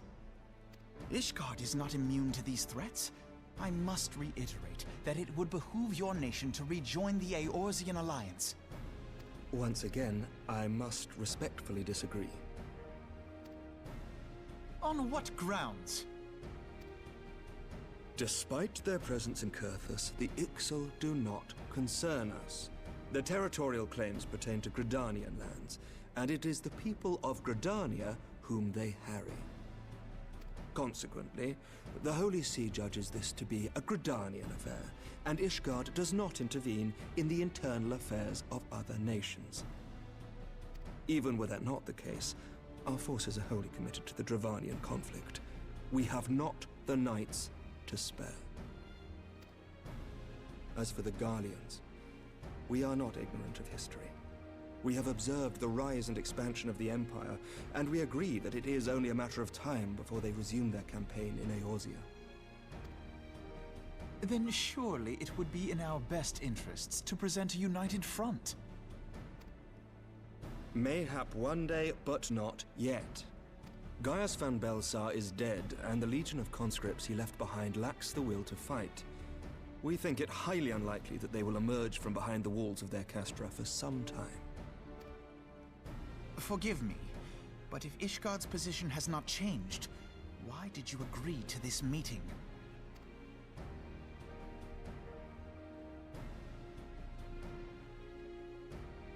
It was not only as a representative of Ishgard that I came here. Pardon?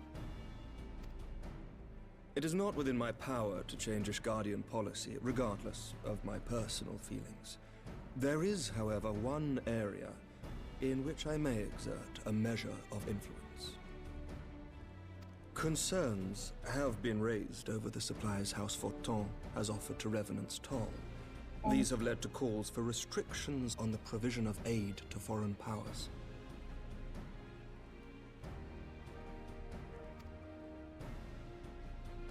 I can ensure that the shipments continue unabated.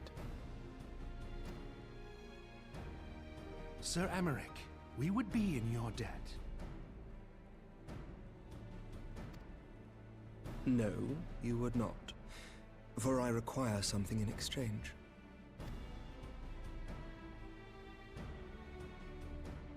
Of late, there has been a flurry of Dravanian activity, the purpose of which was not immediately clear. However, our astrologians have since observed alarming changes in the heavens. The dragon star waxes unnaturally bright, and there are whispers that it portends the resurrection of Midgard-Sorma. The fallen guardian of Silvertear Falls? That's absurd. Full many times have I gazed upon the dragon's corpse still wound around the Agrius, and wondered how different our world might be if it yet lived to plague the skies. I do not know, and I do not wish to know, nor does any son of Ishgard. Yet the mere presence of Dravanian forces is not sufficient grounds to send knights to Mordona, whatever our astrologians say. As I told you before, we have not the forces to spare. But we do. So you will intervene on our behalf if we agree to watch over the Keeper of the Lake. Do you accept these terms? I do. I will see that you are kept abreast of any developments. I regret that we could not come to a similar agreement on other matters, but I understand that you are not at liberty to make such decisions. Nevertheless, I hope that what we have accomplished here today will serve to demonstrate to your countrymen that we can work together towards a common goal. Mayhap one day we shall look back on this moment as the first step towards a united Eorzea. Mayhap we shall, Commander.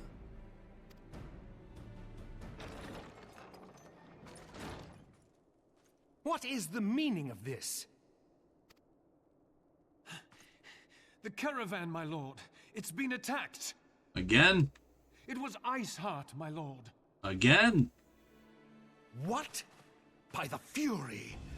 All our precautions were for naught?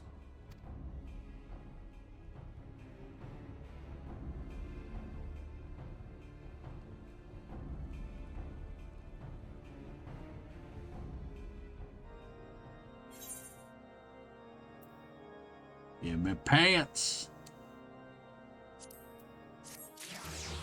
Nice. I also got some soup. I'll be right back after I go to the bathroom again.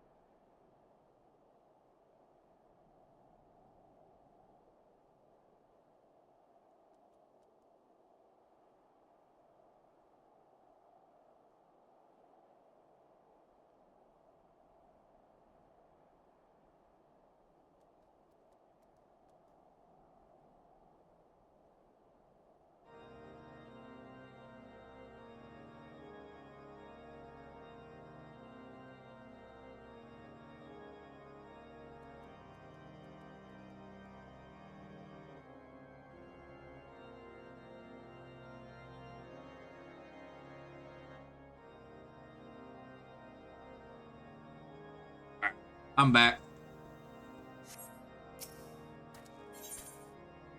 The intercession of saints. Just when we were starting to make progress, and to make matters worse, the caravan they spoke of was bound for Ravenous Toll of all places. Honestly, were I so inclined, I would think the gods were conspiring against us. No, just Iceheart. Happily, however, I am not. I would know more of this attack. Let us speak with Lord Harshaphant to find out what he has learned.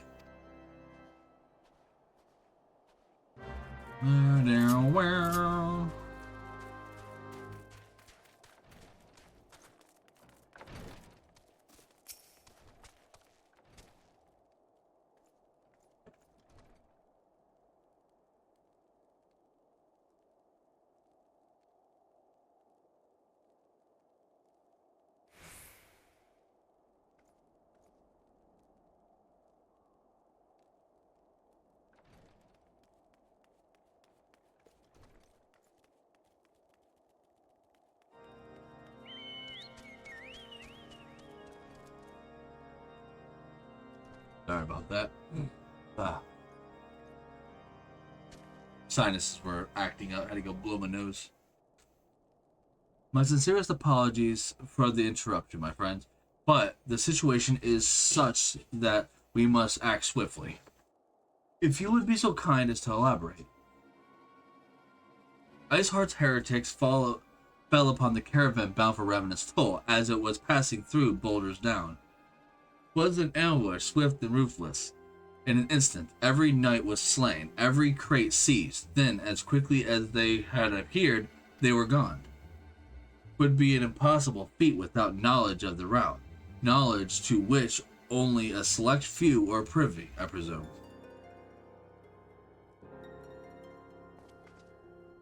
Quite. We can pursue that avenue of inquiry in due course. It seems to me that examining the scene of the ambush should be our first concern. The trail is yet warm. We must act swiftly, as Lord Harshaphant said, lest crucial evidence be lost. You have a knack of discerning hidden truths, Pilskin. Why don't you go and inspect the ambush site in person?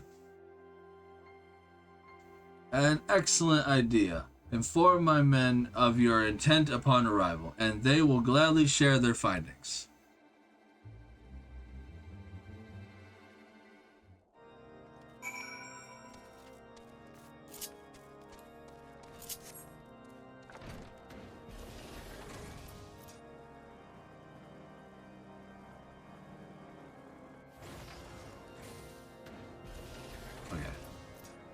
It sounded like my audio was messing up again. Where am I going? Where am I going? Down that way.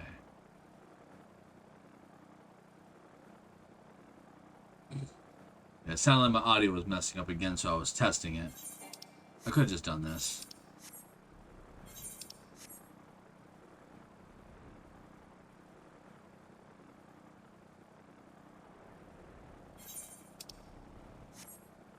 Nail.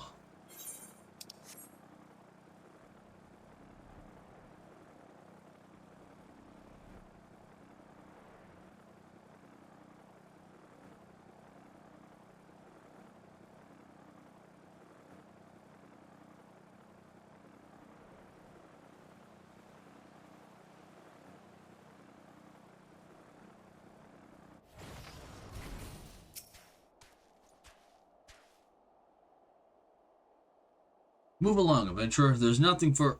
Lord Horsefont bade you speak with us. Then you must be... Beg your pardon, Scion.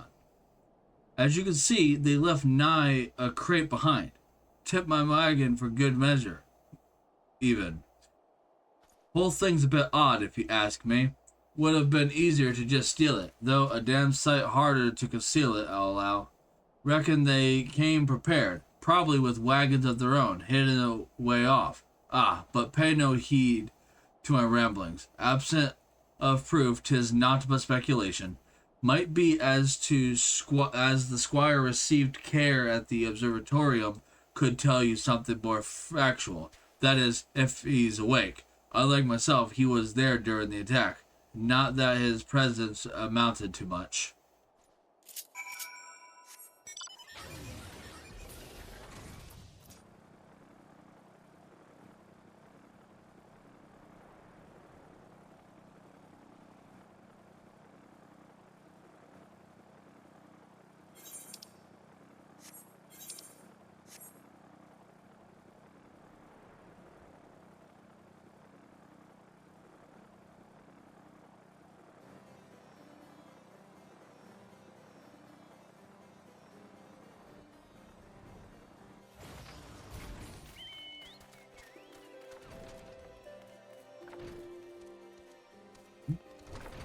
No. Where are you then? Seriously, where are you? Are you upstairs?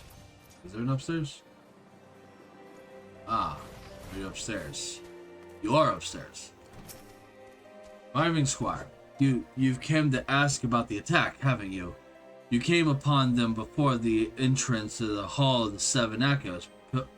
Pilgrims, we marked them as, lost and ill-equipped for the journey further north. Our leader called out to them, and one stepped forward to answer. Slowly she approached, her silver hair flowing in the wind like melting snow. Just a young girl, I thought, some poor lost lamb in the search of salvation. Our leader must have thought the same, else why would he let her draw so close? They exchanged some words I couldn't hear, and she leaned forward as if to kiss his cheek, and then he sighed and crumpled to the ground. I didn't know what happened till I saw the snow turn red. And then there was red everywhere. I looked. I tried to fight, but took a blow to the head, and by the time I came to, the others were dead, and the heretics were unloading the wagon. I couldn't... they'd have killed me, so I just laid there and listened. Iceheart's people spoke of deliverance and resurrection, and they spoke of Shiva. Well, that sounds like a primal to me. Looks like it's our job now.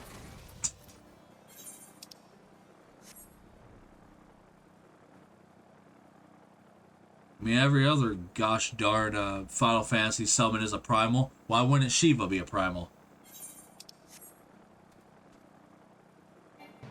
And like I said earlier, like the primal of the ice crystal, we haven't met them yet. They'll be more important later. It's now later.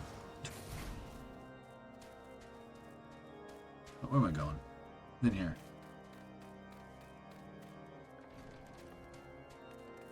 Boink. Boink.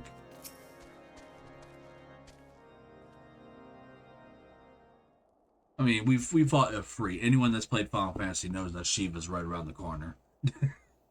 Ah, you've returned. What news have you for us? I don't think there's a single Final Fantasy game that has one and not the other. They either both have Ifrit and Shiva, or they have neither. Nope. Well, Final Fantasy 13 has the Shiva sisters, right? And no Ifrit, but they're not really Shiva. They're just the Shiva sisters. Their names is like Nyx and Pox or something like that. Ah, you've returned. What news have you for us? It seems the Lady Iceheart does not scruple to sully her hands with blood. Who is this Shiva the heretic spoke of? Have you not read a single line from the Enchiridion, Master Alphino? Shiva was a traitor to kith and kin, an apostle who laid down with dragons. Now, we cannot expect all foreigners to know Ishgardian scripture so well, particularly when it concerns the patron saint of heretics. Wait, you say she is a patron saint? Oh no, it all makes sense now. Lord Harshaphant, what was the caravan's cargo? Ah, if I recall correctly, the Dryman Forge had requested a rather large quantity of crystals. Do you not see? Iceheart and her followers intend to summon Shiva as a beast tribe would a primal. Why else would they go to such lengths to secure crystals? I shall inform the Lord Commander at once, Lord Harshaphant. You would agree that discretion is of paramount concern. Of course. I trust we can count on your continued support, Master Alphino. The Signs of the Seventh Dawn are sworn to combat the primal threat. Our support is given. I will need to send word to my brethren in Reverend's Toll. Our entire order must turn its efforts to the prevention of this summoning. Naturally, that includes you, though I am sure you would not miss this for the world.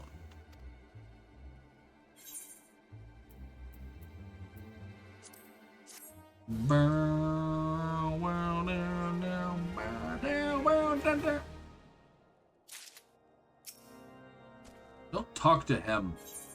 No. Talk to Alphino. Strength and unity. The persistent attack on our caravan seemed little more than a nuisance at first. The heretics were a problem, to be sure, but a relatively minor one. That was before I discerned the purpose behind their attacks, of course. Now they have my undivided attention. After apprising Minfilia of the situation, I shall summon a unit of Crystal Braves to assist us. As for you, Pilskin, pray join me in Whitebrim Front. Since the incident at Snowcloak, the Knights of House Durandare have redoubled their reconnaissance. Yeah, reconnaissance. Okay, that's what that word is.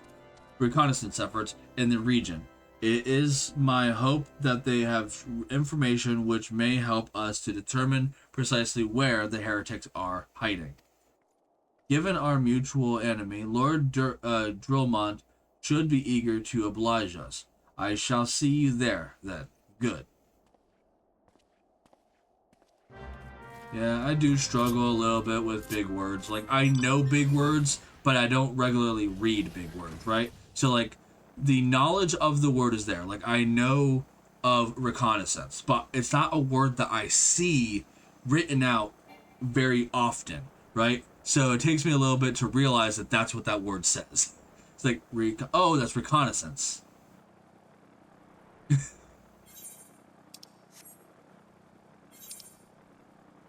You see, foundation. It's the it's that place right there. It's the Ishgardian capital. It's faster to go up here. And I'm stuck behind a door.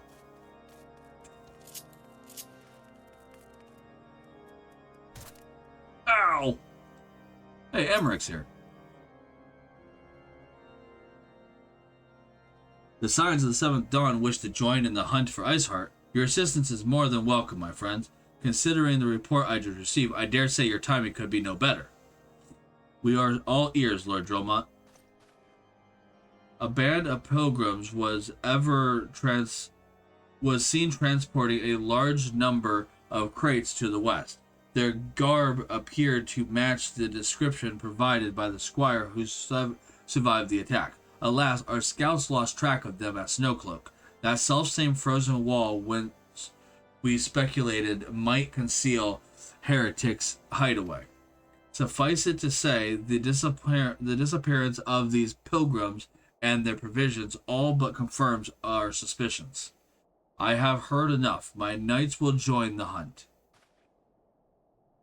I took the liberty of summoning a unit of Crystal Braves to Whitebrim Front. Given the gravity of the situation, I trust you will agree that we must use every resource available to us. There are extraordinary circumstances, Commander. 'Twould be in our best interest to coordinate our efforts. Such was my intent from the start, Sir Emmerich. And so it begins, my friend. Though I dare say I will prove an all too brief collaboration, Iceheart will not elude the combined forces of the Crystal Braves and the Temple Knights for long. Nevertheless, a wise man does not wager all upon the success of a single solution. There may yet be subtler means. I always struggle with saying that word. I know subtler. It just sounds weird when I say it's subtler. Subtler means by which we can locate the heretic's lair. Mayhaps Lord Dromont has one in mind.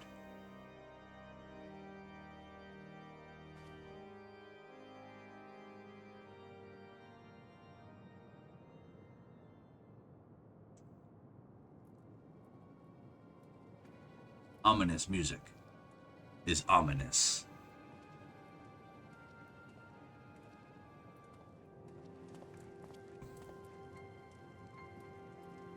Yes, excellent.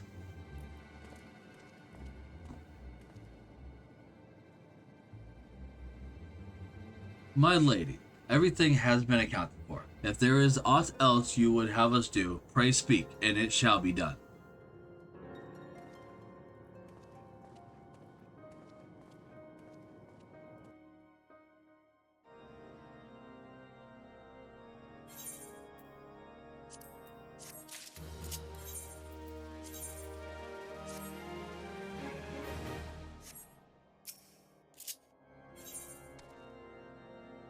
Dark words, dark deeds. It seems as though we are always one step behind, our quarry ever just behind our reach. Though I would like to believe that the tables are about to turn, I must confess to having certain doubts. A joint effort may succeed where others have failed, but it could yet yield the self-same result. Fortunately, we are not without other options. I trust you haven't forgotten Inquisitor Gilliam. We have not. The mystery of how the heretic remained undiscovered for so long has been much in our thoughts, as has the question of what steps might be taken to prevent a similar breach of security in future. Accordingly, we conducted an exhaustive and covert evaluation of everyone in Whitebrim Front. Though some were found to have committed certain minor transgressions, we identified only one possible heretic. If this man has pledged himself to Iceheart's cause, he will have taken note of the movement of the Temple Knights and the Crystal Braves, and upon recognizing their intent, he may attempt to swarm the heretics. The man's watch is to end soon, at which point he must report to Sir John Tremont in the yard. I would have you keep an eye on him. If he ventures beyond the wall, follow him discreetly. Should he meet with a heretic, do not interfere. Simply watch and listen. I have seen to it that the suspect knows nothing which could endanger our plans.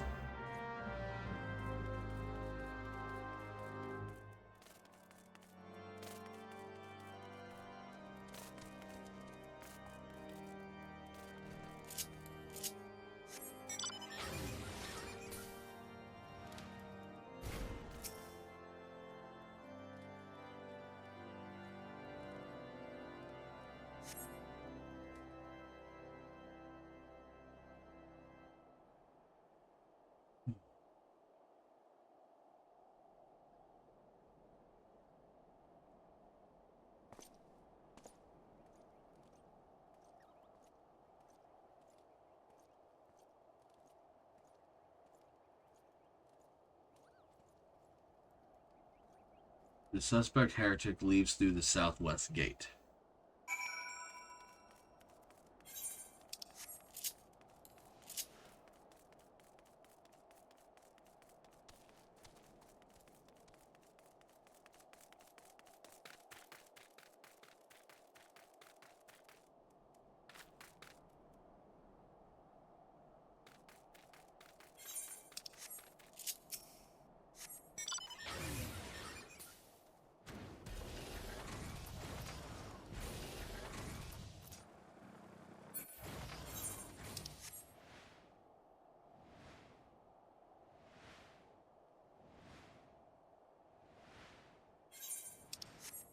Did I just go over here? I didn't see anything else. It just said that he went to the southwest gate. Well, if there's nothing over here, I'm going to go back to town.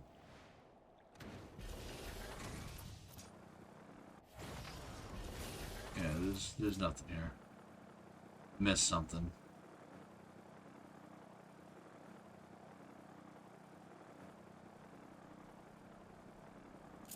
Okay, I didn't see the suspect.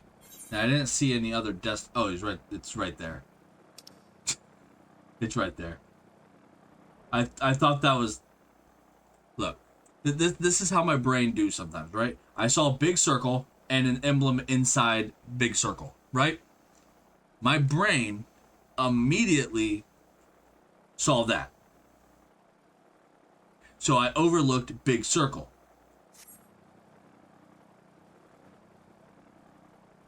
Even though I should have known by now because all of my quests seem to constantly be in the middle of fates. Even the side quests, they're all in the middle of fates. And I think that's their way of trying to get you. Okay, so follow to the east. So that way. Yeah. I mean, it doesn't matter. It's gonna show me the next location. I didn't know it was also. I didn't know it was showing me the location of where it was. I thought I had to basically follow the trail and find the next destination myself. But I think that that's the way of the game trying to get you to do the fates early on by putting your quest in the middle of fates, so that now you're in the middle of fates and have to do them in order to complete your quest. And south. Said south.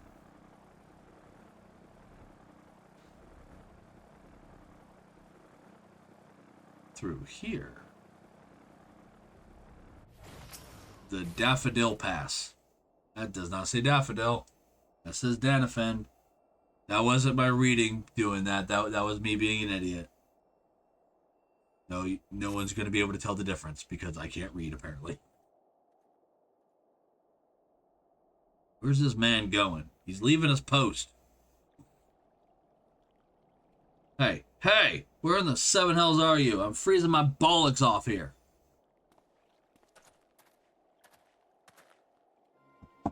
Oh, hold up. Someone's at my door. I'll be right back.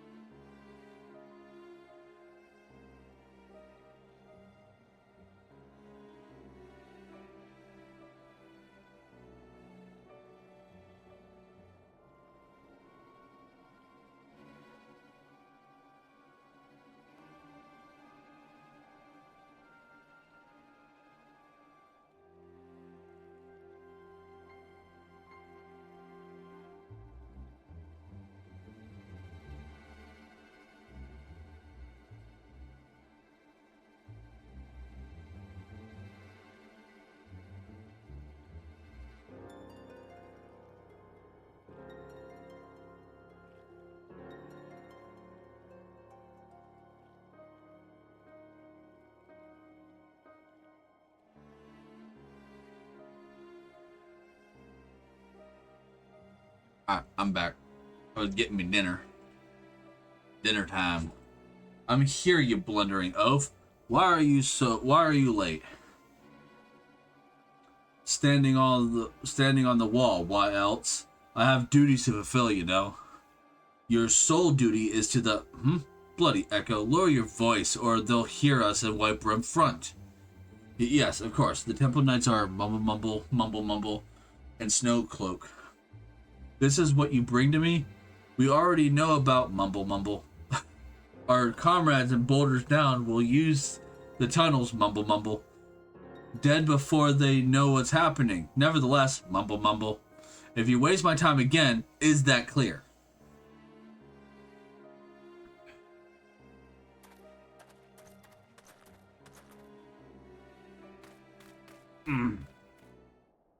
Red.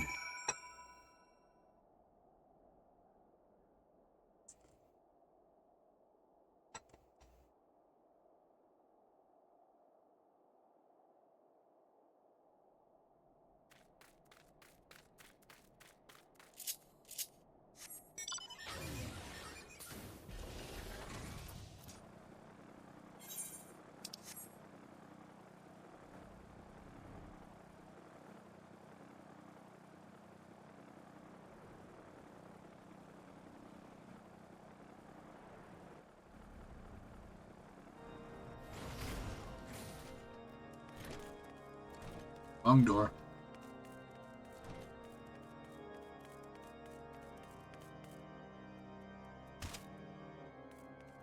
I swear I'm dropping further and further every time.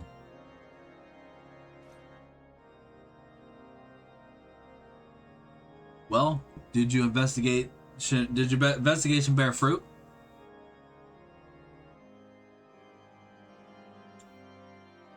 I see. I shall have my man detained at once. His guilt is plain. Would that you could have heard their words more clearly. Yet, the few snatches that we were able to make out are nonetheless enlightening.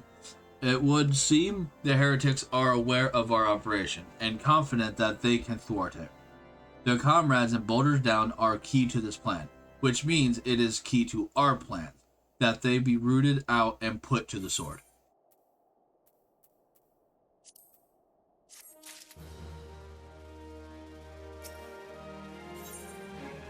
First Blood. We have long suspected that the heretics use a network of secret tunnels to traverse the highlands undetected. Given what you overheard, I fear that Snowcloak may be riddled with such passageways, and that the heretic in Boulder Downs are planning to use them to take our forces unawares. Needless to say, we cannot allow that to happen. A contingency in House Durandare Knights are on patrol in the area, and I shall order them to begin searching for the heretics at once. But knowing nothing of our enemies' numbers or readiness, I cannot say for sure that they will be sufficient. It would put my mind at ease if you would consent to assisting my knights with the search. I know they would take courage from the presence of a storied warrior. Pray rendezvous with them at Boulders Down. If Helon is kind, we may catch these heretics before their plans come to fruition. Show them no mercy, Pilskin. The lives of our allies are at stake. You know, it's probably fast to just run up here. Maybe? Maybe not. I mean, I could have just bitten this thing. Alright. Where am I going? Down there. Okay. Boulder Downs. While I also eat food.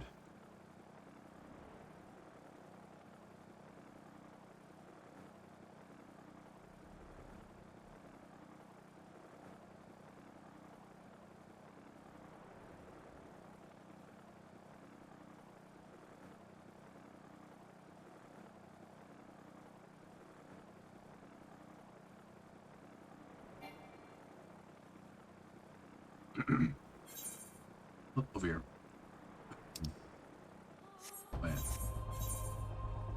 Yep, that's it. Okay.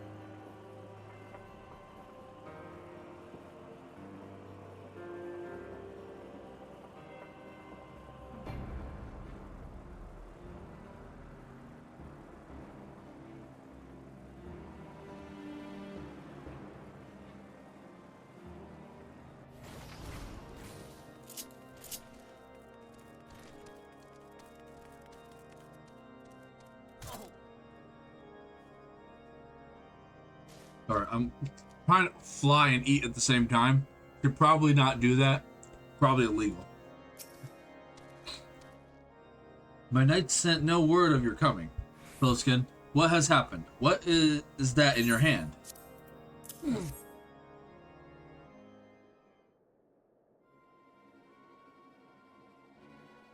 By the Fury, those were veterans with years of service. And now they lie dead in the snow. Ugh. Their bodies must be recovered and...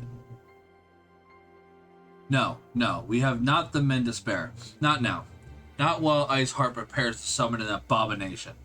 The heretics you dispatched were not of sufficient numbers to contend with the combined strength of the Temple Knights of the Crystal Blades. There must be others. Damn, nose. Sorry. And I'll wager you are on your way to Snowcloak as we speak. To make matters worse, it seems the traitor you followed managed to pass the heretics something of value. I gotta go blow my nose again.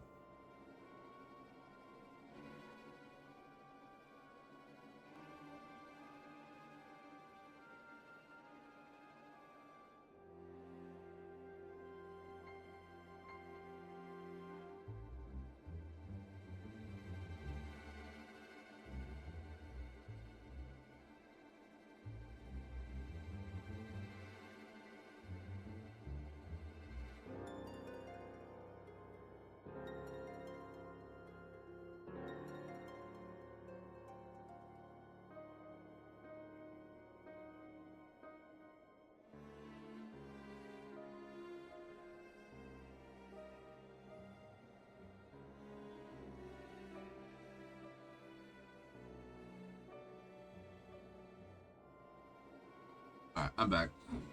The parchment you recovered is a timetable of the guardsmen's watches at our outpost in Snowcloak. The traitor was stationed there before he aroused our suspicions. Would that he had caught him sooner. With this information, the heretics would know when the watch was weakest. They would use their tunnels, with impunity and prepare their ambush. The timetable has not changed, you see. Of course, it will be changed now, but the heretics may already be in position.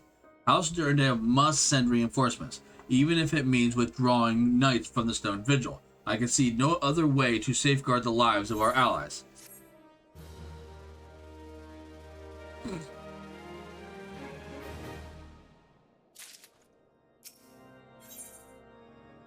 The path of the righteous. Time is of the essence, Pilskin. While my knights make ready to depart, the heretics may take our allies in Snowcloak unawares. Superior training and equipment will avail them not if they are cut down ere their swords are drawn. But all is not yet lost. If you leave now, there may still be time to warn them. Make haste, I beseech you. Fly to Snowcloak and tell Sir Emmerich everything we have discovered.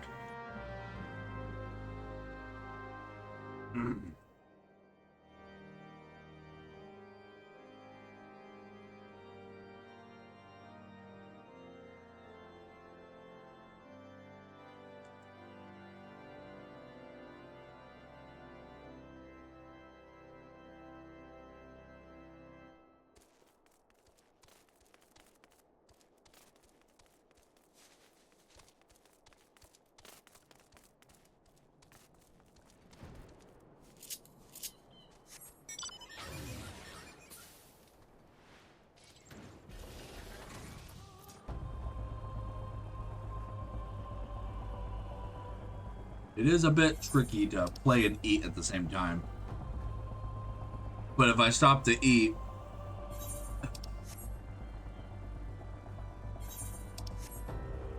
y'all might be waiting 30 minutes. And if I continue playing, my food might get cold. So,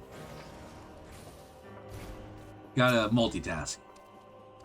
Pilskin, this is a welcome surprise. Why does I feel like my ear is not listening? Pilskin, this is a welcome surprise. Perhaps the only one thus far. As you can see, we have yet to uncover any hidden... You have my gratitude, truth be told. We suspected the heretics might be plotting such an attack. Now that we have confirmation, I shall place my knights on high alert. As Commander Levelier been informed, the Braves must be made aware.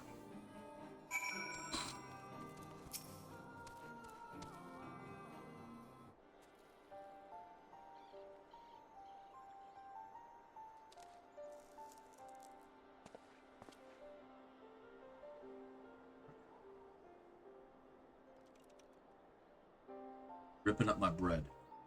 It must be here. It must be here. I am certain of it. Why else would they go to such lengths to defend Snowcloak? 'Tis but a pity this discovery came when our enemy has us at such a disadvantage. Forewarned though we be, the heretics know the terrain far better than we. I dare not think how many are watching us at this very moment. Confound it, this is all wrong. Iceheart has us scrambling to save our own skins when we should rightly be straining every sinew to find her and stop this damnable summoning. There she is! Come here, girl. Hey, Ida.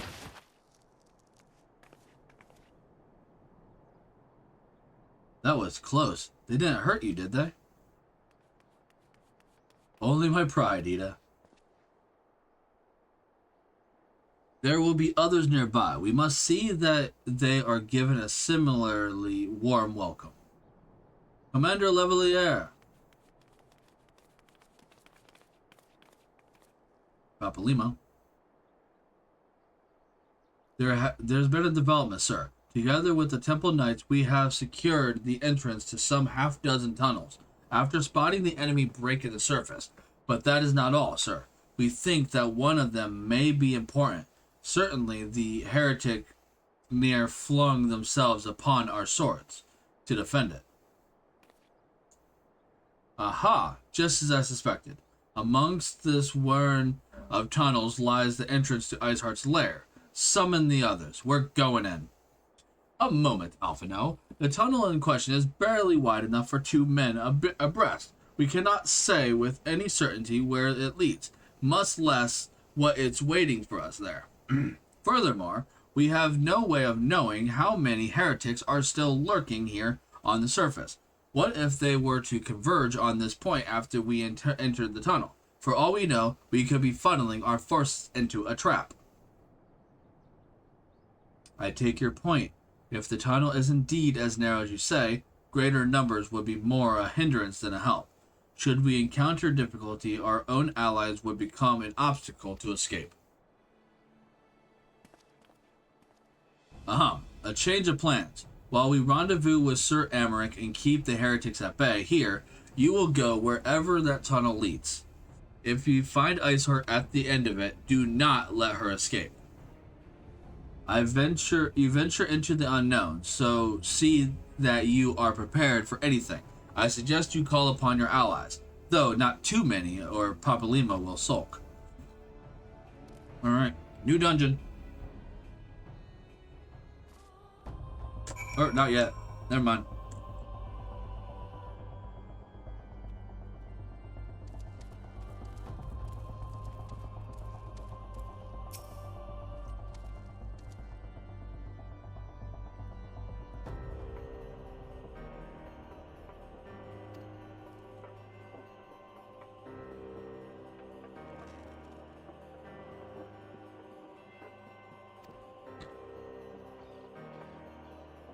Per Sir Emeric's orders, we will still guard outside.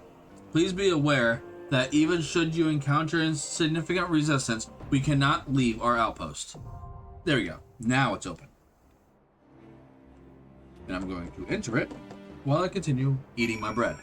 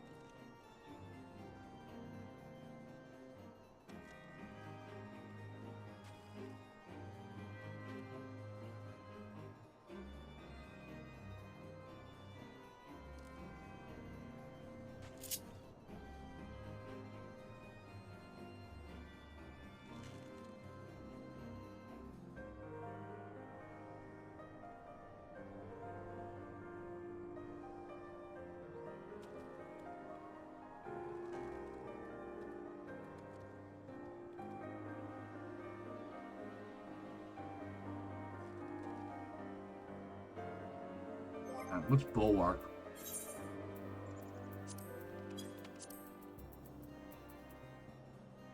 Block incoming attacks. I gotta move that. Also, what's Shirk? Shirk is a role quest. Okay, I don't care about that. I should move Bulwark.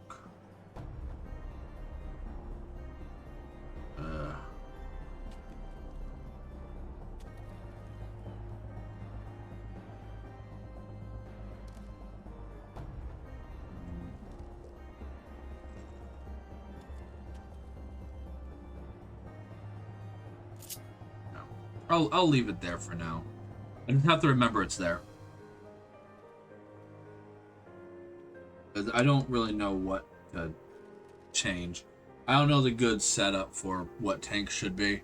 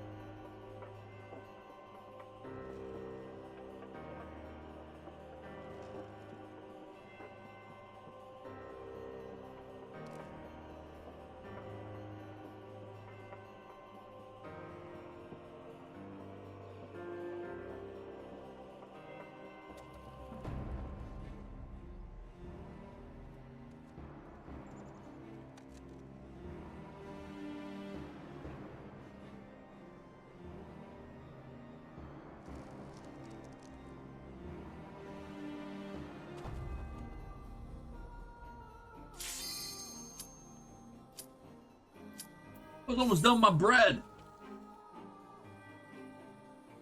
Still got my noodles to eat.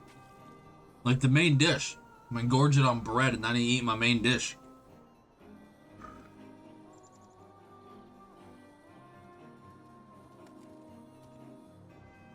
I'll eat in a sec. Or now, because this person's taking forever.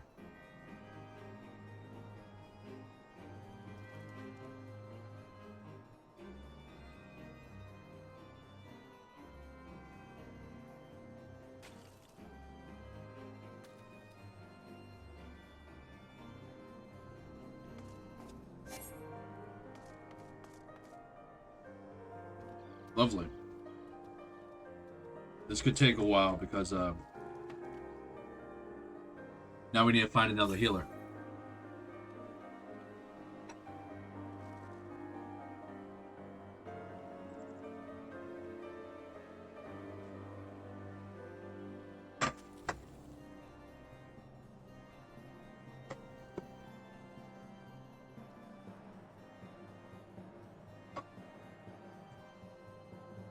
Put it there.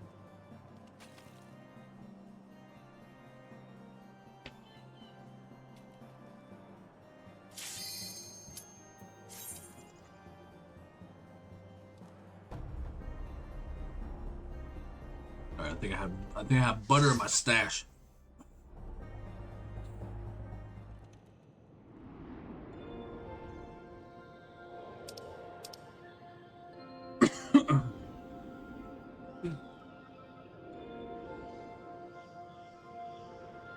Alright, time for a dungeon.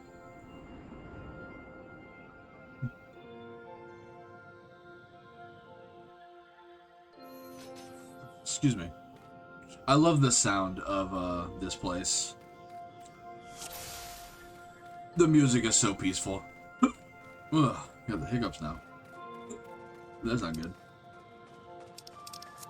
Not that. There you go.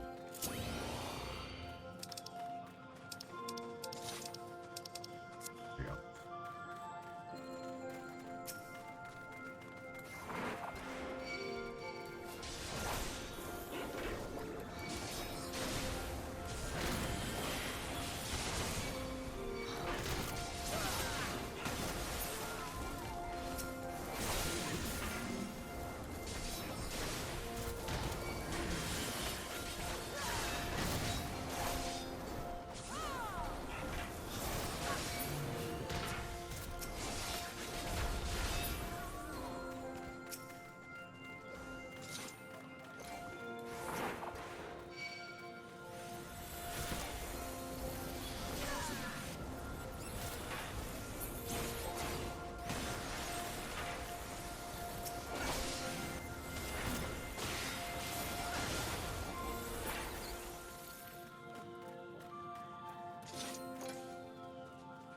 missing someone. I'm waiting for them.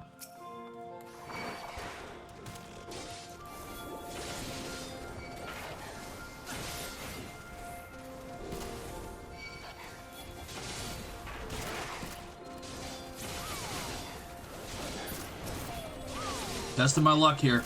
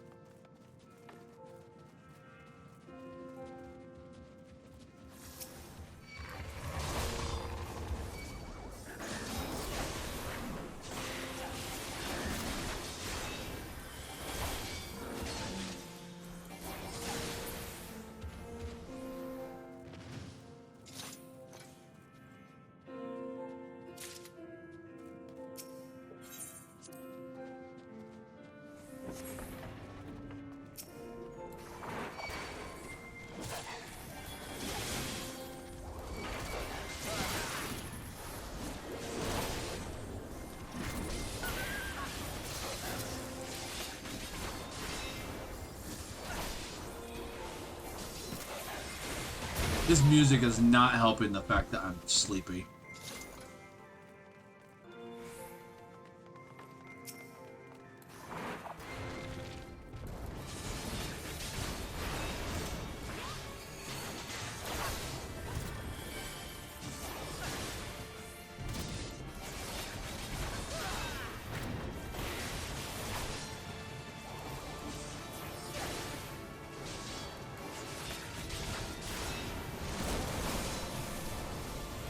I am frozen. Why am I frozen?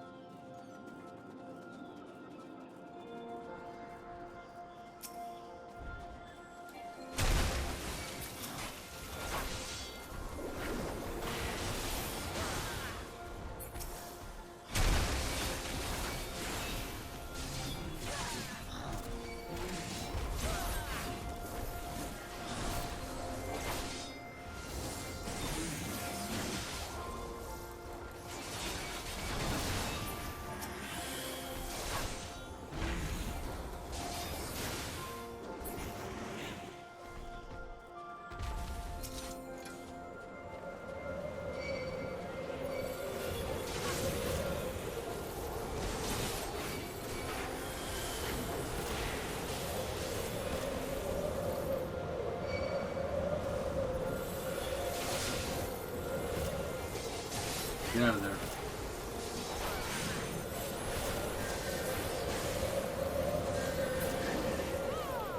Or just standing there, that's fine too. I tried pulling all the enemies out of there.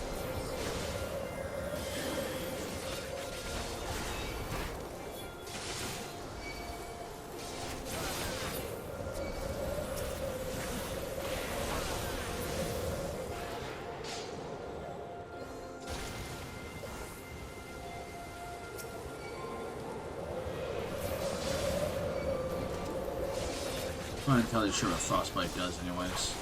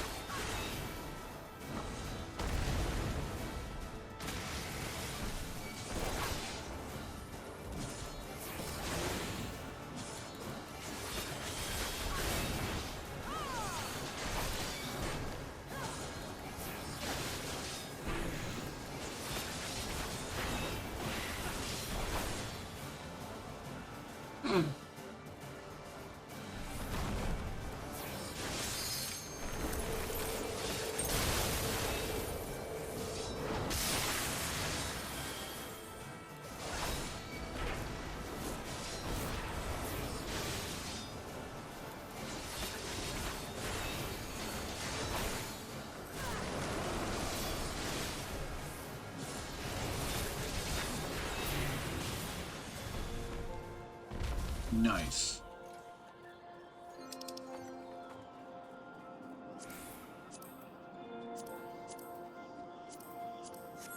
Oh, yeah, that.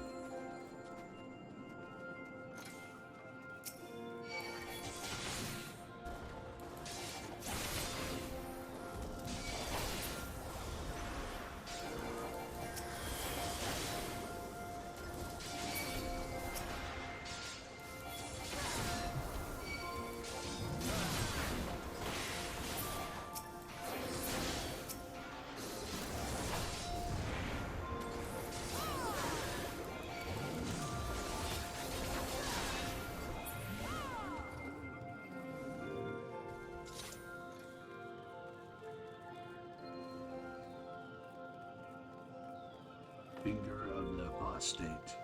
You want me to do what to this prostate?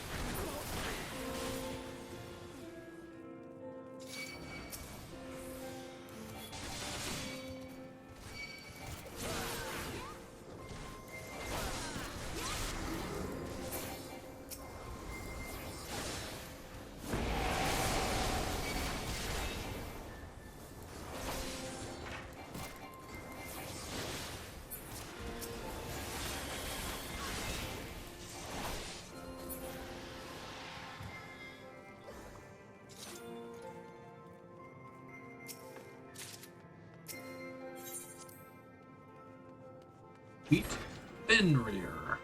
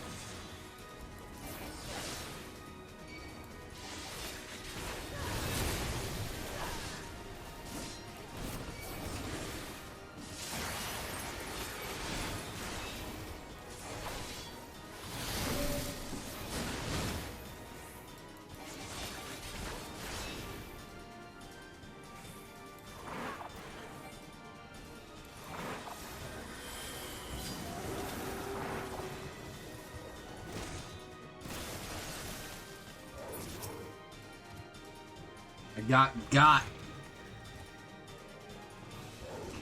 It's fine though. He's still attacking me.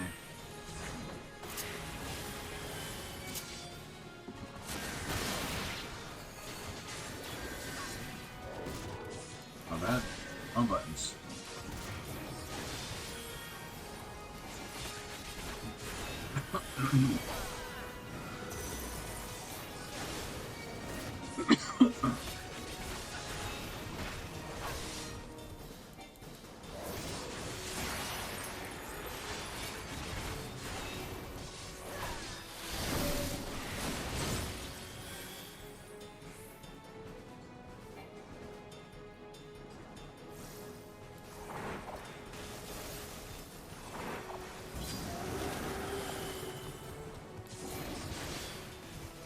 Yeah, I remember now. It's like, as soon as he howls, run.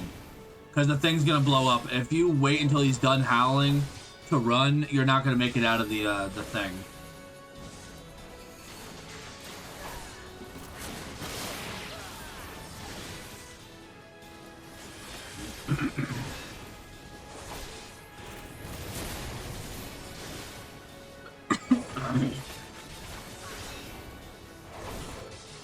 Most of the mechanics for Realm Reborn stuff I know. It's the stuff later on is the mechanics I don't know very well. And I'm kind of afraid of. I'm gonna try to angle him away from everyone else.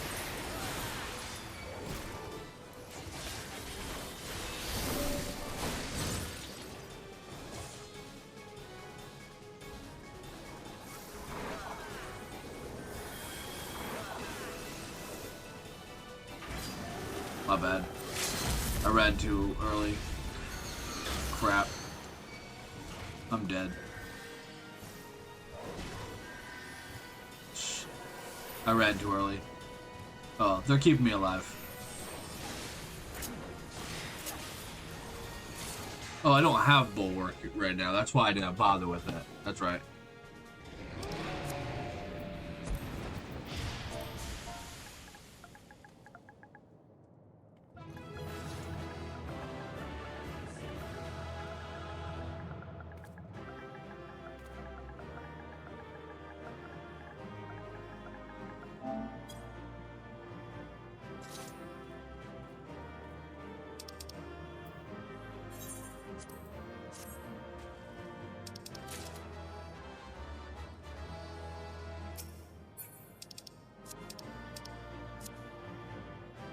Any accommodations? Nah, I got none of it. No accommodation. Unless they don't tell me until I have to leave. No accommodations. The tales Or do not do you no, justice, warrior of light. it's not accommodations, it's commandments or something. Ooh, sweet. She's talking so I can eat. Nice. Yes, I know who you are, and you know who I am.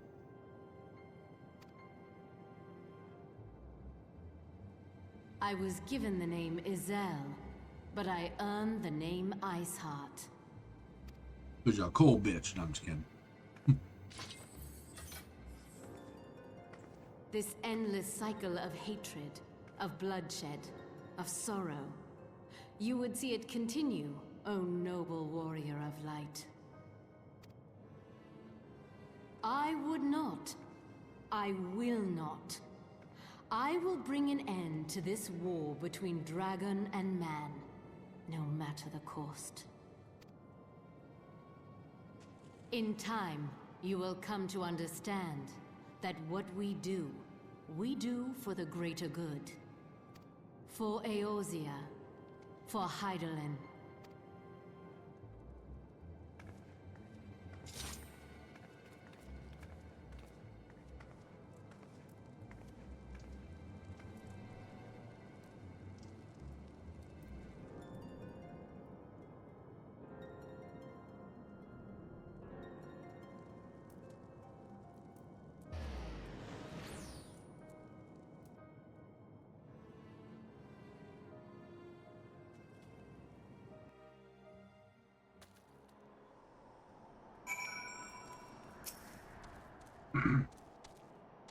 That took longer than I expected. What news, Pilskin?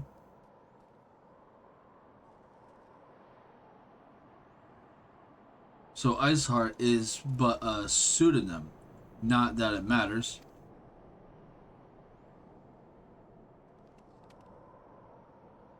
Hey, Mango. I'm doing fine. How you doing? That she managed to escape is regrettable, but from your description of that beast, you did well to come as close as you did.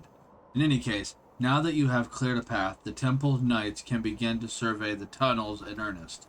Mayhaps they will even find a route past the ice wall. Wouldn't that do wonders for their fight against the heretics? The Crystal Braves would certainly share the credit for it too. 12 be praised, Pilskin. We may yet turn the situation to our advantage. Assuming we stop Iceheart before she summons Shiva, of course. Needless to say, our fellow Scions have not been idle. Minfilia and Urianger have been busy perusing the archives of House Fortemps, gathering what information they can on Shiva. I'm playing Final Fantasy XIV. That's what I'm doing. Which reminds me, if you were intending to trudge back to Camp Dragonhead to report on the day's events, don't. The antecedent should be here any minute. I can only assume some people enjoy subjecting themselves to this cold. Ugh.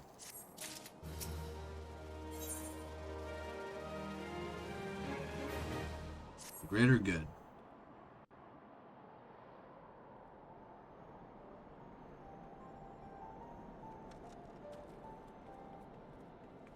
I'm not interested, Mango. No thanks. Antecedent. You come to us straight from the archives of House Fortemps. I trust your time there proved fruitful. Would that it had. Urianger and I scoured countless texts, but what we found was the questionable veracity. Accounts of Shiva's life and deeds are sparse and contradictory, only agreeing upon one point. I'm not interested, Mango. I'm sorry. I get a lot of people in here asking me that same question. I'm not interested.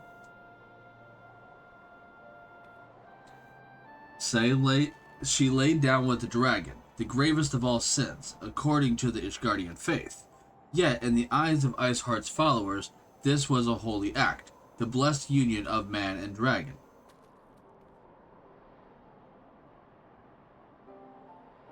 Bye. How such a thing could even be possible is quite another question. Suffice it to say, I very much doubt that we will find a useful answer in the archives of House Fortemps. Much knowledge has been lost over the centuries, though in this case one wonders if it is by circumstance or design. You said that Iceheart took a moment to plead her case prior to escaping, did you not? Viewed without prejudice, most would agree that bringing an end to an endless war serves the greater good. I think Sir Emmerich might take issue with her methods.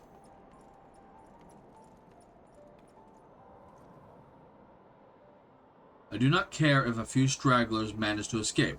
Until the sappers confirm that the tunnel is safe, the men are not to search it. Yes, Lord Commander.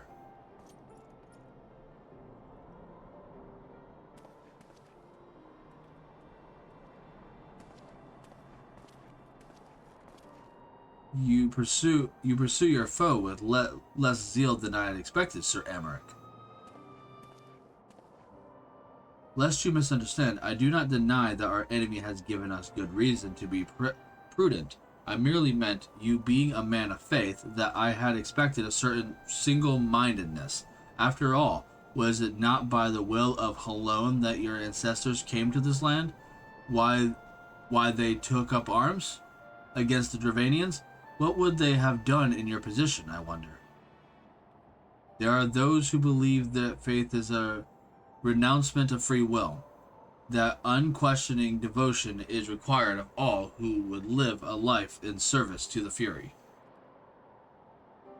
Such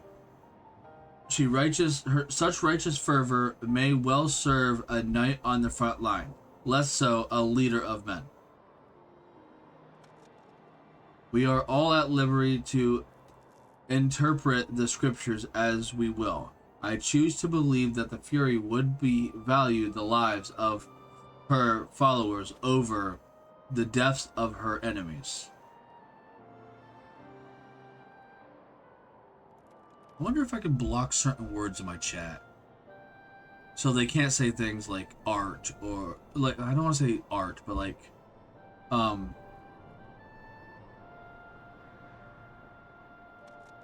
no, they'd find ways to get out. I don't know. I'm trying to find a way to mitigate the amount of these bots that come into my channel, because like it's an ongoing thing. It's like they come in, they try to make nice, and then they try to get you to look at their art. And it's like, I'm not interested in your art. In fact, the last person's art that I looked at was not their art. It was fake art. It was AI. He's like, I don't care. He's like, I have people that I personally know that will make art for me, but they don't do it for free. I have people to do it for me already. I need to be able to pay them. Once I can, then I can get art, I can get character, I can get custom emotes, I can get all of this stuff done. So, for the foreseeable future, I am not interested until I'm able to pay the people that I already know. Because I don't want AI art, I don't want stolen art. I want to make sure that the art and the customization and the designs and everything that I get is personalized to me by the personal artist.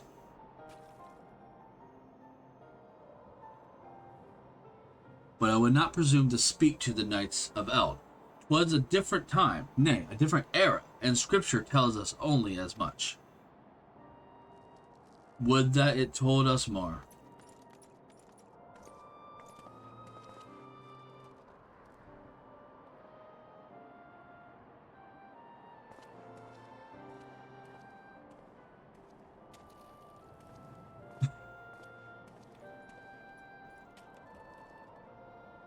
The man is awfully pragmatic for a servant of the Holy See. A welcome trait at the negotiation table, to be sure. Less so when one's enemies are making ready to harness the power of a god. Mayhaps he does not truly believe that Iceheart's plans can succeed. Truth be told, I too remain somewhat skeptical. Shiva was real, a living, breathing woman. Of that there could be no doubt. In this respect, she differs from every other figure to have been summoned, each of whom was worshipped as a god. The sole exception being Good King Mugabong XII, the myth made manifest in response to the fervent supplications of the Mughals Guard. Saint Shiva may differ, but what of the heretics? They are a tribe of outcasts at war with a mighty nation who yearns for the resurrection of the one who embodies their beliefs. If that is not placing one's faith in the higher power, then what is? Crystals and convictions, Benfilia, they have them both in abundance.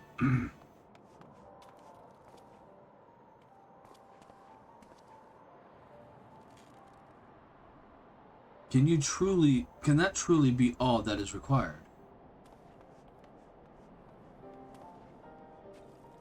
My survey team has concluded a preliminary analysis of Aetheryte Iceheart used to escape. They believe that she teleported to another Aetheryte, somewhere not far to the west.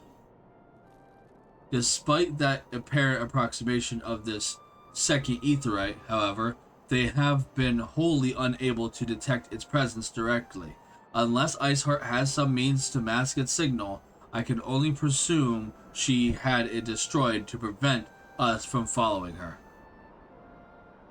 Without the means to teleport as she did, we have no choice but to search for an alternate route, most likely a tunnel, assuming one exists. Let us not give up on teleportation just yet. One of our colleagues in Charlian may be able to assist us. I pray that you are right. I dare not think how long it will take for us... I stammered there for a sec. It will take us to survey the entire tunnel system.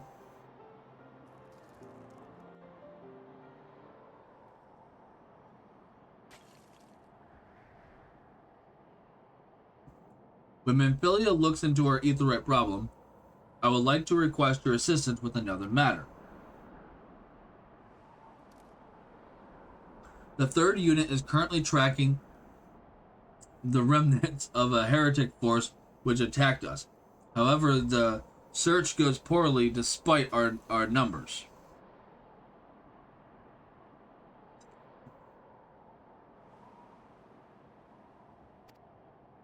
Korthus is vast, and Iceheart's followers know the terrain far better than we. Your knowledge of this region may serve to hasten the process. The sooner we capture Iceheart's followers, the sooner we can press them for their leader's whereabouts. Also, though it is admittedly a selfish request, I feel that my braves would benefit immensely from working alongside you. While we have our share of veterans, we also have more than a few less experienced recruits, many of whom look up to you, in case you were not aware.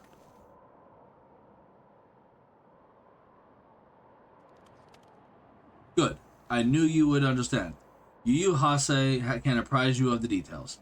When the task is complete, come and find me at the observatorium. Captain Ilberd and I are meeting there to discuss the latest development in his investigation. The Templar Knights shall hold Snowcloak in our absence. Let us leave them to their work. Ours is more pressing.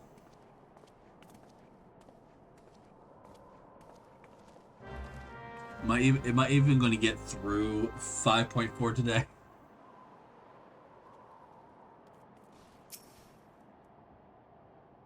There you are, Pilskin. Commander Levelier instructed me to wait for you. Your assistance is most welcome, believe me. Most of the third hail from Ul'dah, and for a man accustomed to the feel of sand beneath his boots, the Church of Snow can be rather disconcerting. But to the matter at hand. Nary a moment ago, I received word that the heretics we seek have been spotted making for Danafen Pass. My braves are already in pursuit, and I should be grateful if you would join them. I myself shall be taking part in the hunt. Never let it be said that I do not earn my coin. Well, yeah, because you're a greedy mofo. You only joined us so you can get rich. Sorry, did I say that out loud? Ah, hair. There we go.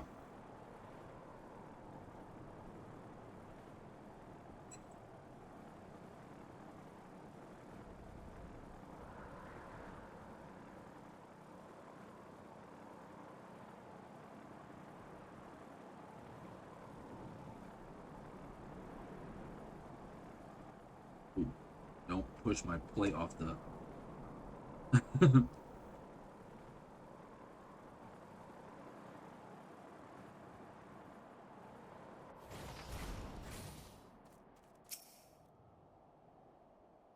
Balls! My ankle is on fire. Caught my boot on a rock or something and twisted it as I fell. The others went up ahead through Danafen Pass. Hurry and you might catch up. If you aren't sure where to go, look for tracks. The snow is fresh, so they shouldn't be hard to find. Well,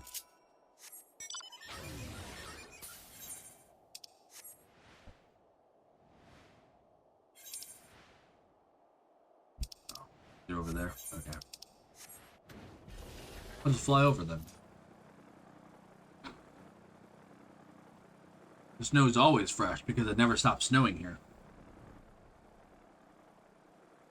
What up? Gotta give me some more food.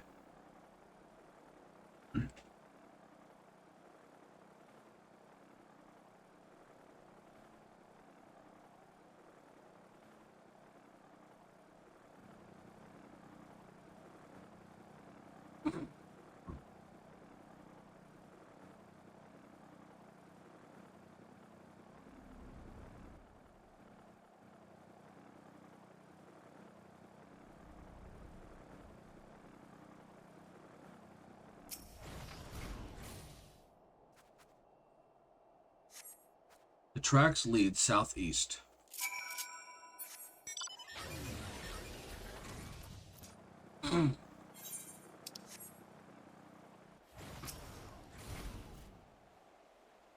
Scion, what are you doing here? The heretics? I'm not sure. There was a great scaled beast and Yuyahase, I think he went east on his own. The heretics split up, so we did too.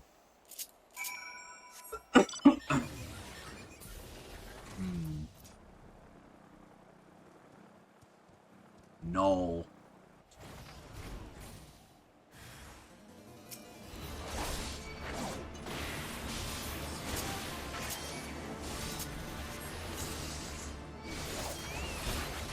Come on, Remy LeBro.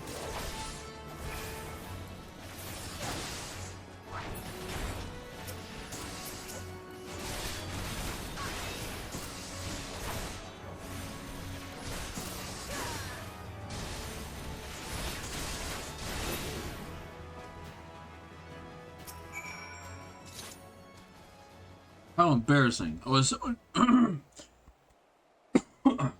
so intent on following the heretics' track that I almost failed to notice they had doubled back.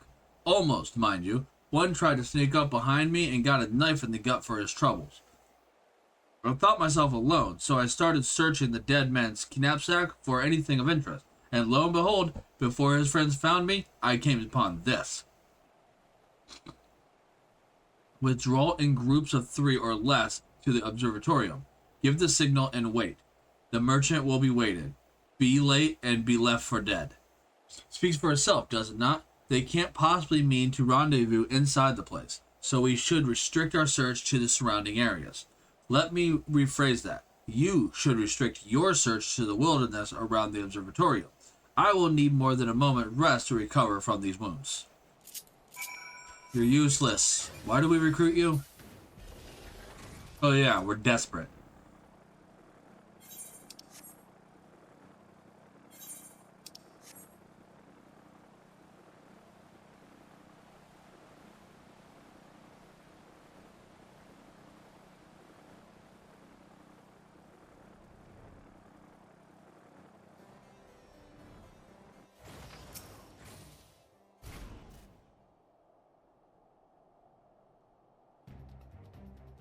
I am through with listening to your excuses. We leave now. How? The woods are crawling with those blue coats, and the knights are searching every wagon that passes through the gates. Hey, I'm a blue coat. Well, stay with him then, if you think you'll fare any better. Now, there's no need for that. There are places like... Hey, Yuguri! There are places like this in my homeland. Sacred snow-capped peaks where blood must not be shed. Yuguri's back! I missed you, Yuguri. How's the training going?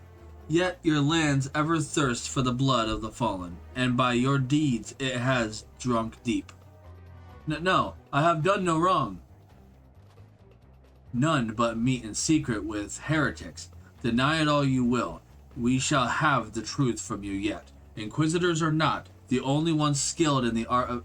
Inquisitors are not the ones skilled in the art of interrogation. Damn it all. Oh, I'm doomed. Fancy meeting you here, Pilskin. I presume your work with the Third brought you hither?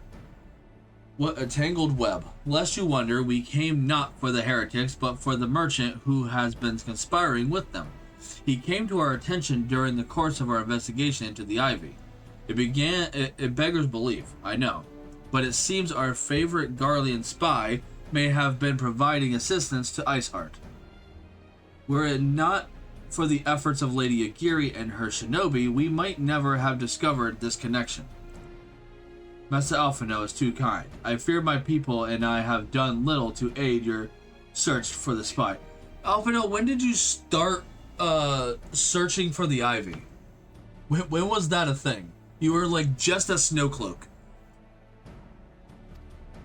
We long to strike back against the Empire and weaken the influence in this land, to prevent the tragedy which befell Doma from reoccurring. The days ahead and the work they promise will require a very peculiar set of skills. Okay, Liam Neeson.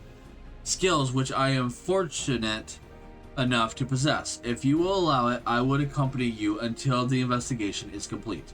That is most generous offer, Lady Agiri, and one which I gladly accept. Thank you. Though I may disappear for a time, know that I shall never be far, and shall always be watching. A comforting thought. Come, Pilskin, let us wait inside for Captain Ilbert to return and deliver his report. Ah, crap. Banged my controller.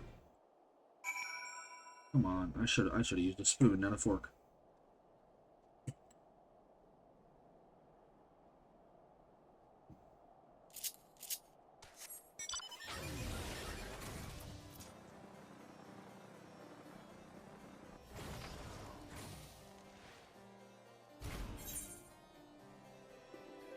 Oh, I'm at the observatorium. I was like, why does this place look different? I'm not at Dragon, I'm at the observatorium.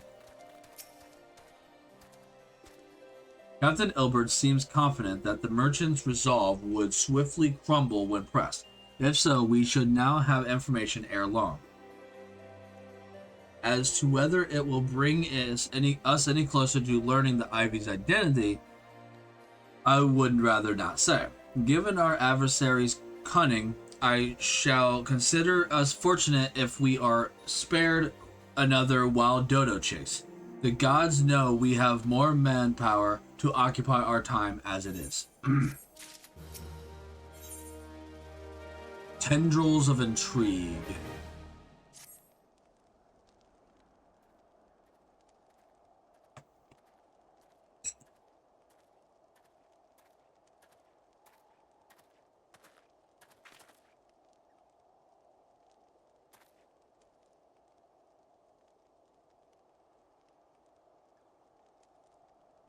Captain Ilbert, your report, if you will. Aye, Commander. Firstly, with regard to the heretic we captured, I regret to say that the man could tell us not that we did not already know of Shiva. We have since handed him over to the Ishgardian authorities. Henceforth, the Holy See will pursue the matter independently. Our inquiries concerning the Ivy, however, have proven more fruitful. We have ascertained the channel by which the heretics acquire their information on the shipment routes. Go on. You will recall the flame we first identified as being in the Ivy's employ. From him, we were able to trace a trail of conspirators, each taking us closer to his master.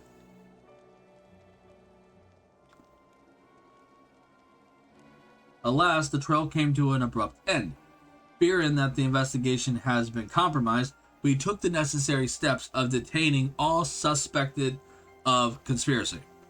There were five on our list, including the flame stationed at Ravenet's Toll.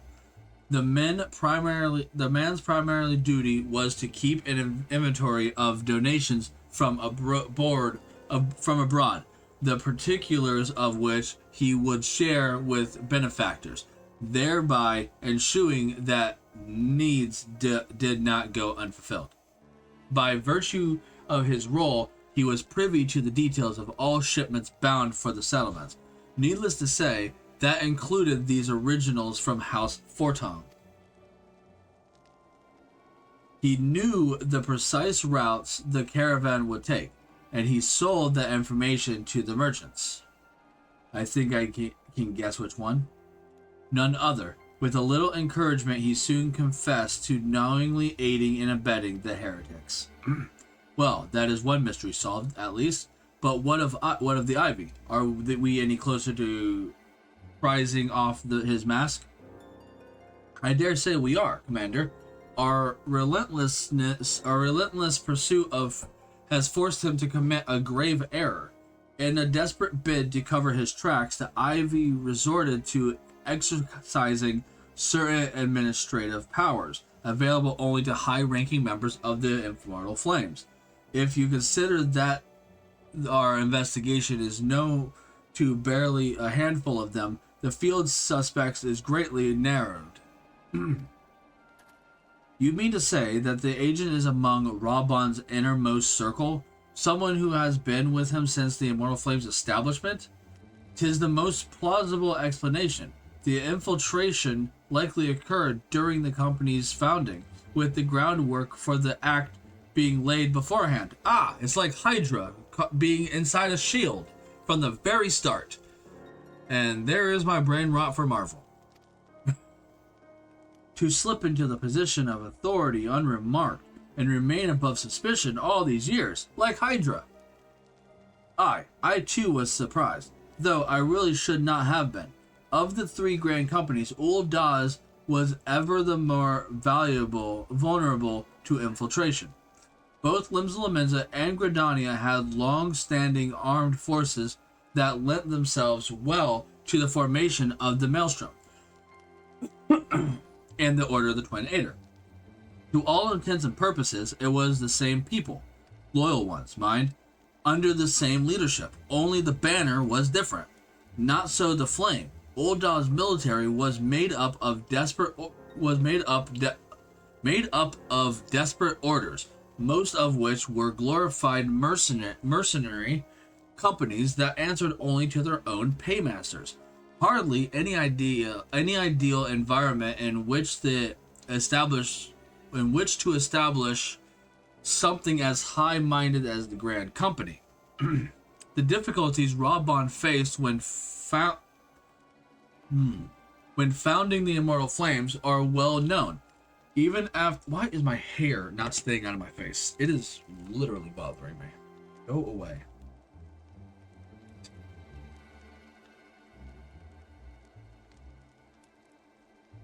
Just one strand of hair won't stay on my face. The difficulties Raubon's faced when founding the Immortal Flames are well known, even after he had convinced his fellow syndicate members to share the cost. There remained the small matter of finding enough bodies to fill the ranks. Indeed, and even the pressing nature of the imperial threat that meant recruiting every possible sellsword. Amidst the chaos of its founding, it would have been child's play to infiltrate the company. A good deal easier than now. The Immortal Flames have ever been caught between conflicting interests, the public and the private. Though the monetarists ultimately agreed to support the organization's founding, 'twas not only of charity that they did so, but simple self-preservation. Had Null Van Darnus' ambition been any less apocalyptic, you may be sure that they would never have risked supplying Raubon with an army. 'Tis but a wonder they did not attempt to extinguish the flames the moment the danger had passed. Returning to the present, even as we speak, our Doman allies are shadowing several high-ranking flames, any one of whom could be the Ivy. Desiring the deal a blow against the Empire, the refugees were eager to lend us their aid. I expect to hear from them ere long. Very good. Pray continue your investigation with the first. Meanwhile, having the second attend to the unrest, the third can join the fourth in expecting crystal shipments. If they noticed anything unusual, I want to know about it. If Shiva is summoned in like manners to the primals, the heretics will be looking for further supplies. Understood, Commander. I shall send word to Sir Amaric informing him of our success in identifying the heretics' abaters. Hopefully the information will be of some use to the Ishgardians. It is time, Commander. Yes, I am aware. An emergency council for the Alliance leadership has been called. There have been developments in Garlemald, it would seem. As commander of the Crystal Braves, my presence has been requested. I would have you accompany me, Pilskin. As the realm's stoutest champion, it's only me that you be present to these discussions. Oh, and the antecedent has already given her consent, lest you worry. Yeah, but what about the other three? Do the other three care if I just join in on these very important discussions constantly?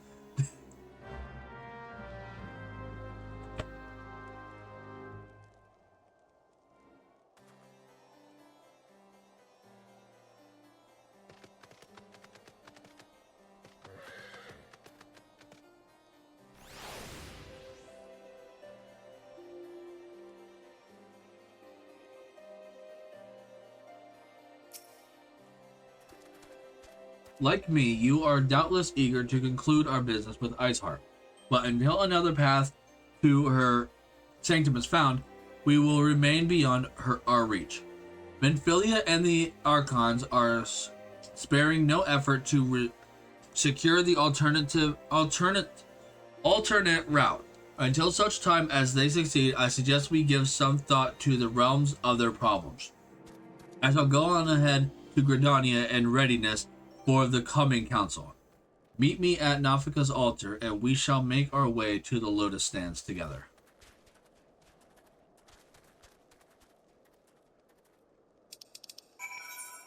This is gonna be long. This is gonna be long. I didn't expect it to be this long. I was hoping to be done by like within 7 hours, but it's probably gonna be like another 2 hours at least.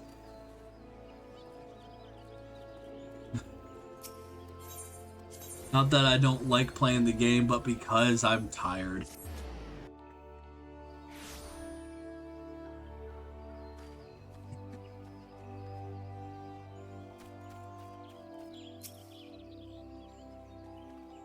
My thanks for coming, Pilskin. When you are ready, speak with the conjurer yonder. She will show us to the Lotus Stands. The Alliance leaders await you on the Lotus Stand. Will you be joining them? Yeah. This should be voiced, and I should be able to eat.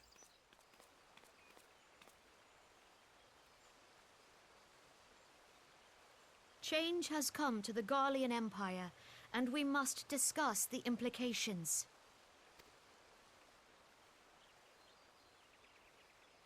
The rumors are true, then? The War of Succession is ended? It is. A new emperor reigns in Garlemald. Oh, lovely. Who?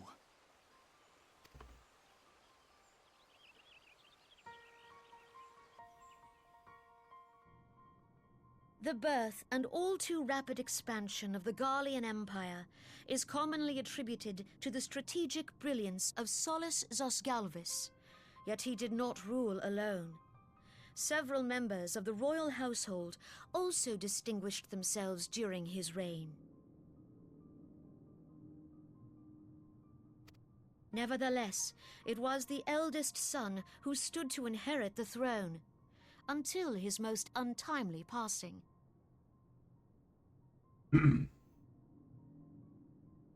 Hey, Valkyrie. Welcome in, welcome in. How you doing? Sorry, I'm eating.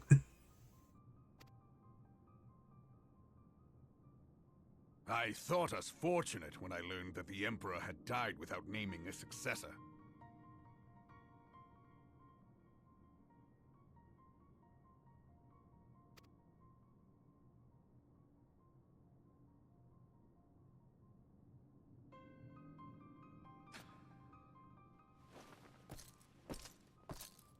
Would that the Garlean Empire had died with him.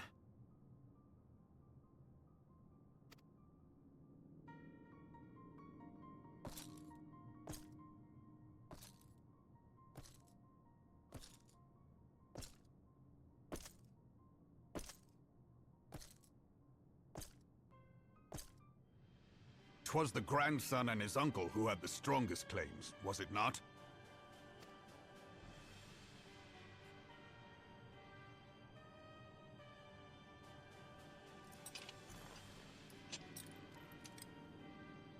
Indeed. Yet The claims count stupidest for little hat ever. without the power to assert them. High Legatus Varus Ye Galvus is a respected military leader. Not so his uncle.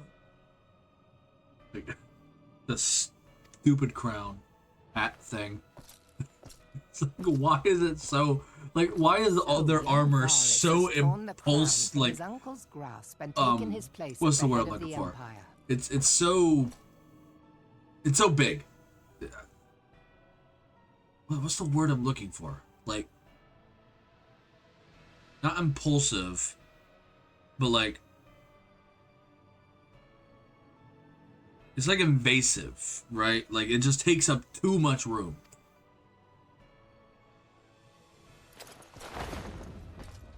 And the freaking spike on his chest is useless unless he's planning on giving someone one deadly hug. The armor, the Garlean armor is so dumb. Given the troubled nature of his succession, the new emperor will require time to seal his grip on power. Yet have no doubt but that he shall, for there are none left with strength enough to oppose him.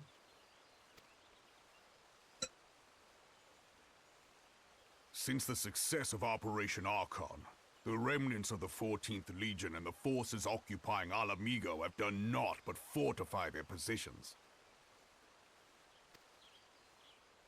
But you can be sure they'll be ready to march on us again, if their emperor gives the word.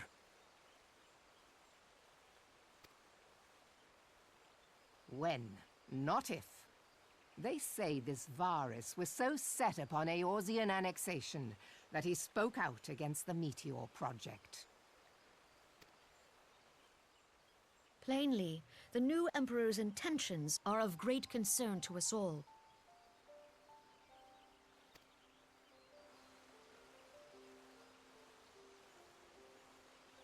I propose that we set aside the Cartno dispute for the present, and discuss what measures the Alliance might take to prepare for a resumption of hostilities with Garlemald. Moreover, I move that we re-examine the question of how our former allies in Ishgard might be persuaded to retake their place at our side. Could Eorzea but stand as one, 'twould deal a grave blow to our enemies' ambitions.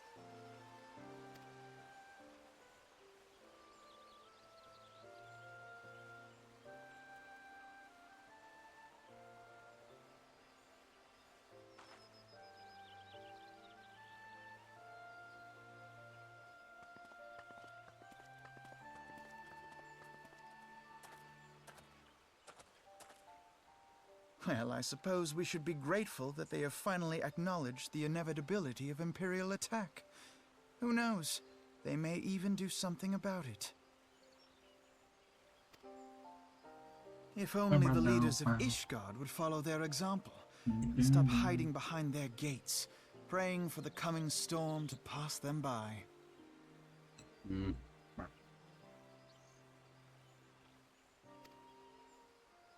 But that is a discussion for another time. At present, I am more concerned by the fact that the Alliance's mooted preparations will be made known to the Garleans many moons before their coming. So long as the Ivy eludes our grasp, no secret is safe.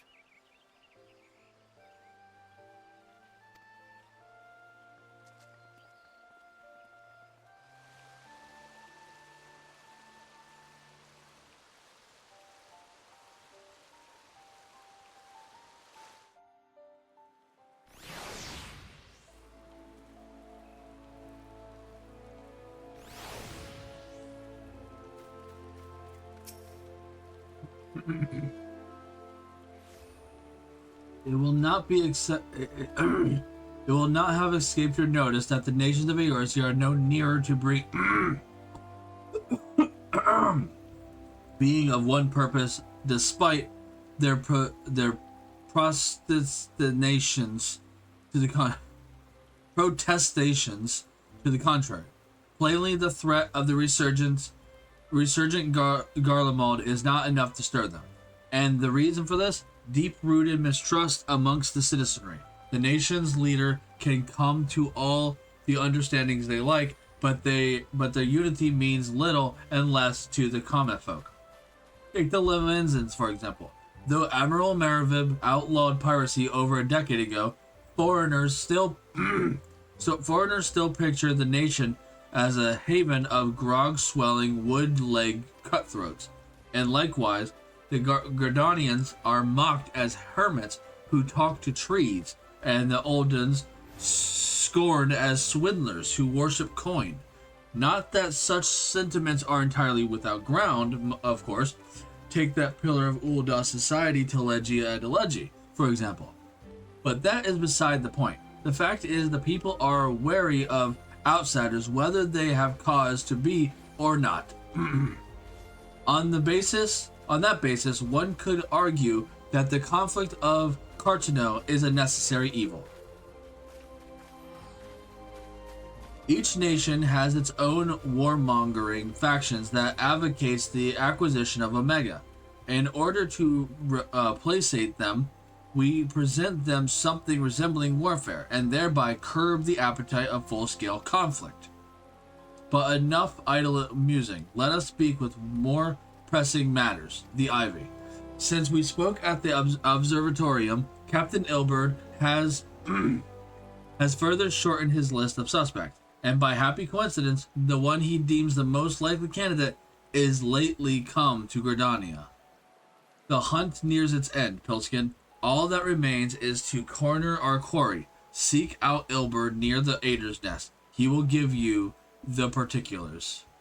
Should there be any development in Corthus, you may be sure that I will send word without delay. In the meantime, I wish you success in apprehending the Ivy.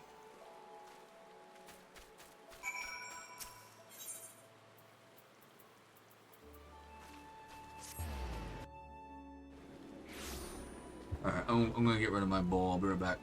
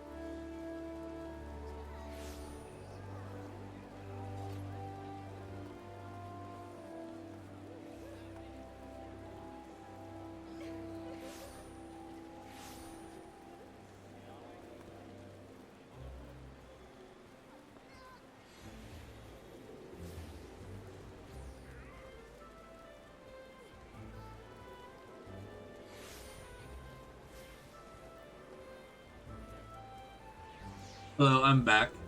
My nephew is freaking me out. He points to an empty area of the room, and he's like, "There's a ghost over there." Thank you, little dude. That's exactly what I wanted. I mean, it's been long known that there's ghosts in this house. Too many things have happened for it to be a coincidence, like. But still, I don't like talking about it. I leave them alone, they leave me alone. My thanks for coming, Scion. Doubtless the commander has informed you, but we have unmasked the Ivy. From this point on, we must proceed with extreme caution.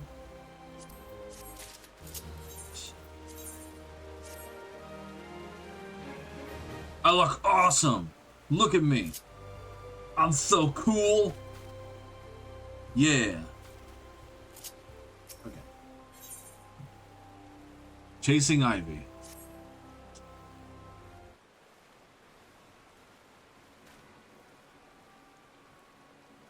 Listen well. The spy will have been seeking all this time is none other than Flame Marshal Aline Royal, Raban's second in command.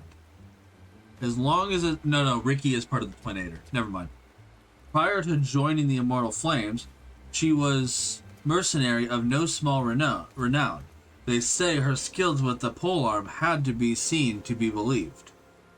Of Ishgardian birth, she is the highest-ranking foreigner in the Immortal Flames, bearing the Flame General himself, of course.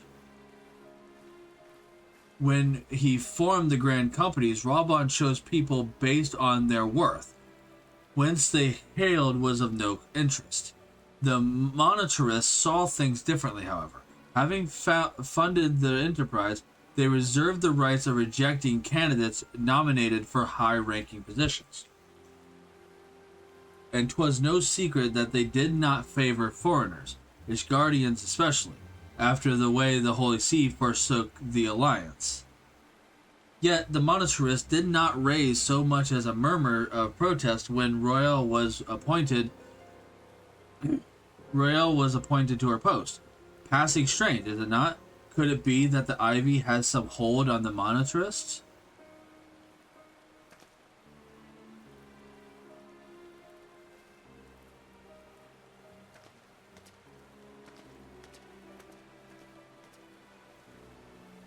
But these revelations are secondary to our current mission.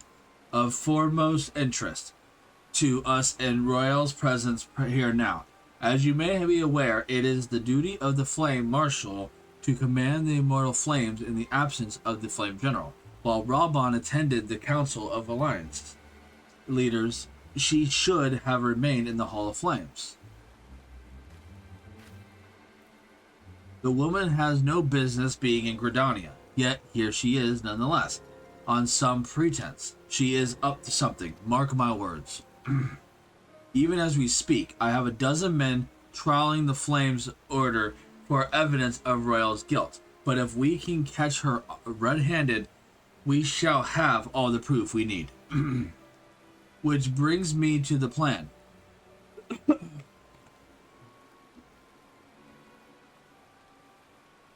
I have people watching the city gates, the airship landing, and the docks. Every point of egress. She cannot leave without our knowledge. All that remains is to shadow her until she betrays her true purpose. Can I rely upon your eyes, Scion?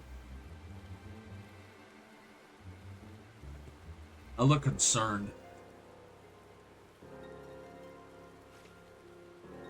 You have my thanks, then.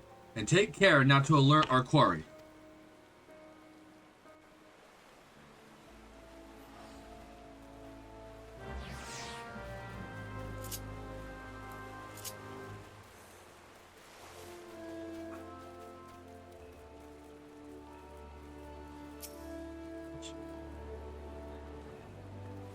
Royal is headed in the direction of the Blue Badger's gate. With me, Scion.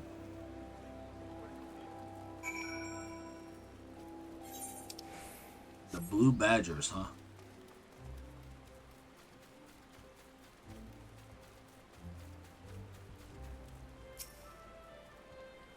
So Rael has entered the Caroline canopy, meeting someone perchance? Or could it be she means to board an airship?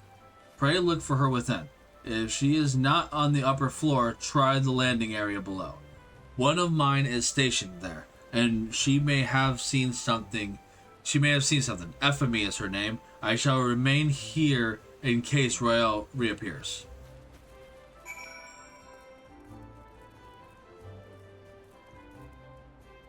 Alright, yeah, she's downstairs.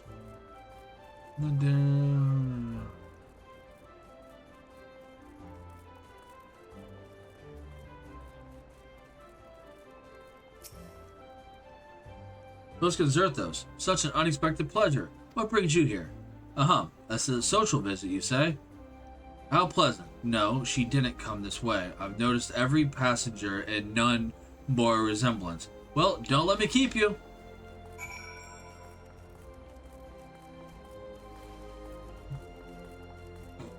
Maybe she teleported. That's a thing people can do, right?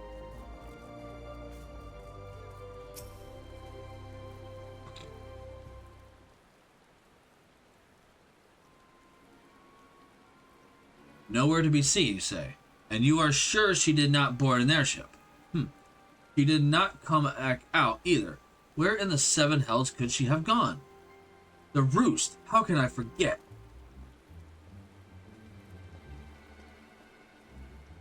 Greetings, good sir. Might I interest you in some Montoy tonic? A cup a day imbues a man with great vigor, if you take my meaning. Perhaps another time, friend. Wait, that necklace. You are a shinobi of Doma. The woman you seek has left Gridania by way of West Shore Pier. She was attired as a merchant, but these eyes are not so easily deceived. You may wish to take your search to the East Shroud. Rest assured that we shall continue to support you from the shadows. Thank you. Thank the 12 for the Domans. Were it not for their unique talents, Royale would have disappeared without a trace.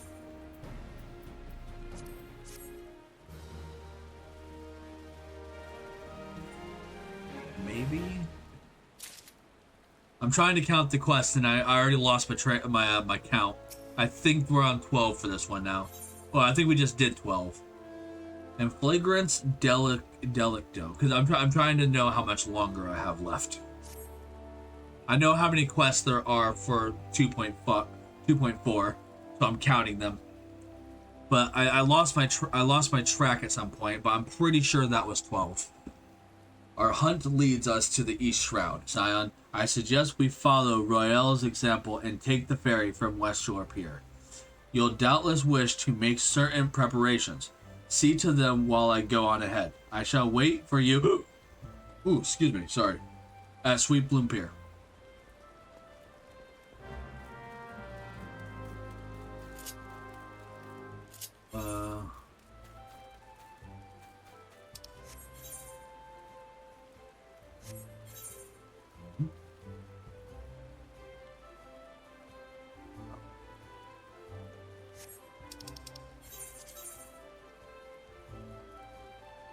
How did she get over there?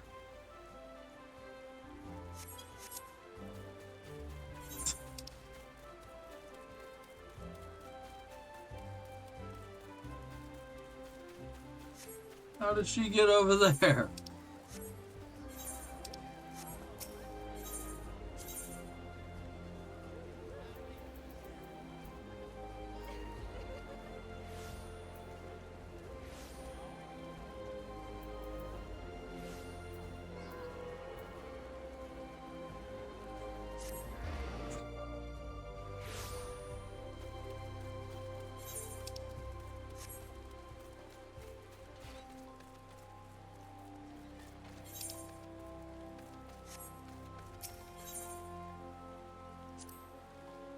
I happen to be heading across the lake to Reborn Pier to the East Shroud.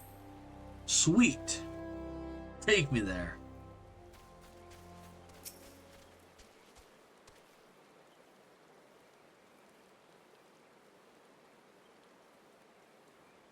This way, my friends. Or my friend. I'm a singular friend. Your query marks for the Hawthorne hut. If Rael is truly the one we seek, we can expect that she means to make contact with the Garlean masters there. An explanation is in order. You are no doubt aware that the Garleans have their own method of communication over great distances. Well, our ingenious friends at Garland Ironworks have provided us with devices which disrupt these communications, and we have installed them around the city-states. In so doing, we have made it difficult for Imperial agents to correspond with their masters. Royale would thus have no choice but to rendezvous with her Imperial contacts directly. Yet, as a well-known face in the Immortal Flames, she cannot move about Thanalan without being recognized. It would only be a matter of time before someone saw through her disguise. 'Tis for this reason, I believe, that she has chosen the Black Shroud for her clandestine meeting. The Elezen are a common sight here, and her comings and goings are not like to turn any heads. As my scouts tell it, the Garleans have sent agents with a mind to destroy the devices and render such direct contact unnecessary. Fortunately, our shinobi have thus far been successful in rebuffing their efforts. This is it. We need only make for Hawthorne's hut and call Royale in the act.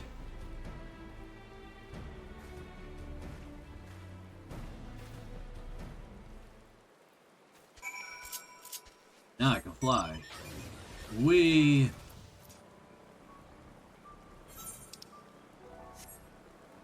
Tree. That's the honey yard. Or the honeycomb, as I like to call it. I don't call it the honeycomb. I just came up with that name. Just this second. My people report that our quarry has departed for the bramble patch. The ivy returns to the gnarls which she came, but perhaps it is all for the better. To convict someone of her standing, we will require damning evidence against her. What could be better than to catch her in the act when she meets with her Garlean masters? My countrymen and I shall lie in wait in the shadows. Tread warily, my friends.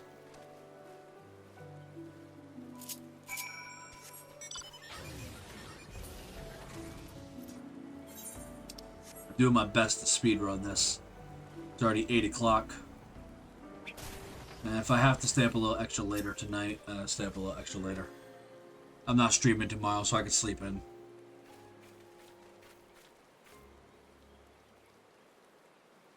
Just beyond, Royale is in conversation with an individual clad in a manner of an adventurer. An Imperial intermediary, no doubt. This is it. With me!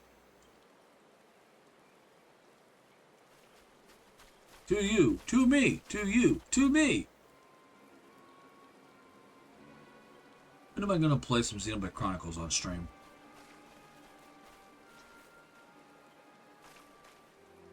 Flame Marshal Aline Royale, you are under arrest for treason and espionage.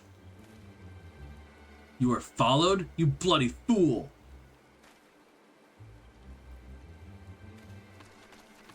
No, I don't think so. Damnation.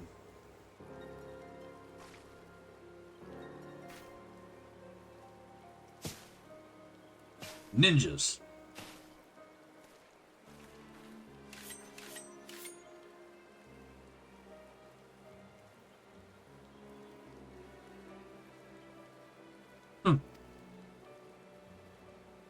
You are unarmed, my lady, and scarcely garbed for battle. But if you wish to fight, you are welcome to try.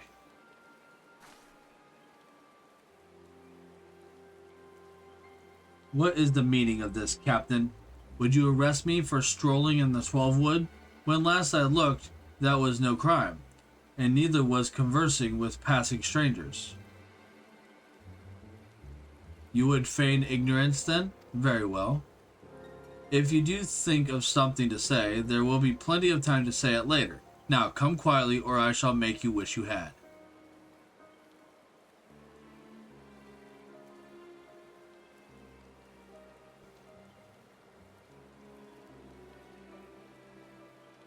I will offer you no struggle. After all, I have naught to hide.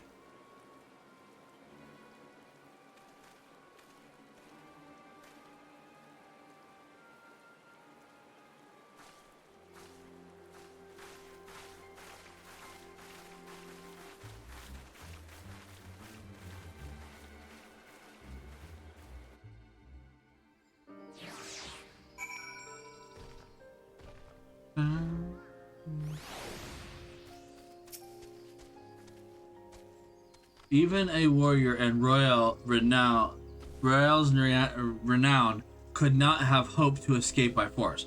Despite her claims, she surrendered. Her surrender does not bespeak innocence, but an awareness that her position is untenable.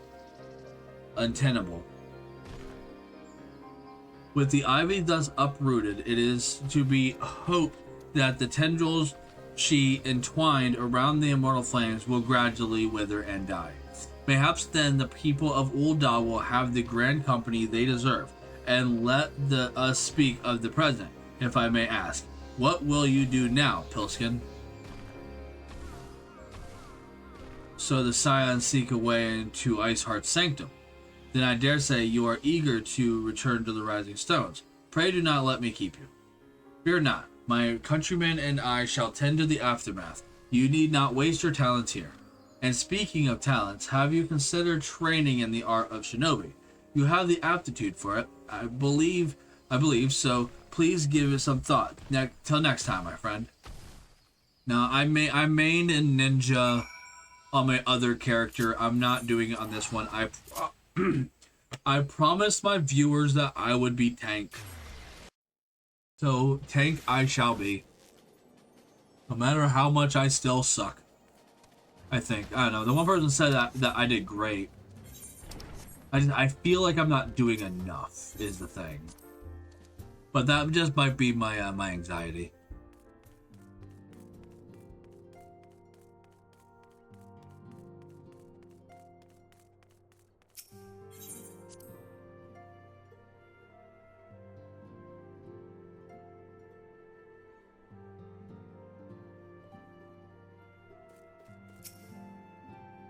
Welcome back, Pilskin. I understand that Alphino has tasks for you. May I ask what it was? Charges of treason and espionage against Ellie and Royale? I can scarce believe it. Could there not have been some manner of misunderstanding? No, it avails us not to dwell on it. Whatever the truth may be, we must trust to the authorities to uncover it. Let us speak of another matter. I am pleased to report that we have made progress in our efforts to find a way into Iceheart's sanctum.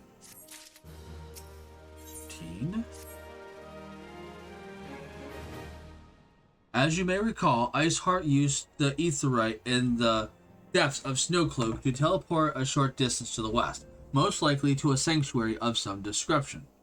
It is there that we suspect she means to summon Shiva, using the crystals she stole from the house Fortonk caravan. The heretics believe that they are bringing about the second coming of their patron saint, but if, as we suspect, they mean to hold a summoning ritual of the kind employed by the beast tribes, it seems likely that the result will be something more akin to a primal. Suffice it to say, they must be stopped. And stop them we shall. But first, we must surmount the obstacle that Iceheart has placed in our path. Ordinarily, it would be a simple matter to tap into the established aetheryte and thereby follow our quarry. However, despite our best efforts, we have been unable to ascertain the position of the aetheryte to which she teleported. Our prevailing theory is that she destroyed the second aetheryte upon arrival. A reckless, desperate measure, but also an effective one. After discussing the matter at length with Urianger, we have concluded that we lack the expertise to develop a solution, which is why we have called upon the aid of one who does not possess such expertise, a colleague of ours who is currently en route to Ravenous Toll from Charlian. She should be arriving within the hour, in fact. Since you are here, mayhaps we could welcome her together. I am certain she would appreciate the gesture. Let us make our way to the northern gates and await her coming.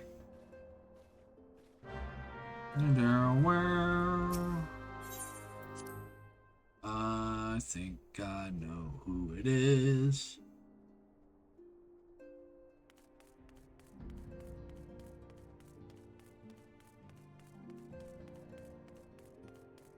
But I could be wrong. I don't remember too much.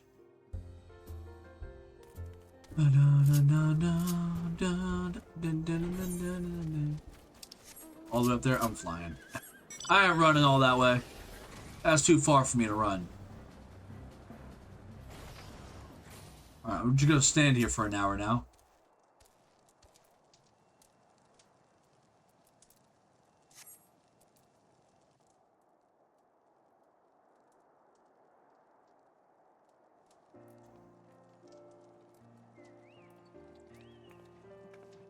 Bird!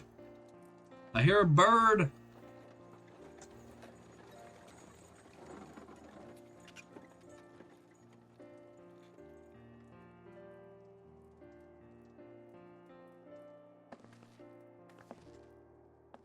Nope, never mind. It wasn't who I thought it was. Oh, yes, okay. I had one of 3 guesses and I was wrong. Right. Her. Minfilia, am I right? You are looking fine as heck, woman. Sorry. None I like my women big. I bid you welcome to Revenant's Toll. I like and tall thank you women. for traveling so far on such short notice. As if I could ever say no to Urianger. Moonbreeder is an accomplished Charlian scholar and an authority on aetherite technologies. She has played an invaluable role in our search for a means to capture Ascian souls. Charmed, I'm sure. I love how 3 different plots are happening at one time right now. Iceheart, capturing Ascians, and the insurgents inside the Immortal Flames, which that one is kind of done now, but still.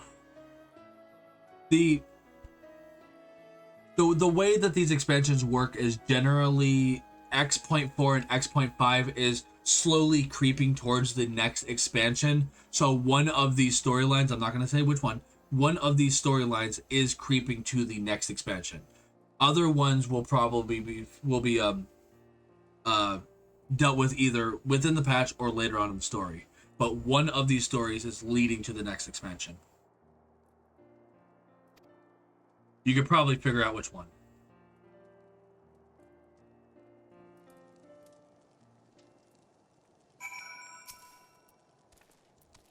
Let us return to the Rising Stones at once, then. We have much to discuss. Alright, I'm flying again. Whee!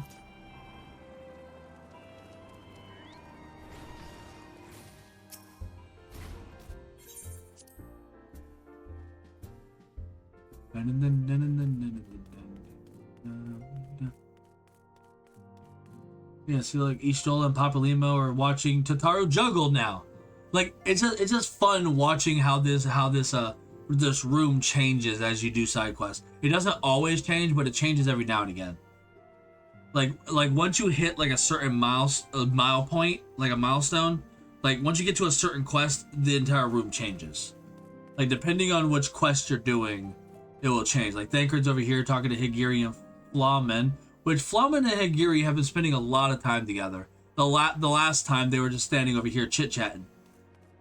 And then Ida and Boulder are doing a squat contest. It's just so fun to see what everyone's getting up to. I could have sworn they had a potato in their group, but I guess not. I thought they did.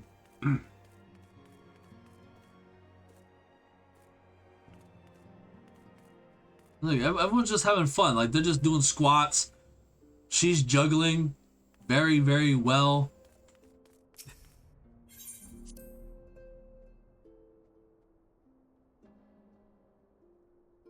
Moon!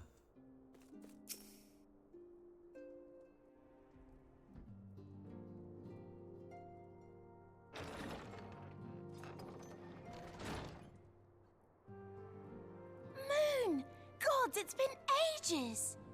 Hey, Ida, who won the squat contest? Oh, longer, sister. Probably Ida. Hori's wearing a lot of armor. But the fact that he's able to keep up with Ida in a lot of armor just proves he's better. A joyous reunion indeed. Where was he stolen? Oh, wait. Oh, where was he stolen? Oh, wait. She was with Papalimo, wasn't she? Watching Totaro? Yeah, I think she was with Papalimo. Because Thancred was talking to Flamen and Higari, and then Ida was doing squats.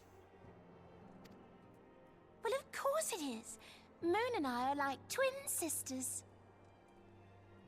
She's like twice your height. There's nothing twin about you. You're not even the same race.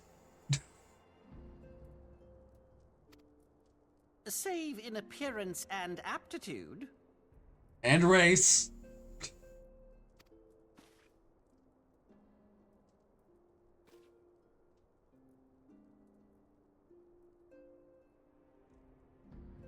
Everyone, if I could have your attention. We have with us an esteemed guest who has come from Sharlayan to assist us. I bid Moonbreeder join us here that she might share with us her extensive knowledge of Aetherites. Also, as many of you are already aware, she has been overseeing our research into white auracite, a sample of which she has been good enough to bring with her.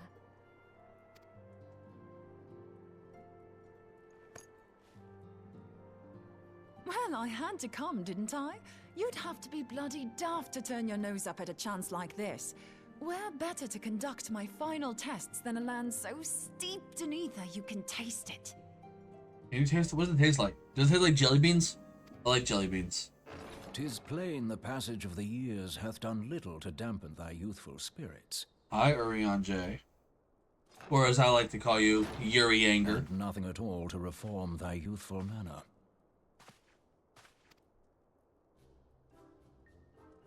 That I didn't just come up with. I've been calling him Yuri Anger for years. Oriange, where in the hells have you been hiding? Unhand me. I ship it.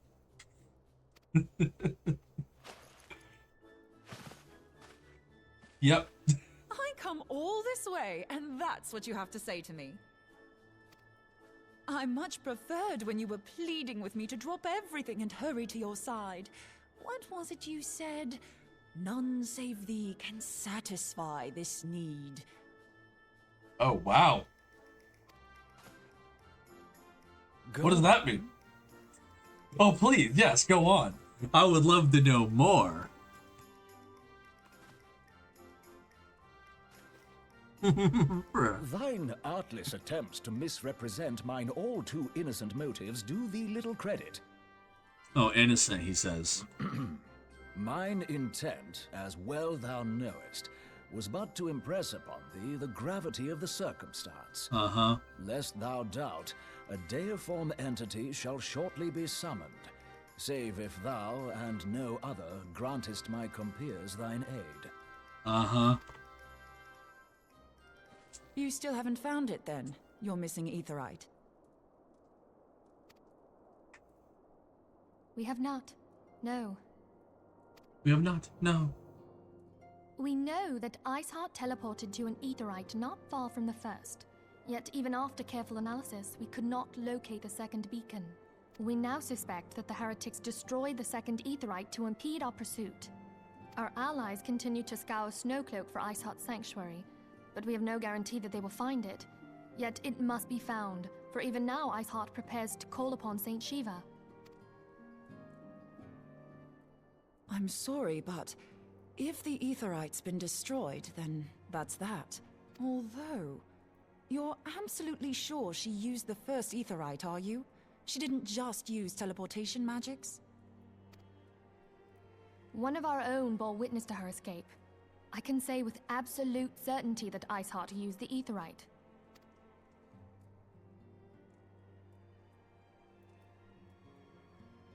In that case, there might be a way, so long as the ethereal current is still flowing. Truly? How? We use the current to recreate the beacon. As you know, aetherites are a bit like lighthouses. We use them to reconstitute our physical forms when crossing the ethereal sea. Without them, we'd lose all sense of direction and our essence would dissipate. However, we don't rely solely on these beacons. There are currents of ether which flow between them, currents which help guide us to our destination. Now, these currents will gradually dwindle away to nothing if an aetherite is destroyed. But if even a sluggish flow remains, we could theoretically use it to direct a surge of concentrated ether towards the void left by the beacon, and thereby fill it up again. Like opening the floodgates to fill a dry riverbed. Though, correct me if I'm wrong, but would we not need a veritable reservoir of ether? In concert, we might manage to channel a sufficient volume, yet that is not my chief concern. To direct the flow of so great a volume of ether with the requisite precision would be a nigh impossible task in itself. Nigh impossible task in itself. I barely succeeded in facilitating travel to an unattuned beacon. That which you describe sounds considerably more difficult.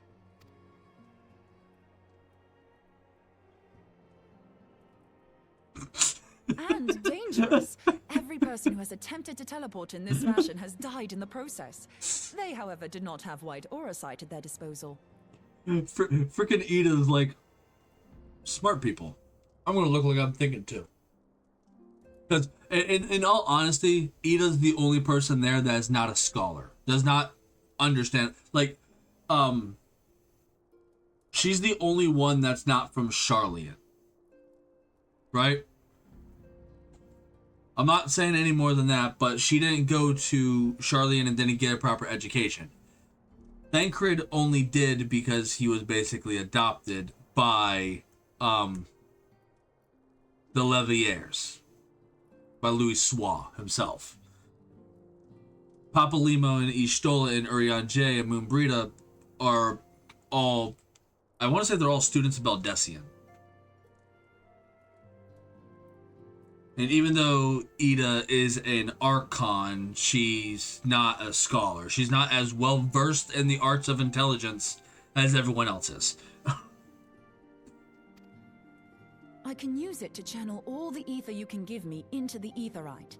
However, white aura sight cannot retain ether for an extended period of time, so we would need to infuse it immediately beforehand. So, like, she's just doing everything she can to try to look smart. But I'll be right back. I have to run to the bathroom really bad.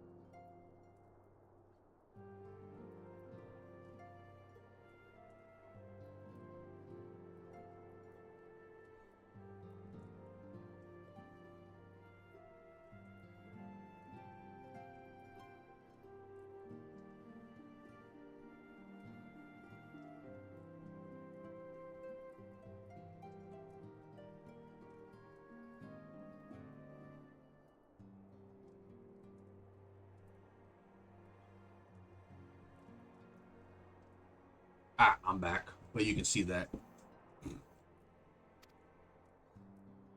Just so you know, I'd confidently give this plan better than even odds of success. And if the worst comes to worst, your people won't suffer. Though it risk the lives of our best and brightest, we have not the time to seek other options. If the ethereal current still flows, we shall carry out Moonbreeder's plan. That's the spirit. Let's roll the dice.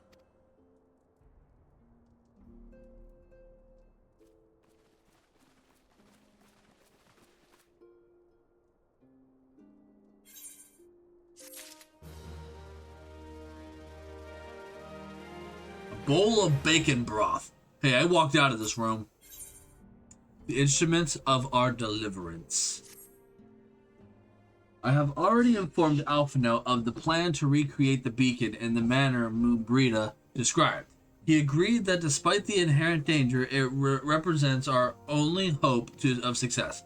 He also said that he wished to meet with you at Snowcloak before proceeding.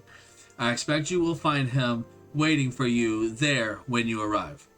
I want you to know that I appreciate everything you have done on our behalf, Pilskin, and that I have faith you will return to us, as you always have. Time to go to Snowcloak. Snowcloak, time to go to Snowcloak. Snowcloak.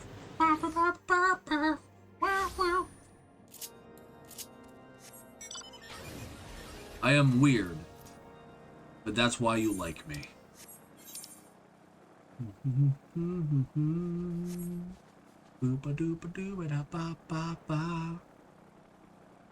Ugh, my head is pounding.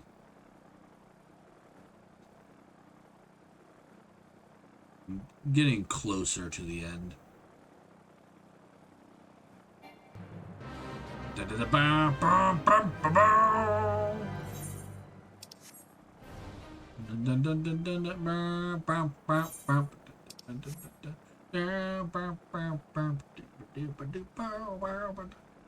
I have to do another thing as tank today.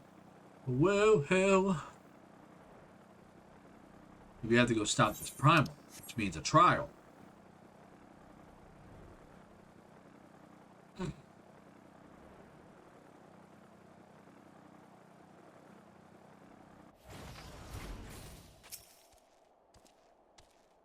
Good to see you, Pilskin. I was starting to wonder if you were having second thoughts. Captain Elbert sends his regards, by the way. He attends to the interrogation of Elaine Royale and Ul'dah even as we speak. But I shall not distract you from the matter at hand. We can discuss the Ivy upon your return. I trust that, by which I mean to say, the others are waiting for us at the Aetheryte. After you, Scion.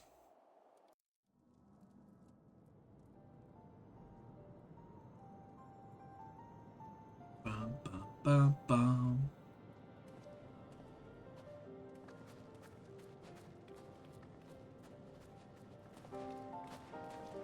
Da, da, da, da, da, da, da, da.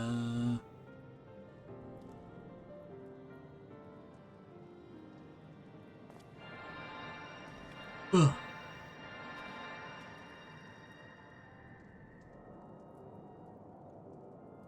Alphino, you're not gonna help?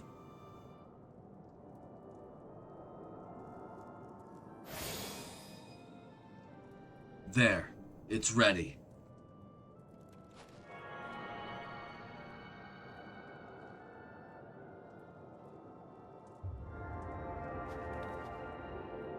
Orosite is a reference to Final Fantasy XII.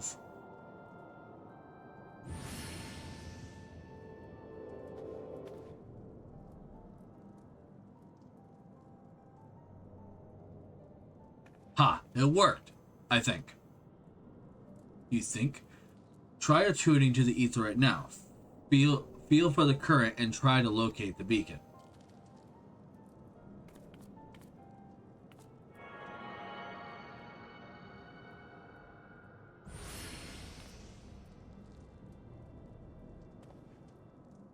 We have done all we can, Pilskin. For now, let us withdraw. When your final preparations are complete, you must seek out the beacon we have created. If, by the grace of the 12, you arrive safely, you must stop Iceheart before she summons Shiva.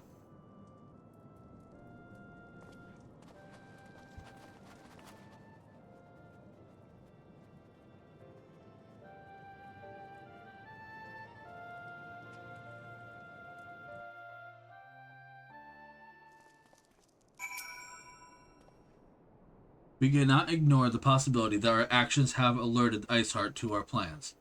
Should that be the case, she may attempt to hasten the completion of the summoning ritual, and if she succeeds, you will have little choice but to face Shiva in battle. Knowing little of this saint, I cannot say if your own strengths will suffice. And so, I would encourage you to call upon your allies. Some may have reservations about wagering their lives on the success of Moonbreeder's experiment, but others will surely agree that desperate times call for desperate measures. Before you assemble your party, pray speak with that knight. I believe he has a message for you from Sir Amaric.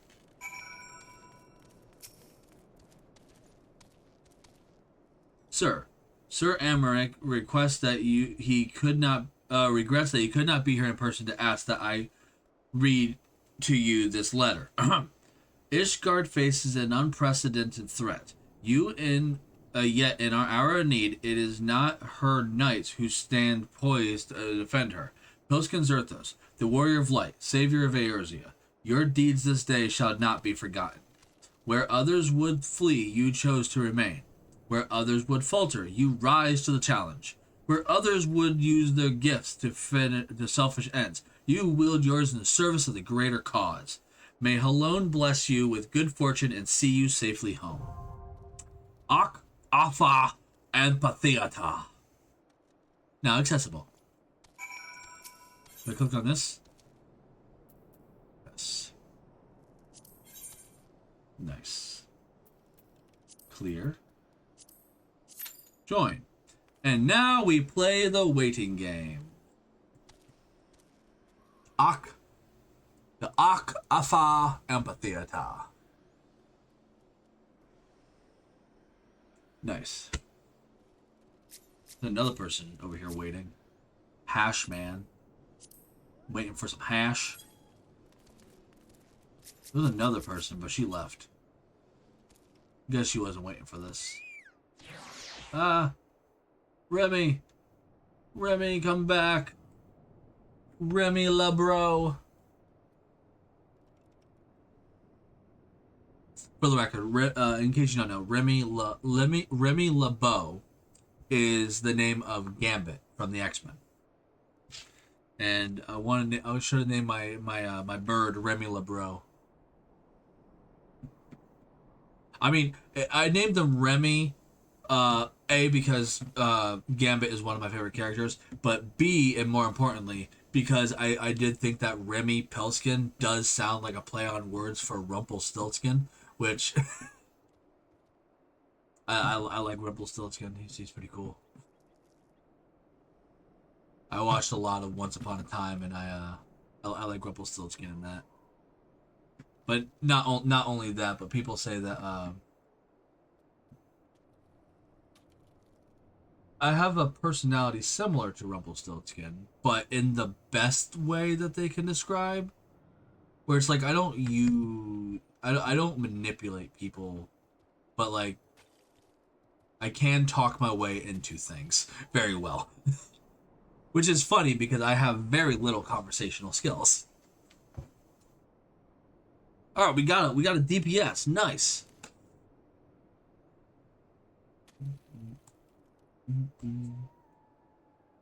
So I think this is quest 14, but it might be quest 15.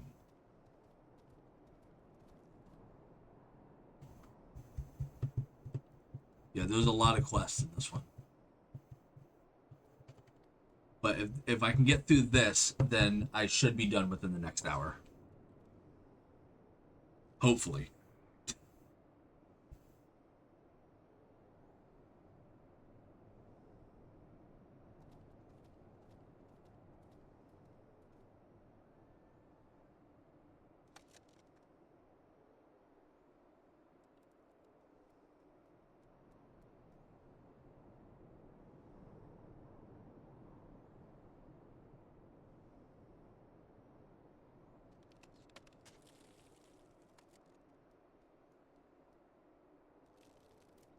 Know one thing though, I'm not going to be done early enough to watch more Marvel tonight.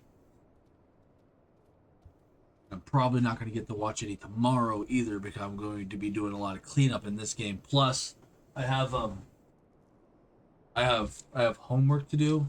By that I mean my friend very kindly, because I have an addiction to Final Fantasy, he very kindly wrote a list of every single Final Fantasy card in the Magic the Gathering card game.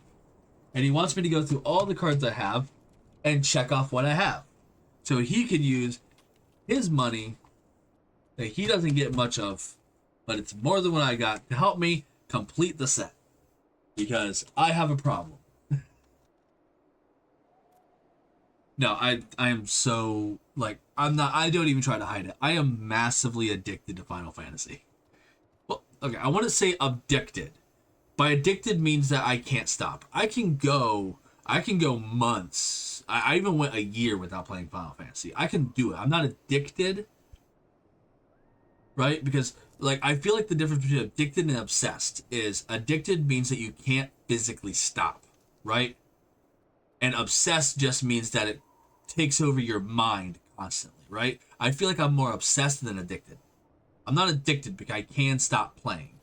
But I am obsessed to the fact that Final Fantasy is constantly on my brainwaves every second of every day. If it's not that, then it's either Xenoblade Chronicles or Kingdom Hearts. Or Marvel. And on very rare occasions, Greek mythology. I want to say rare occasions, but like if none of the other ones are plaguing my brain, then I'm thinking a lot about Greek mythology for some stupid reason. Yeah, new person's here. Sick Latte. Gothic Lolita White Mage. Nice. Look at you. Let's look at you. Okay, so you're obviously hunting Dracula. Got it. What was your name? Jotun Sycia. Yep, definitely hunting Dracula.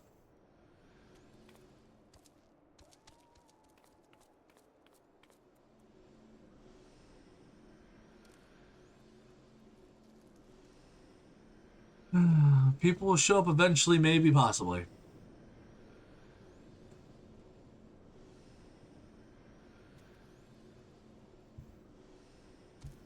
I mean, it's, you know, the time that it is, people are probably doing their roulettes at this time. This fight is in the roulettes.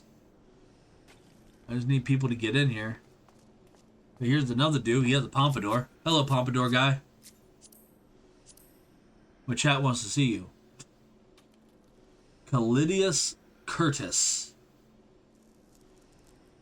Why does he just... He is obviously a dojo master from a slice of life anime, and he's an idiot. I have nothing else to do right now other than make up stories for various different playable characters. On the bright side, this should be the last thing I have to do. I don't know if there's any duties, but this should be the last thing I have to do for this patch. Hoping to be done with the next hour. I'll be streaming. I've already been streaming for 7 hours. I'm tired. So I'm hoping that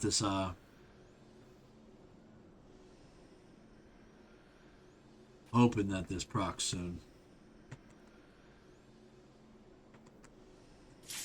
Ah! It procced!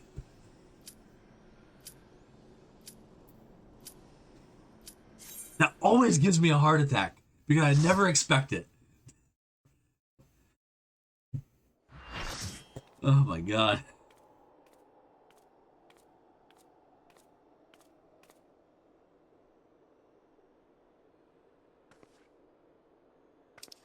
You should never have come here, warrior of light.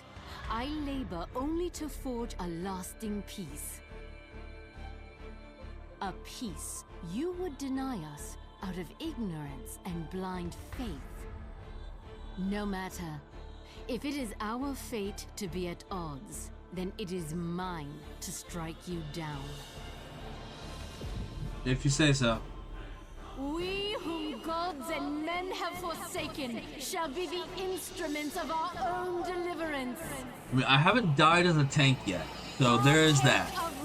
But I'm concerned about later on because, Walk amongst your brothers and sisters once more. There's a lot of cliff, and I always manage to fall off the cliffs, which is instant death. Bless us with eternal grace.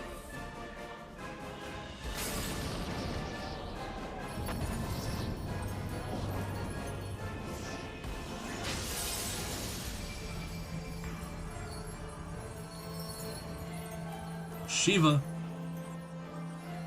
So yeah, Isael became Shiva. Much like how the they put the ether inside of the other Sahagin in order to be a conduit for Leviathan. They did the same thing with Isael here, but with the exception that Isael actually became Shiva.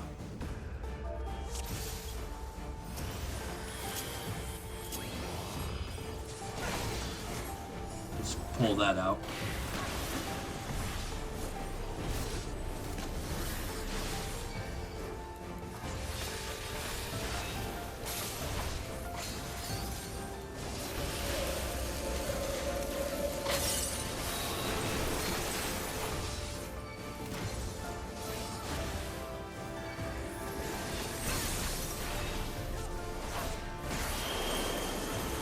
There's two ninjas up in here. Machinist and a black mage. Two white mage, a marauder, and me, a paladin.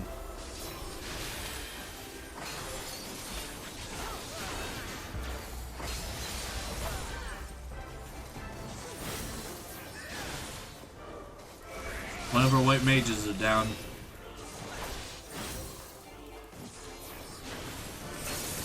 Look at that. It's a bunch of new people. I can tell it's a bunch of new people.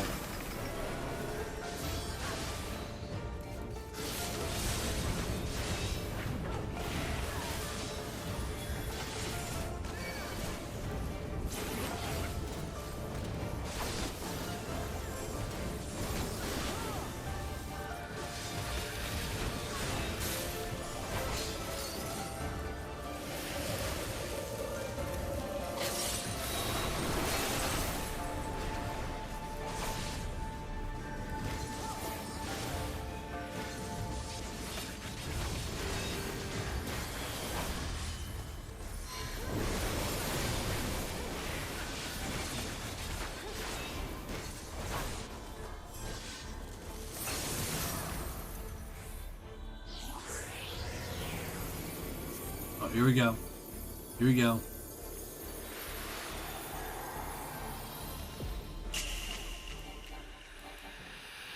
Crap.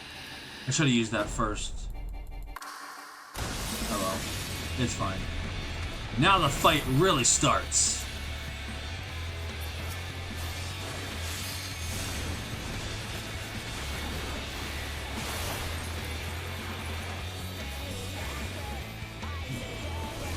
Jam into the music.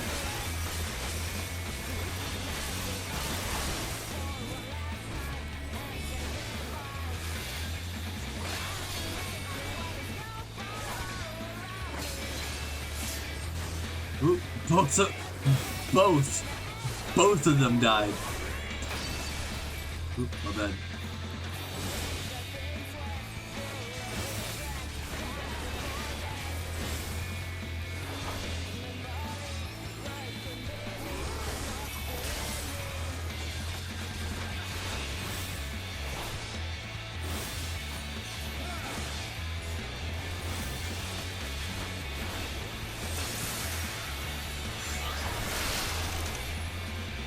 Crap.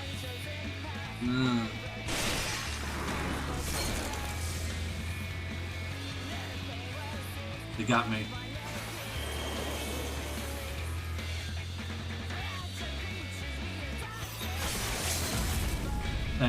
Can you do a favor and get me out of here? You do realize I'm the tank, right? Thank you.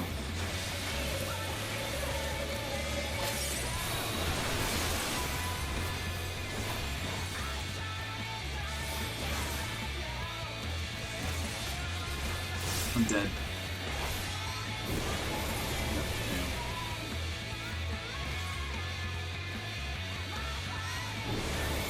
We lost. Why did we lose? Because they didn't get the two tanks out of the blocks.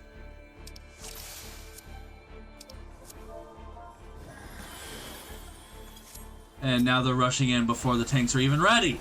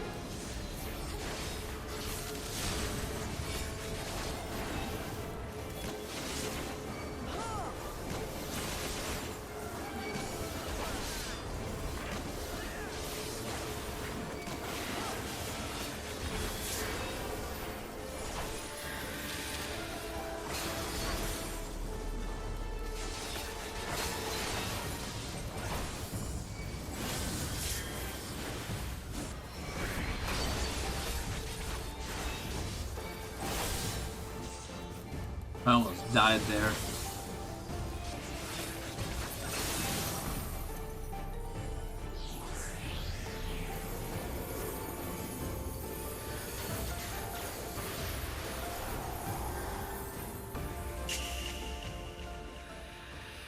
Okay, yeah, Shieldtron's not gonna save me from that.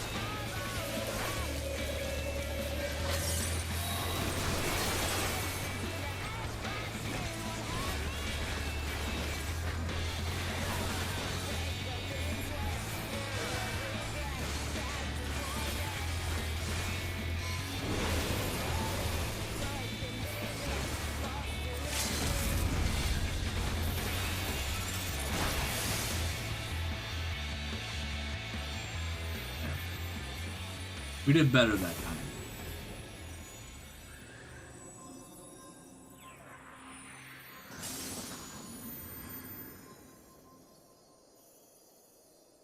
No thanks to the ninjas that weren't doing shit. And I say that as the nicest way possible, but like they were bum rushing the enemy and they didn't get the tanks out of the ice, which is why we lost. It's like, you need to get the tanks out of the ice.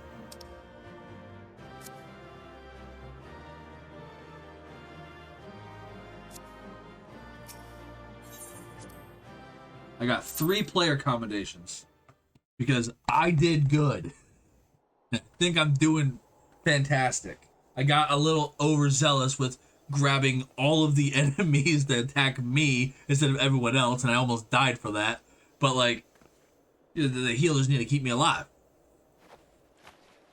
I grabbed everyone, so other people didn't die. Fool. Blind, bloody fool.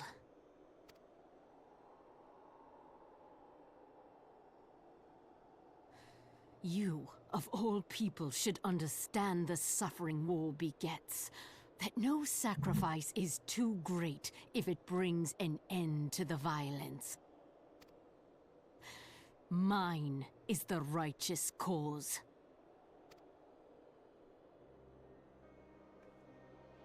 You fight in a war you do not understand. A pawn of liars and schemers. And they are no less ignorant than you, following the creed of their fathers without question, never thinking to ask why. Trapped in a delusion of their own creation, and blind to the truth.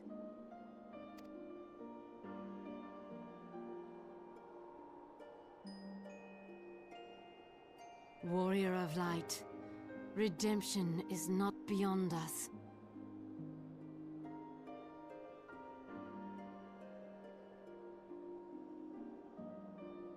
It is starting to storm out there.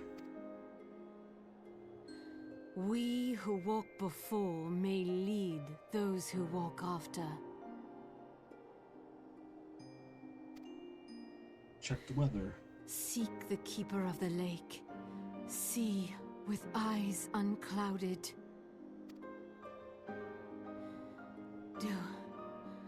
Do not squander Mother's gift.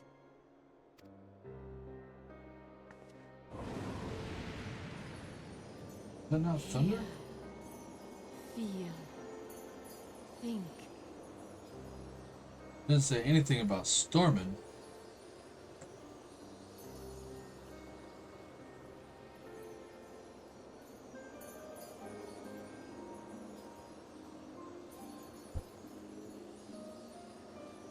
I don't know what the heck that was then. It's not thunder.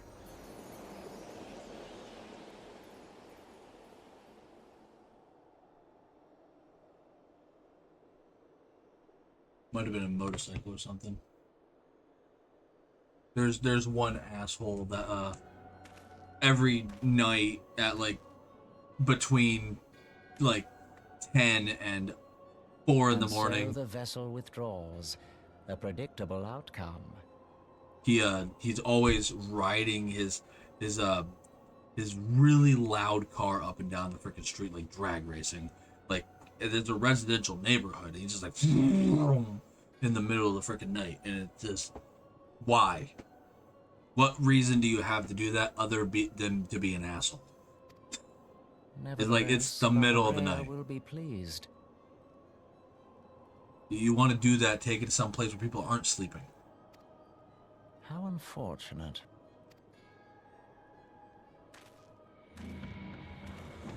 So I wonder if he's just out a little bit early.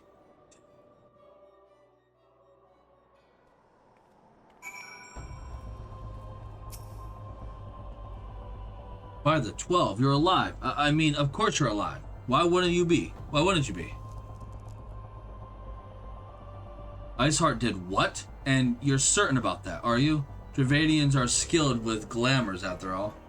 Look, if you say that's what you saw, I believe you. It's just that I've never heard of a primal being summoned like that before. Are you sure you're not injured? Head trauma has been known to cause hallucinations, you see? No? Fair enough. I was only asking.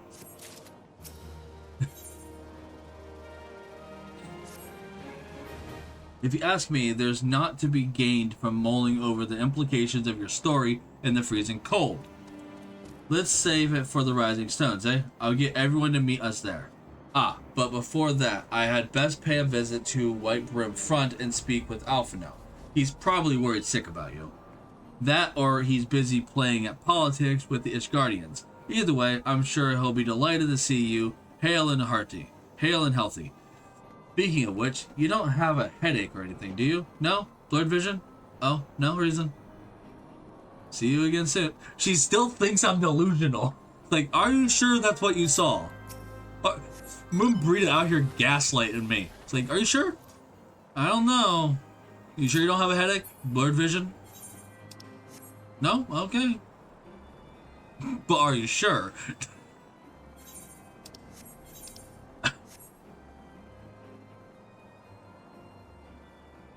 Why did you die?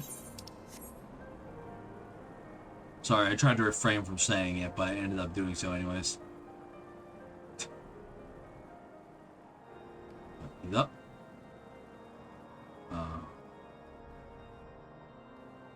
He's somewhere's in this dang tower, huh? Is he up with Drillmont? Yes. I could have went in from the top.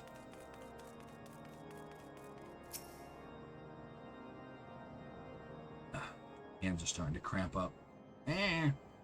There he is, and none the worse for wear. Was there ever any doubt that the Warrior of Light would succeed? I think I speak for us all when I say that I should like nothing more than to hear the stirring tale of your victory, if you would be so kind. Really? And you sure you don't have a headache or anything? Blurred vision? We were too late to prevent the summoning. But not too late to prevent further loss of life. An outcome worthy of celebration, and one for which we have Pilskin to thank. Yes, you are right, of course. Sir Amaric, we should be content with what we have accomplished. I, for one, could not have wished for better outcome. Shiva is no longer a threat, and the heretics have been routed. There is a matter of Iceheart's escape, but she cannot run forever. Whether it takes days, weeks, moons, or even years, my knights will find her. In the meantime, Lord Dromont, is the caravan ready? The supplies that your men recovered have been prepared for transport in accordance with your wishes. Rest assured that my knights will see them safely to Ravenet's Toll. Of that I have no doubt. I take it these are the self-same supplies the heretics stole from the House Forton's caravan. Less the crystals which comprise the bulk of the shipments, yes. Scarcely a fraction of that which was promised, but a meaningful contribution to your cause all the same. On the unrelated note, Pilskin, might I trouble you to accompany...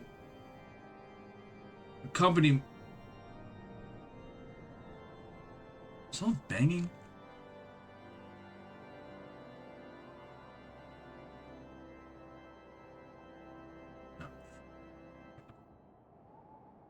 I think they were banging on the bathroom door, which is right across the hall from me. Pilskin, might I trouble you to accompany me to Camp Dragonhead at your earliest convenience? 'Tis not for my benefit. A certain lord was most distressed when he learned of your intent to risk life and limb to stop Iceheart. It took half a dozen knights to restrain him, I am told. Oh, Horsefant, I love you, guy. Men give vent to their anxieties in myriad ways. Pray do not think less of him.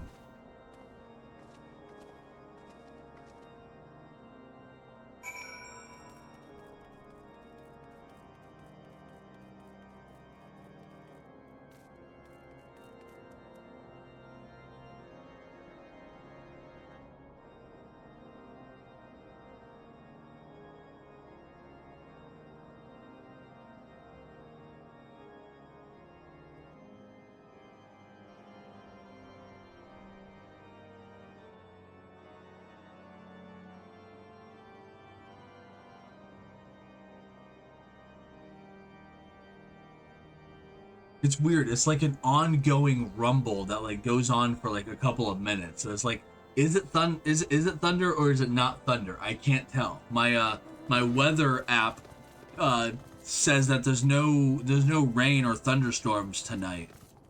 It's just supposed to be cloudy. So I wonder if it's just a looming rumbling of a thunder passing by and it's not actually like a thunderstorm or something. I don't know. It could also very well just be somebody, you know, the rumbling of an engine of a car or something. I can't exactly tell. That's a mountain. What the heck am I down there? There we go. That was weird.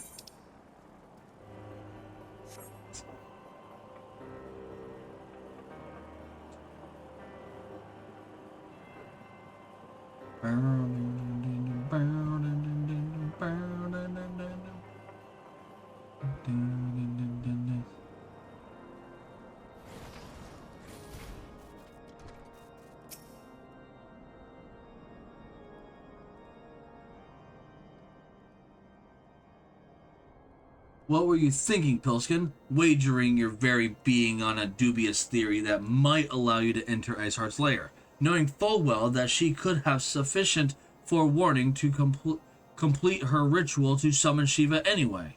And then engaging the abomination in mortal combat. By the fury, Pilskin, 'tis the stuff of ballads, a battle for the ages. Would that I had been there to fight at your side.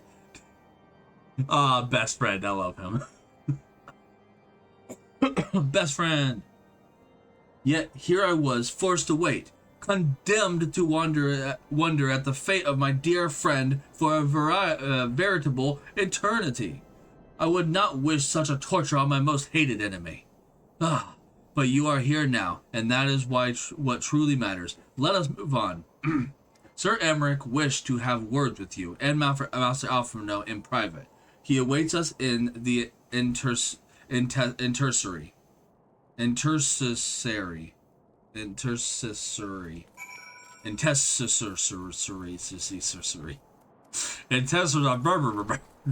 think I'm having a stroke. Greetings, sir. I shall follow you in at one. Yeah, see, this is the point where I know I've been playing too long because I'm getting a little loopy. On behalf of the Holy See of Ishgard, allow me to express my deepest thanks. Never before have we been required to contend with a primal. Indeed, there were fears in some quarters that our knights might not be equal to the task. From what we have now learned of these beings, I can say with certainty that we would have lost a great many men had the Scions not intervened. Emmerich, you are a really pretty man, by the way. Then the argument for preemptive How long do you take to do action your should be makeup in the morning? self-evident. Perchance now you will reconsider my proposal that Ishgard move against Nautalon. Nautalon? Oh, Nautalon, okay. Ere we first met, a similar proposal was tabled, but the Holy See decreed that we were to observe, and that military action should be taken only in self-defense. All things considered, it was not an unreasonable decision. Since the calamity, 2 vigils have fallen to the Horde, while Garuda has never shown any inclination to storm the gates of judgment. Which is why this unprecedented crisis and its resolution may prompt a change in policy. You who have faced these primals know well the threat they pose. Ishgard did not. Not until now. And there is naught like a brush with death to change a man's outlook. At the very least, this should silence any lingering objections to our arrangement with Revenant's Toll. The Holy See may even feel moved to grant us its formal endorsement. So far as it is possible, the Scions shall be compensated for their service. We should be grateful for any aid you can provide. As a gesture of good faith, I shall withdraw my previous request. Your people are doubtless needed elsewhere. That will not be necessary.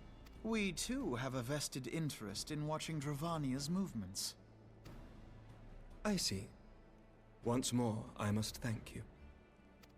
Sir Emmerich, if I may, do you truly believe that Midgard-Zoma could return? The heavens are a window unto truth, but those who interpret their movements are not infallible. I requested your involvement as a precautionary measure.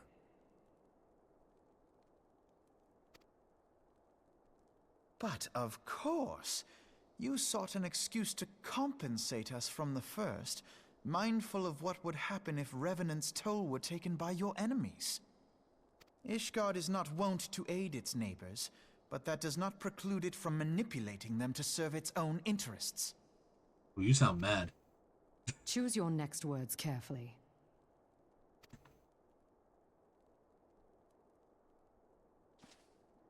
Do you know what sort of man becomes Lord Commander of the Temple Knights? One who comes from good stock. I did not. Yet here I am. Now, why do you suppose that is? Because I swiftly learned to tell the difference between words, deeds, and beliefs. You are correct, Master Leveilleur. Ishgard desires to see Revenant's toll flourish, as it would present a troublesome obstacle to our enemies from the south. We are so glad to be of use to you. As we are to you. Ours is a mutually beneficial arrangement, lest we forget, one born of necessity. The dragons grow more restless by the day, and the heretics harry us nigh without cease. We have contended with such troubles for centuries, but there are limits to even our endurance. Yet as a pauper is loath to part with his meager possessions, the leaders of Ishgard are not wont to render up their trust to outsiders. But with perseverance on our part, they may yet be made to see the light. Nevertheless, one must take care when walking the road less traveled. Wise words, Sir Emmerich. I shall make a point to remember them. I must apologize for my earlier outburst. I hope it will not sour our good relations. Not at all. You but spoke from the heart. I trust you understand that at times my duties may prevent me from meeting with you. On such occasions, my second-in-command will speak for me. Lucia, at your service. Ah, you have a name. Pray excuse our reticence. We are but wary of speaking too freely, lest our sentiments be made known to our enemies. Know that the Lord Commander and I are of one mind. For the sake of Ishgard, and of Eorzea at large, I pray our peoples can put aside their differences. Those who dwell in the past risk losing sight of their future. Should aught befall one of our shipments, pray inform Lucia immediately. You may also relay to her any words you might have for me alone. Not being of Ishgardian birth, she owes no allegiance to any noble house, making her as near to incorruptible as one can find in my homeland. Suffice it to say, I trust her completely, and so may you. That's why she doesn't have pointy ears. She's not an Elizin because she's not Ishgardian.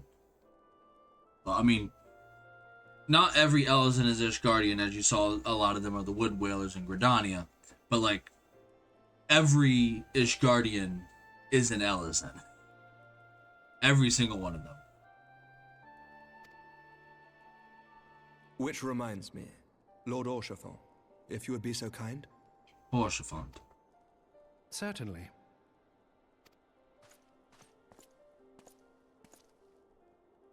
In times such as these, trust is ever in short supply. Mayhap this will go some way to rectify the problem. The results of our investigation into the heretics' recent attacks, as well as our interrogation of the merchant you detained. Sir Emmerich, I cannot thank you enough. Think nothing of it. Ishgard may be many things, but it is no friend to Garlemald. Did I not tell you to have faith, my friend?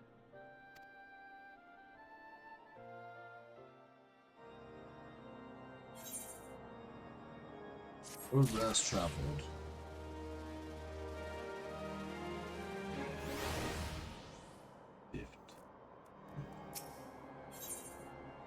Eyes unclouded. It would seem we have much to discuss with our friends at the Rising Stone.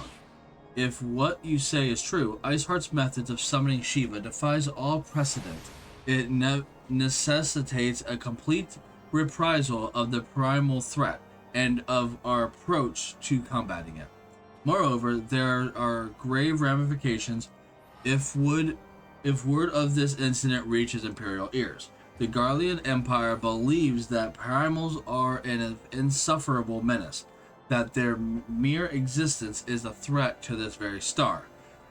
As such, they deem any action taken against the beast tribes to be justified by default.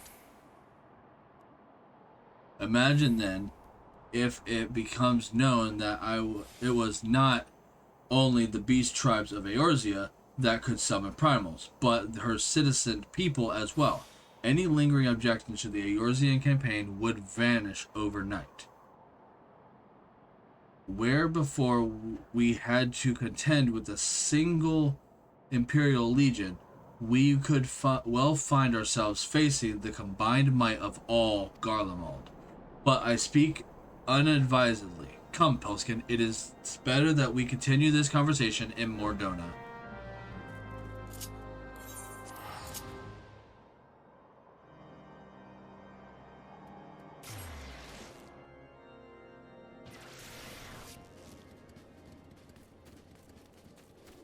Wrong way.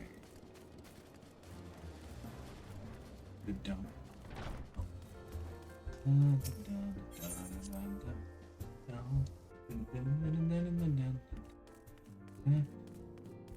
What is everyone doing now? Istola and Papa Lima are having a riveting conversation. Tataro's just standing there. Flamin's just standing there. Higurdy is counting inventory, I guess. Moonbrita and Ida are having a drinking contest, and Thancred clearly lost. It reminds me of the Tales series where Charizard and I forget her name, but she's the person at the starting town that runs the Bracers Guild there. They have a drinking contest and invite Olivier to join them, and he gets drunk because he can't hold his liquor. Because apparently, when it comes to JRPGs, women can hold liquor better than men. Because that seems to be a recurring trend that I keep seeing. Anytime there's alcohol involved, the guy's always passed out. Every single time. Drinking a beer, Hori? Only way you can get through a conversation with Coltonet? Talking about useless stuff again?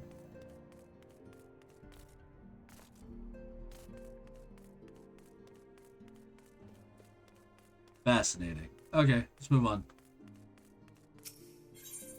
Now, mind you, that's just a trend that I see in JRPGs. I'm not saying anything in regards to actual people.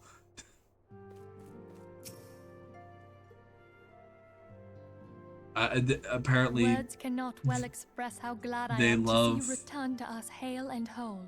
They love making women alcoholics in video games. I don't know why.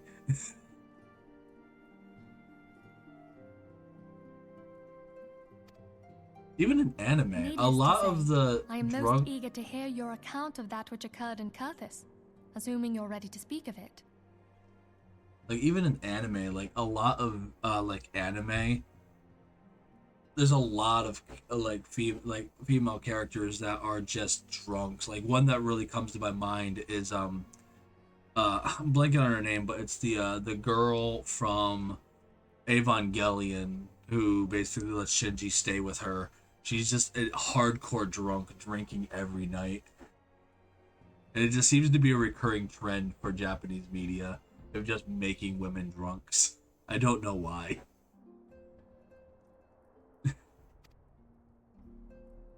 But that's just a observation I'm making. I shall summon the others at once.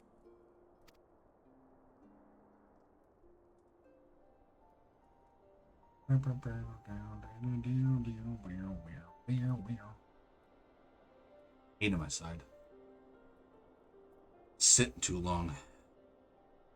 You do some stretches. Iceheart used her own body as a vessel for a primal soul? Yes. Master Louisoir's writings make no mention of such a possibility. Can we be certain this entity was a primal? We make certain that I don't have a concussion. As certain as we can be that good King Mogulmog the 12th was a primal, I should think. Both were ostensibly summoned. Mogulmog? I've always read it as Good King Mooglmog. No, it is Good King Mooglmog. That's how the song goes. Good King Mooglmog, Good King Mog, blah, blah, blah, blah, blah. Papalimo, say it right. It's not Mogulmog, it's Mooglmog. Ugh. Let's not quibble over definitions. Of more concern is the implication that Iceheart retained her will, even after she was possessed. We are talking about a mortal, wielding the power of a primal. That sounds like a problem. It can't possibly be that easy, can it? There must be some sort of sacrifice required. Or maybe she's just special? What qualities this woman possesseth, I know not, but full sure am I that she was groomed for this role. Few are privy to the secrets of summoning, and but a single party standeth to profit from their dissemination. Well, Yes, I wouldn't yes. presume to comment on how the lass came to know about summoning, but I will say that what she summoned was a primal. The readings were the same, or near as damn it. Strange as it all sounds, it's really no different from what you've faced before. Then mayhap it is time that we re-examined our previous encounters. Pack your things, Ida. We're going back to Gridania. Yes, sir. About Iceheart's final words to you. Hear, feel, think. Hydaelyn speaks to her as well. If Iceheart is blessed with the power of the Echo, she will doubtless have used it to further her goals. Or could it be that it was a revelation granted her by the Echo which first set her on this path? She did say that the Ishgardians were blind to the truth. I will say one thing. I do love Square Enix. I love them to death. But they do have a problem with making one aspect of something that's powerful very special and immediately making it less and less special. Case in point, the Keyblade. Oh, Sora has this magical weapon that there's literally only two of in the world. One of light and one of darkness. And the next thing you know, everyone has a freaking Keyblade. Same thing with the Echo. It's like, oh, I have the Echo and Minfilia has the Echo. That's fine. Two people have the Echo. Well, guess what? This person has the Echo. That person has the Echo. We haven't even gotten to the end of the amount of people in this game that has the freaking Echo. It's like they take one thing that is insanely popular, like not popular, insanely powerful, and they spread it. It's like, oh yeah, everyone has this freaking thing. It's no longer special anymore.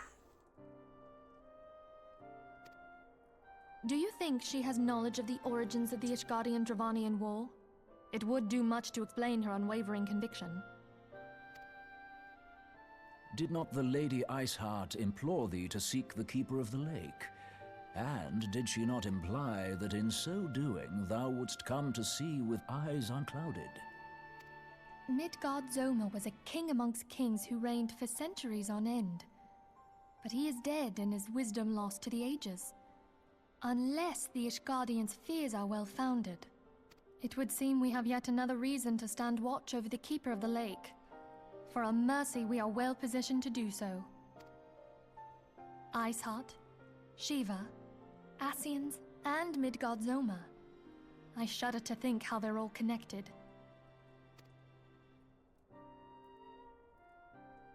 Oh, indeed.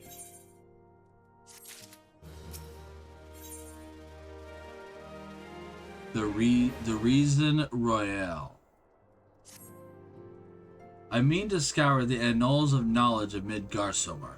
Given his great age, I dare say he appears in more than a few. Do you hear that? The commotion outside. Would you see if aught is amiss? Why is there always a commotion outside? Who's guarding our doors?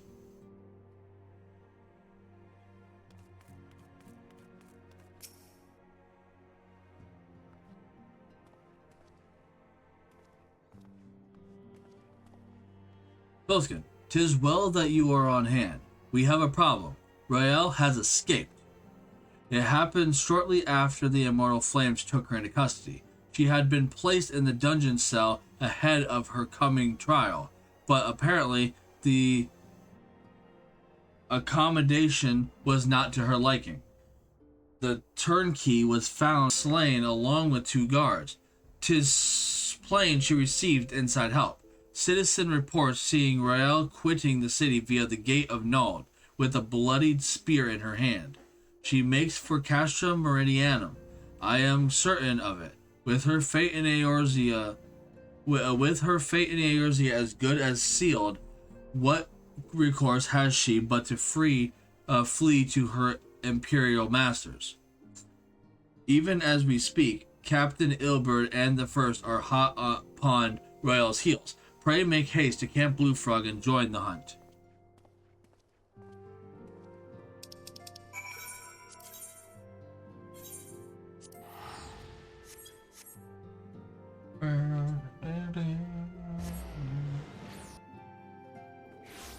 Not even gonna get a single level up today. Aw.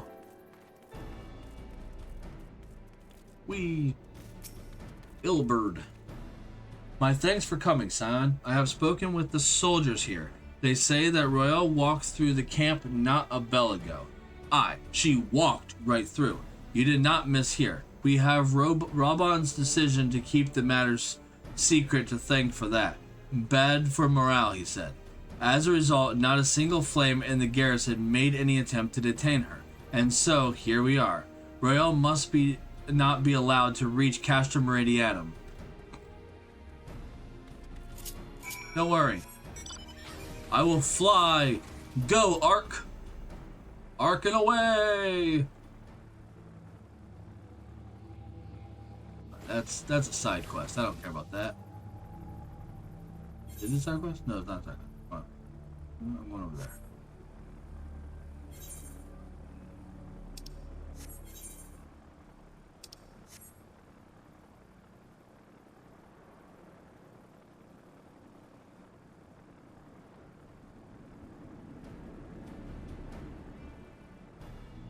Hey, look, a duty.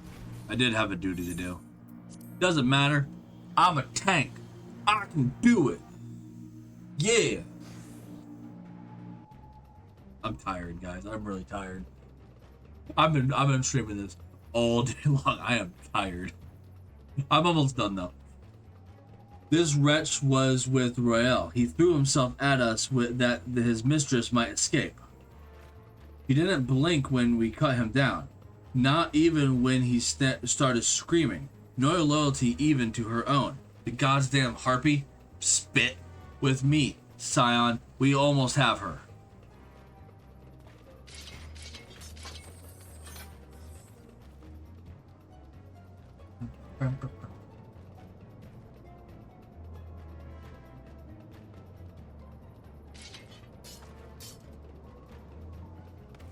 Why do you have to be bad? You're so hot.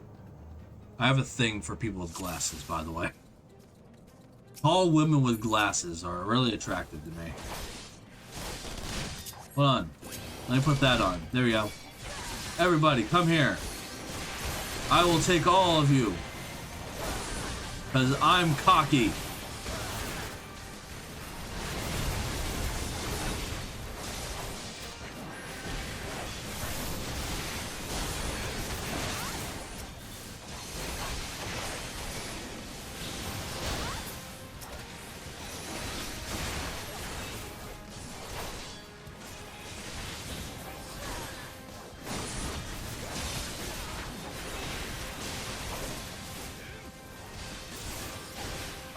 Hands!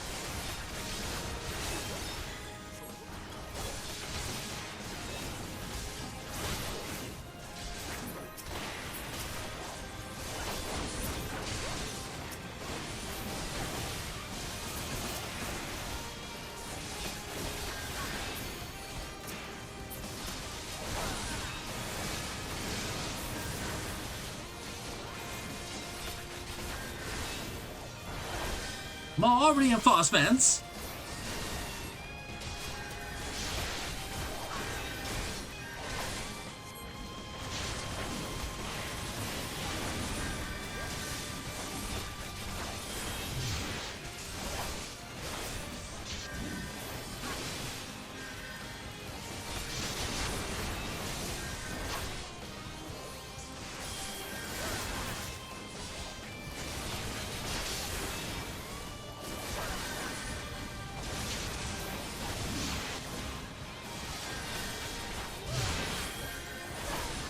Okay, so apparently I can't kill her. Got it.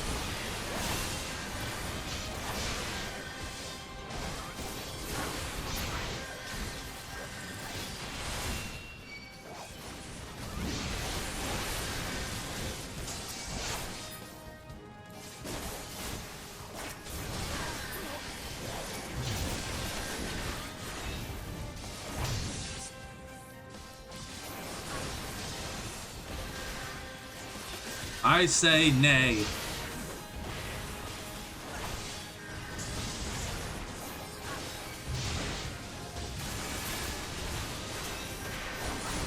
Can you seriously not kill her?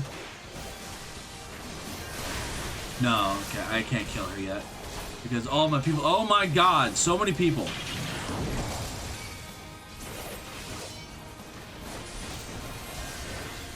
Oh my god. Ah! Gary, get in here.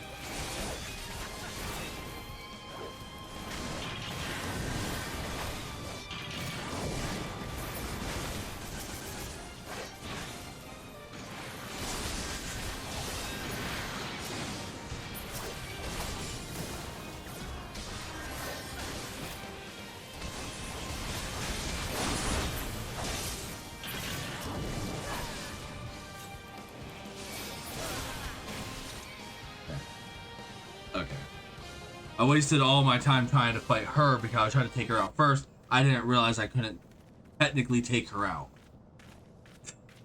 I should have been attacking everyone else. It's fine. It doesn't matter who dies so long as Yagiri or Ilbard does not die. And I don't think Yagiri can die because she comes in at the tail end and she basically just dominates everyone because she's stronger than all of us. But Ilbard can die if I take too long.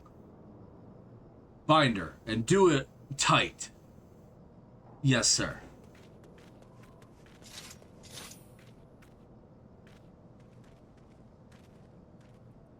Good work, men.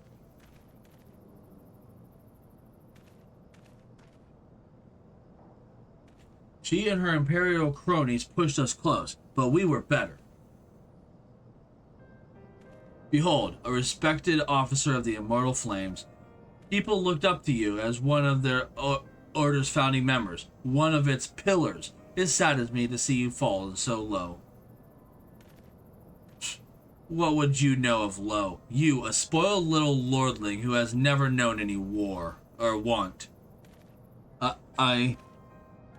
People such as you take wealth and birth for granted. You think it your God's given right to rule over others.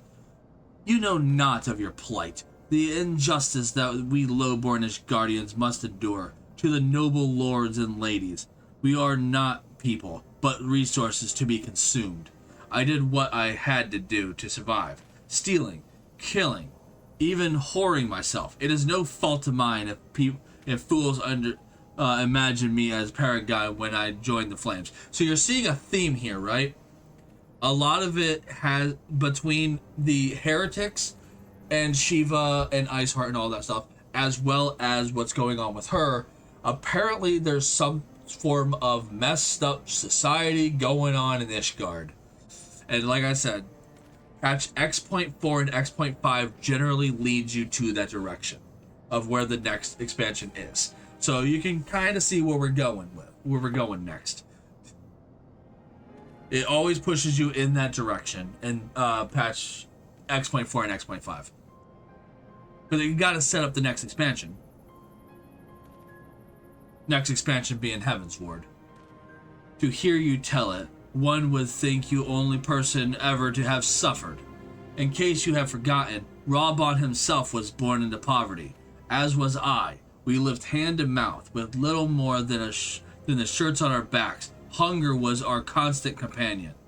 Yet never did we bemoan our lot in life, nor did we begrudge others their fortunes. We accepted the hand that we had been dealt and played it to the best of our abilities. Life was a battle, aye, but no matter what fate threw at us, we took it on the chin and came back for more.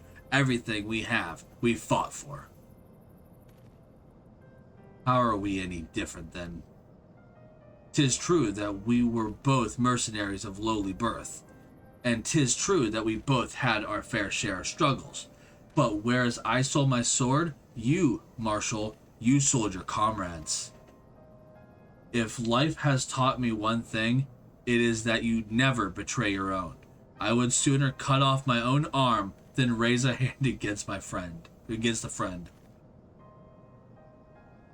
But enough talk.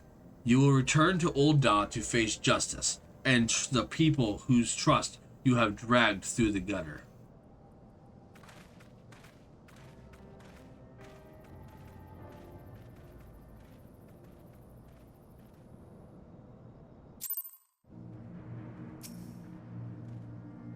Not so much as a hint of remorse. Tis well that this sordid business is finally at an end. A friend's betrayal cuts deeper than steel. We must hope that we have chosen... You gonna attack me. Chosen our own allies more wisely than Reborn chose his. I have heard. Truly bothersome business. No, I do not foresee a problem on that front. The main concern is Reborn. There is no telling what the brute might do. Have the Blades watch him in the flames day and night. You may leave the Sultana to me. I shall personally attend her grace.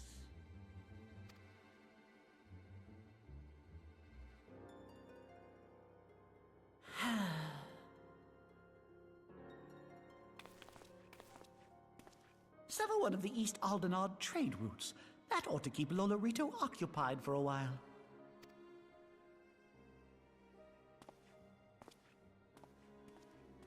Nanamo Ulnamo.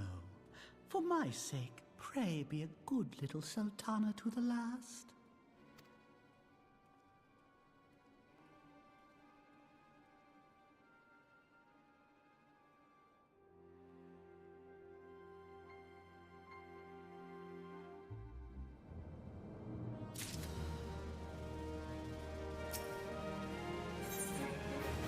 Let us cling together. Captain Ilbert and I have few questions for the Flame Marshal regarding the circumstances of her miraculous escape. When we have completed our interrogation, we shall take our findings directly to General Reborn, and that shall be the end of it. Your work here is done, my friend. My thanks. Ah, but I have one last task for you. Return to the Rising Stones and appraise Menphilia of all that has happened. I am aware that the antecedent held Royal in high regard. For better or worse, she will want to know how this tale ends.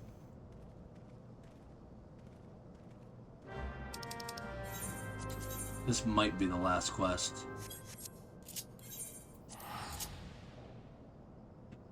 Because I was counting, and this might be the last one. I don't know.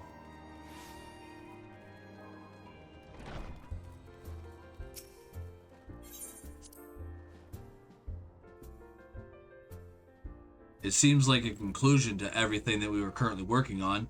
Iceheart thing is concluded. Royale's thing is concluded. We can concluded the heretic thing. I mean, at least for now. Like, there's no immediate thing that we need to take care of at this exact second. Except for whatever the hell Adelegy is dealing with. Or Welcome back, doing. My friend. I have already received word from Alfino. To think that Flame Marshal Huayu was the Garlean agent. Oh, Ryu? I know not what to say. I thought it was Royale. I thought it was Royale. Ryu.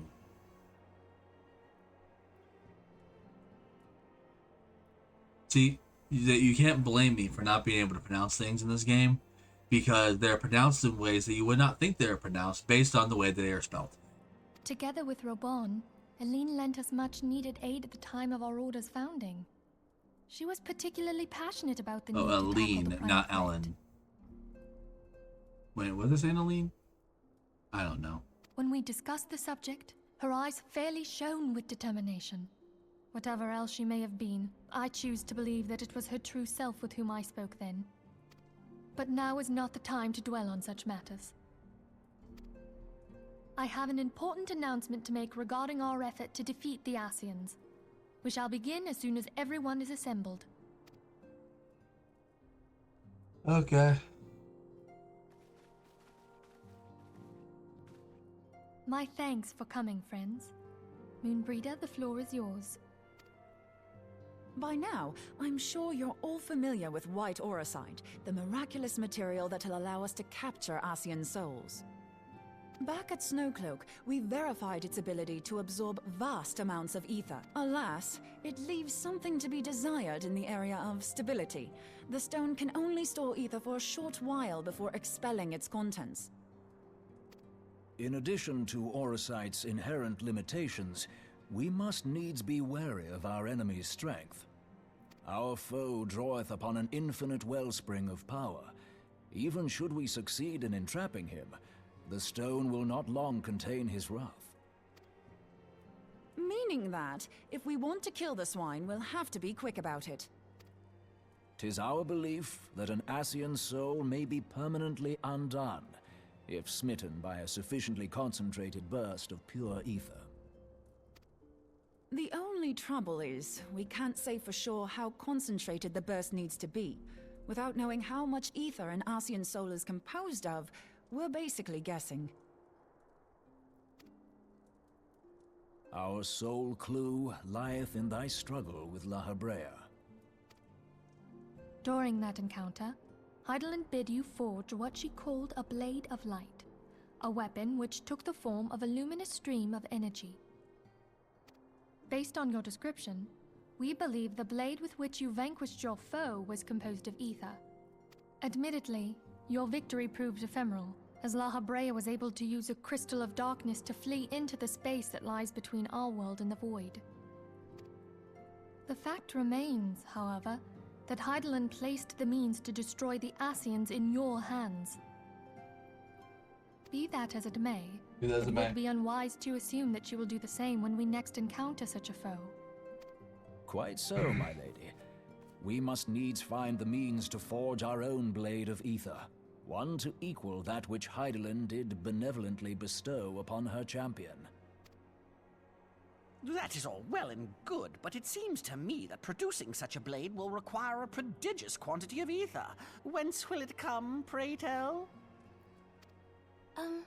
Oh, what if we had two pieces of white auracite? One to trap the Ascian, and the other to store the ether for the blade. Oh, nice try. But it's as I said, the stone won't hold ether for any length of time. We'd still need to collect the stuff there and then, sorry to say. And therein lies the rub. Finding a way to create the blade whenever and wherever we choose. 'Twould seem more research is in order. In other words, wait a couple of months for the next patch. I'm going to linger a while, perform a few more tests on the auracite. Yeah, they do that a lot. It's like at the end of the patch, they're just like, we're gonna have to do some investigating. This might take a while. Pray return to your adventuring needs and we'll call upon you when we're ready. As their way of saying, you're gonna have to wait for the next patch. And I could do with some help. Urianger, why don't you lend me a hand? Urianger is glad to lend you much more than a hand. Mine apologies, but I am required at the Waking Sands. No, you're not. Nope, not. I want everyone to like, no, you're not. No, you know, it's fine. Lady Minfilia hath given me sole charge of the premises. 'Twould be unseemly to leave them unattended. Sole charge, you say? So you're basically alone there, then? Well, that settles it. I'll just have to come to you.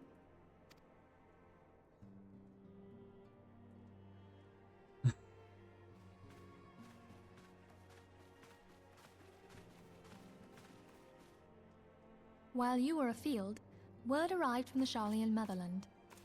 You will recall that a survey party was dispatched to investigate the incident of the Isle of Val.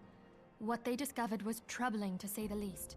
According to the report, the isle has been erased from existence. 'Twas as if a hole had been torn in the very fabric of reality. Aye, yet the mystery endeth not with the isle's disappearance.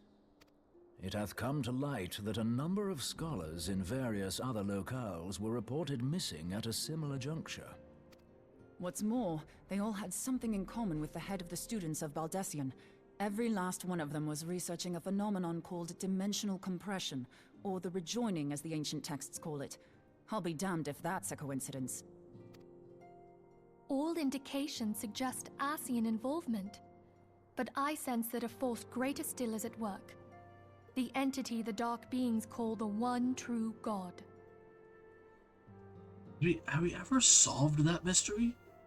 I'm trying to remember, like, through all of playing this game, if we ever solved the mystery of what the hell is the rejoining. Like, what is the rejoining, and where did all these people go, and what happened to them all? Because I don't recall that ever being explained.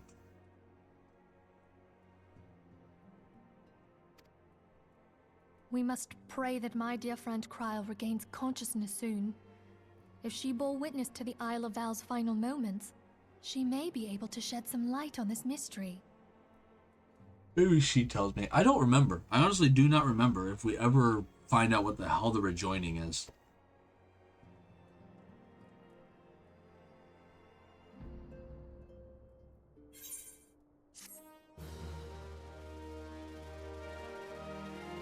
Is that it? Yeah, I think that's it, because there's a cutscene.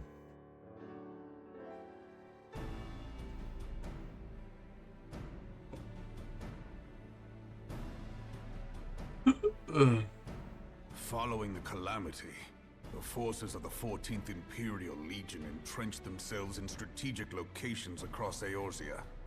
So swiftly did they accomplish this, it was suspected that they had received help. To think that it came from Huayu, my right hand. There is more. We have reason to believe that Huayu didn't deal exclusively with the 14th. Huayu. She also answered Not to a Ryu. higher authority. Huayu. What? How is that? How does that pronounce Huayu?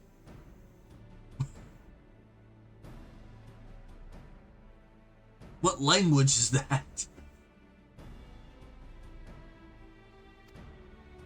But this higher authority could not have been the Emperor. By consenting to the Media Project, Solus Zos Galvus showed himself to be more concerned about preventing the spread of primal influence than claiming Eorzea for the Empire. He would happily have seen the lot reduced to ash. We believe a number of high-ranking figures within the royal household were against the decision, but that they knew better than to oppose the Emperor openly. Of course, this didn't prevent them from making clandestine provisions, in which Huayu played a part. Alas, these provisions did not prevent Dalamud from falling, and the ensuing chaos changed the face of the realm forever. Yet Eorzea survived. To all intents and purposes, the Meteor Project had failed, and the Empire was left to rue so lack of a tired. decisive means to eliminate the primals. Until, that is, it stumbled upon the Ultima weapon. Even before the accursed thing was dug up, it seemed to me the 14th had the might to overwhelm our weakened armies. Yet they chose to hide behind their walls. Why? The Black Wolf was wary of making the denizens of Eorzea desperate, lest more primals emerge to bleed the land. The discovery of the Ultima weapon, however, emboldened him to resume his war of conquest in earnest. But there was one in Garlemald who believed that Van Belsar's actions were premature. One who stood higher in the Imperial Army's chain of command. He ordered the Legatus to halt his advance, only to find that the Black Wolf had slipped its leash, and that the 14th now acted alone. In a bid to bring Van Belsar to heel, he used the agent he had planted in Ul'dah prior to the calamity to undermine the Legion's efforts. A man who outranks Van Belsar, yet opposed the late Emperor's decision to annihilate Eorzea. This could only be the former High Legatus of the Garlean army, now known as Emperor Varus Zos Galvus. So he was Huayu's true master. But one of several in actual fact. We've learned that even as Huayu served the Empire's interests, she sold Imperial secrets to a certain faction in Eorzea. In so doing, she helped to maintain the status quo, thus prolonging the conflict.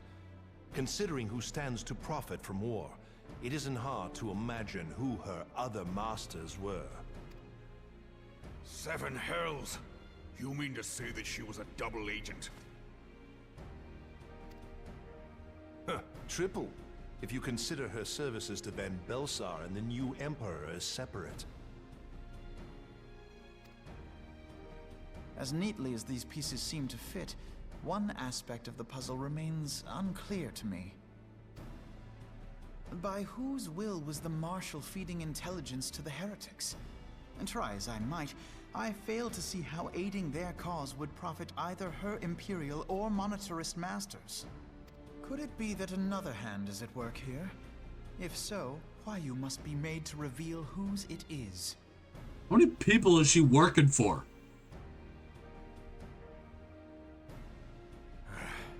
Not only have I lost a trusted friend, now I must interrogate her as a stranger. Oh, she's working for like 4 different people. Not a pleasant task, I grant you, but a necessary one. Unless we weed out the ivy, root, stalk, and stem, it will simply grow back. I know that full well. Those closest to Huayu have already been detained, and I will question them alongside her. General, pray keep in mind that there may be unwitting abettors among them. All will be treated fairly. On that you have my word. Those who are innocent have no cause to fear. You have ever been a friend of truth, General. I hope the unpleasant task of weeding out falsehood will not detain you too long. Though it be for the sake of Eorzea, doubting one's comrades is poison to the soul. And with that, I take my leave.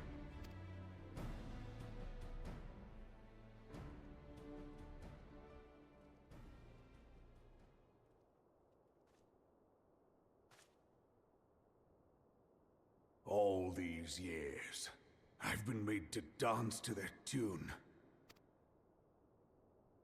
How could you, Huayu?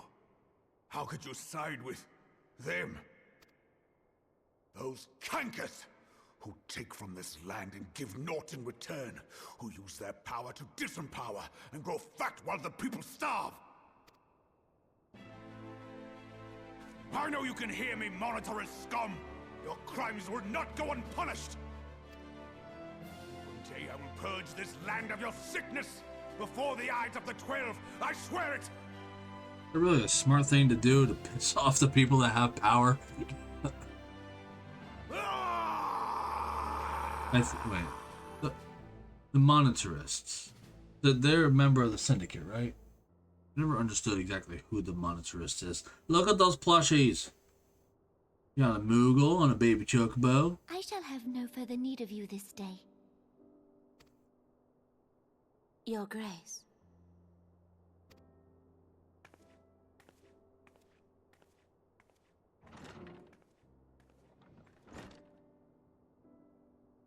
I fear that not even mine own chambers shall remain private for long.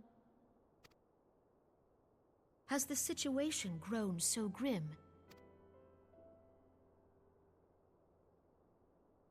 Ever since he proposed the Cartano Reclamation Bill, Teleji Adeleji has risen to greater prominence upon the backs of impoverished refugees. The monetarists were ever united in their pursuit of profit, but the man's actions have torn a rift in their ranks. They snap at each other as rabid dogs. Yet now is not the time to be bickering among ourselves. If this bickering is a threat to law and order, might you not have grounds to dissolve the Syndicate? Would that the solution were so simple, Admiral. Alas, my moving to dissolve the Syndicate is certain to spark outrage among the influential merchant class, whom the Cabal represents. This would serve to exacerbate the current unrest, and peace would slip still further away. Be they rich or poor, natives or refugees, all who reside in Ul'dah have a right to pursue happiness. It is the duty of a ruler to protect this right. If I am to perform my duty, I must needs tread warily. It would not do to make enemies heedlessly. Were Lord Lolorito here, he would doubtless say that I have my head in the clouds. A ruler is required to take a wide view. Try as we might to cater to all needs, some will inevitably be overlooked. As such, there shall ever be citizens who feel aggrieved. It cannot be helped. But as you have informed us, the monetarists take no view but their own. They hunger for power while the masses starve. In the absence of a common cause, it seems beyond any one individual to make Uldar whole. And the presence of a Garlean agent within the Immortal Flames only makes matters worse. Even accounting for Uldar's historic reliance upon mercenaries, such a grievous breach of security is unprecedented. I fear this business will provide the monetarists with a rod to beat Rauban.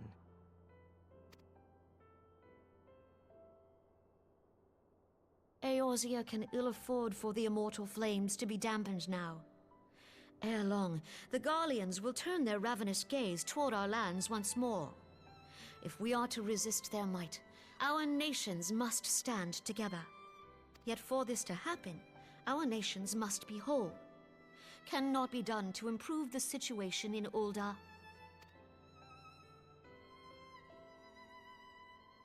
The true wealth of Uldar lies in the health, happiness, and hopes of her citizens. Alas, the citizens shall never know these things, so long as their lives are ruled by the ambitions of the few. The monetarists claim to represent the best interests of the people, but in sooth they desire only to manipulate them for their own selfish ends. For the government to serve the people, it must be formed of the people. For Uldar to move forward, it is not only the Syndicate that must be dissolved. Nay, you jest.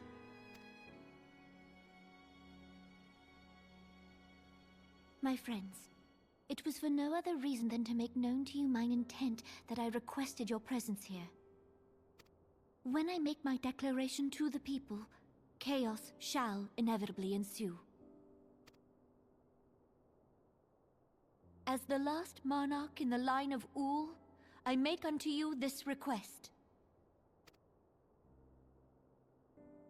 Help Reborn to preserve order and protect the people. Forsake them, and you forsake yourselves, for a strong Eorzea will ever have need of a strong Uldar.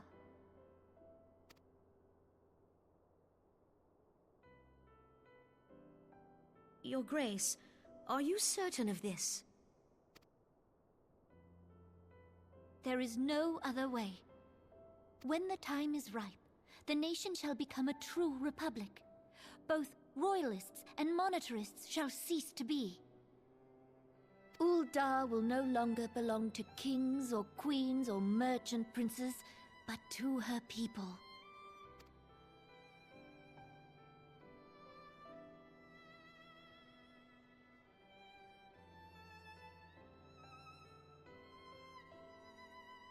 Reborn, forgive me for casting aside all that you have toiled for in my name. Beyond this gesture, I am powerless to help my subjects.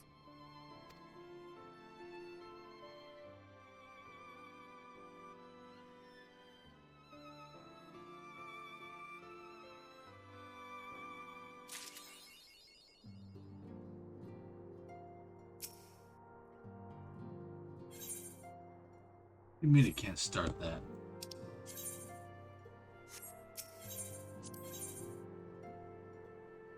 Oh, because I have to do the Bullet Ember hard, the Naval hard, and the Howling Eye hard. Well, I have stuff that I need to do tomorrow in order to unlock this to be able to do it on Monday. With that, though, I have literally no choice but to stop. Yeah, I get those from Urian J. I have to do those. They're in with all the other side quests I gotta pick up and do. Yay. That was long. I am tired. My back hurts. I gotta get up. I gotta stretch. I gotta do some exercise. Luckily, I can just upload this tomorrow, so I don't have to worry about it tonight. So, yay for that. With that, I gotta go. My throat is killing me. I need to get more water. I will be back again on Monday with more of this game, doing 2.5 and 2.55 plus the Crystal Tower raids. It should not be as long. Like 2.5 and 2.55 will probably take a little less time than what 2.3 and 2.4 did, and then I'm going to throw on Crystal Raids on top of that, which is a few quests as well as 3 raids. So it might take longer time, it might not take longer time. I'm going to try to start streaming much earlier on Monday to do all of that. That will get everything in Realm Reborn story-wise done, and we can proceed to move on to Heaven's Ward on Wednesday. I'm gonna play Breath of the Wild on Tuesday. You know, same schedule as it always is. Final Fantasy 14 on Monday, Wednesdays, and Saturdays. Breath of the Wild on Tuesdays and Thursdays, and Final Fantasy 7 hard mode on Friday. Hopefully, I can do those pull-ups. And until then, thanks everyone for coming out. It was a blast. I know not many people were in my chat except for a couple of bots that want to keep trying to get me to get artwork done, but I have someone to do that for me. I just need to pay them for their services because I refuse to make people work for free. If they're going to do a job for me, I'm going to pay them. I don't want them to do it for me as a favor. I will pay them for their hard work. So I already have people to do that for me. I just need to get the money around to pay them. But I'm more concerned with getting me a new microphone right now and possibly new headphones. These ones are falling apart.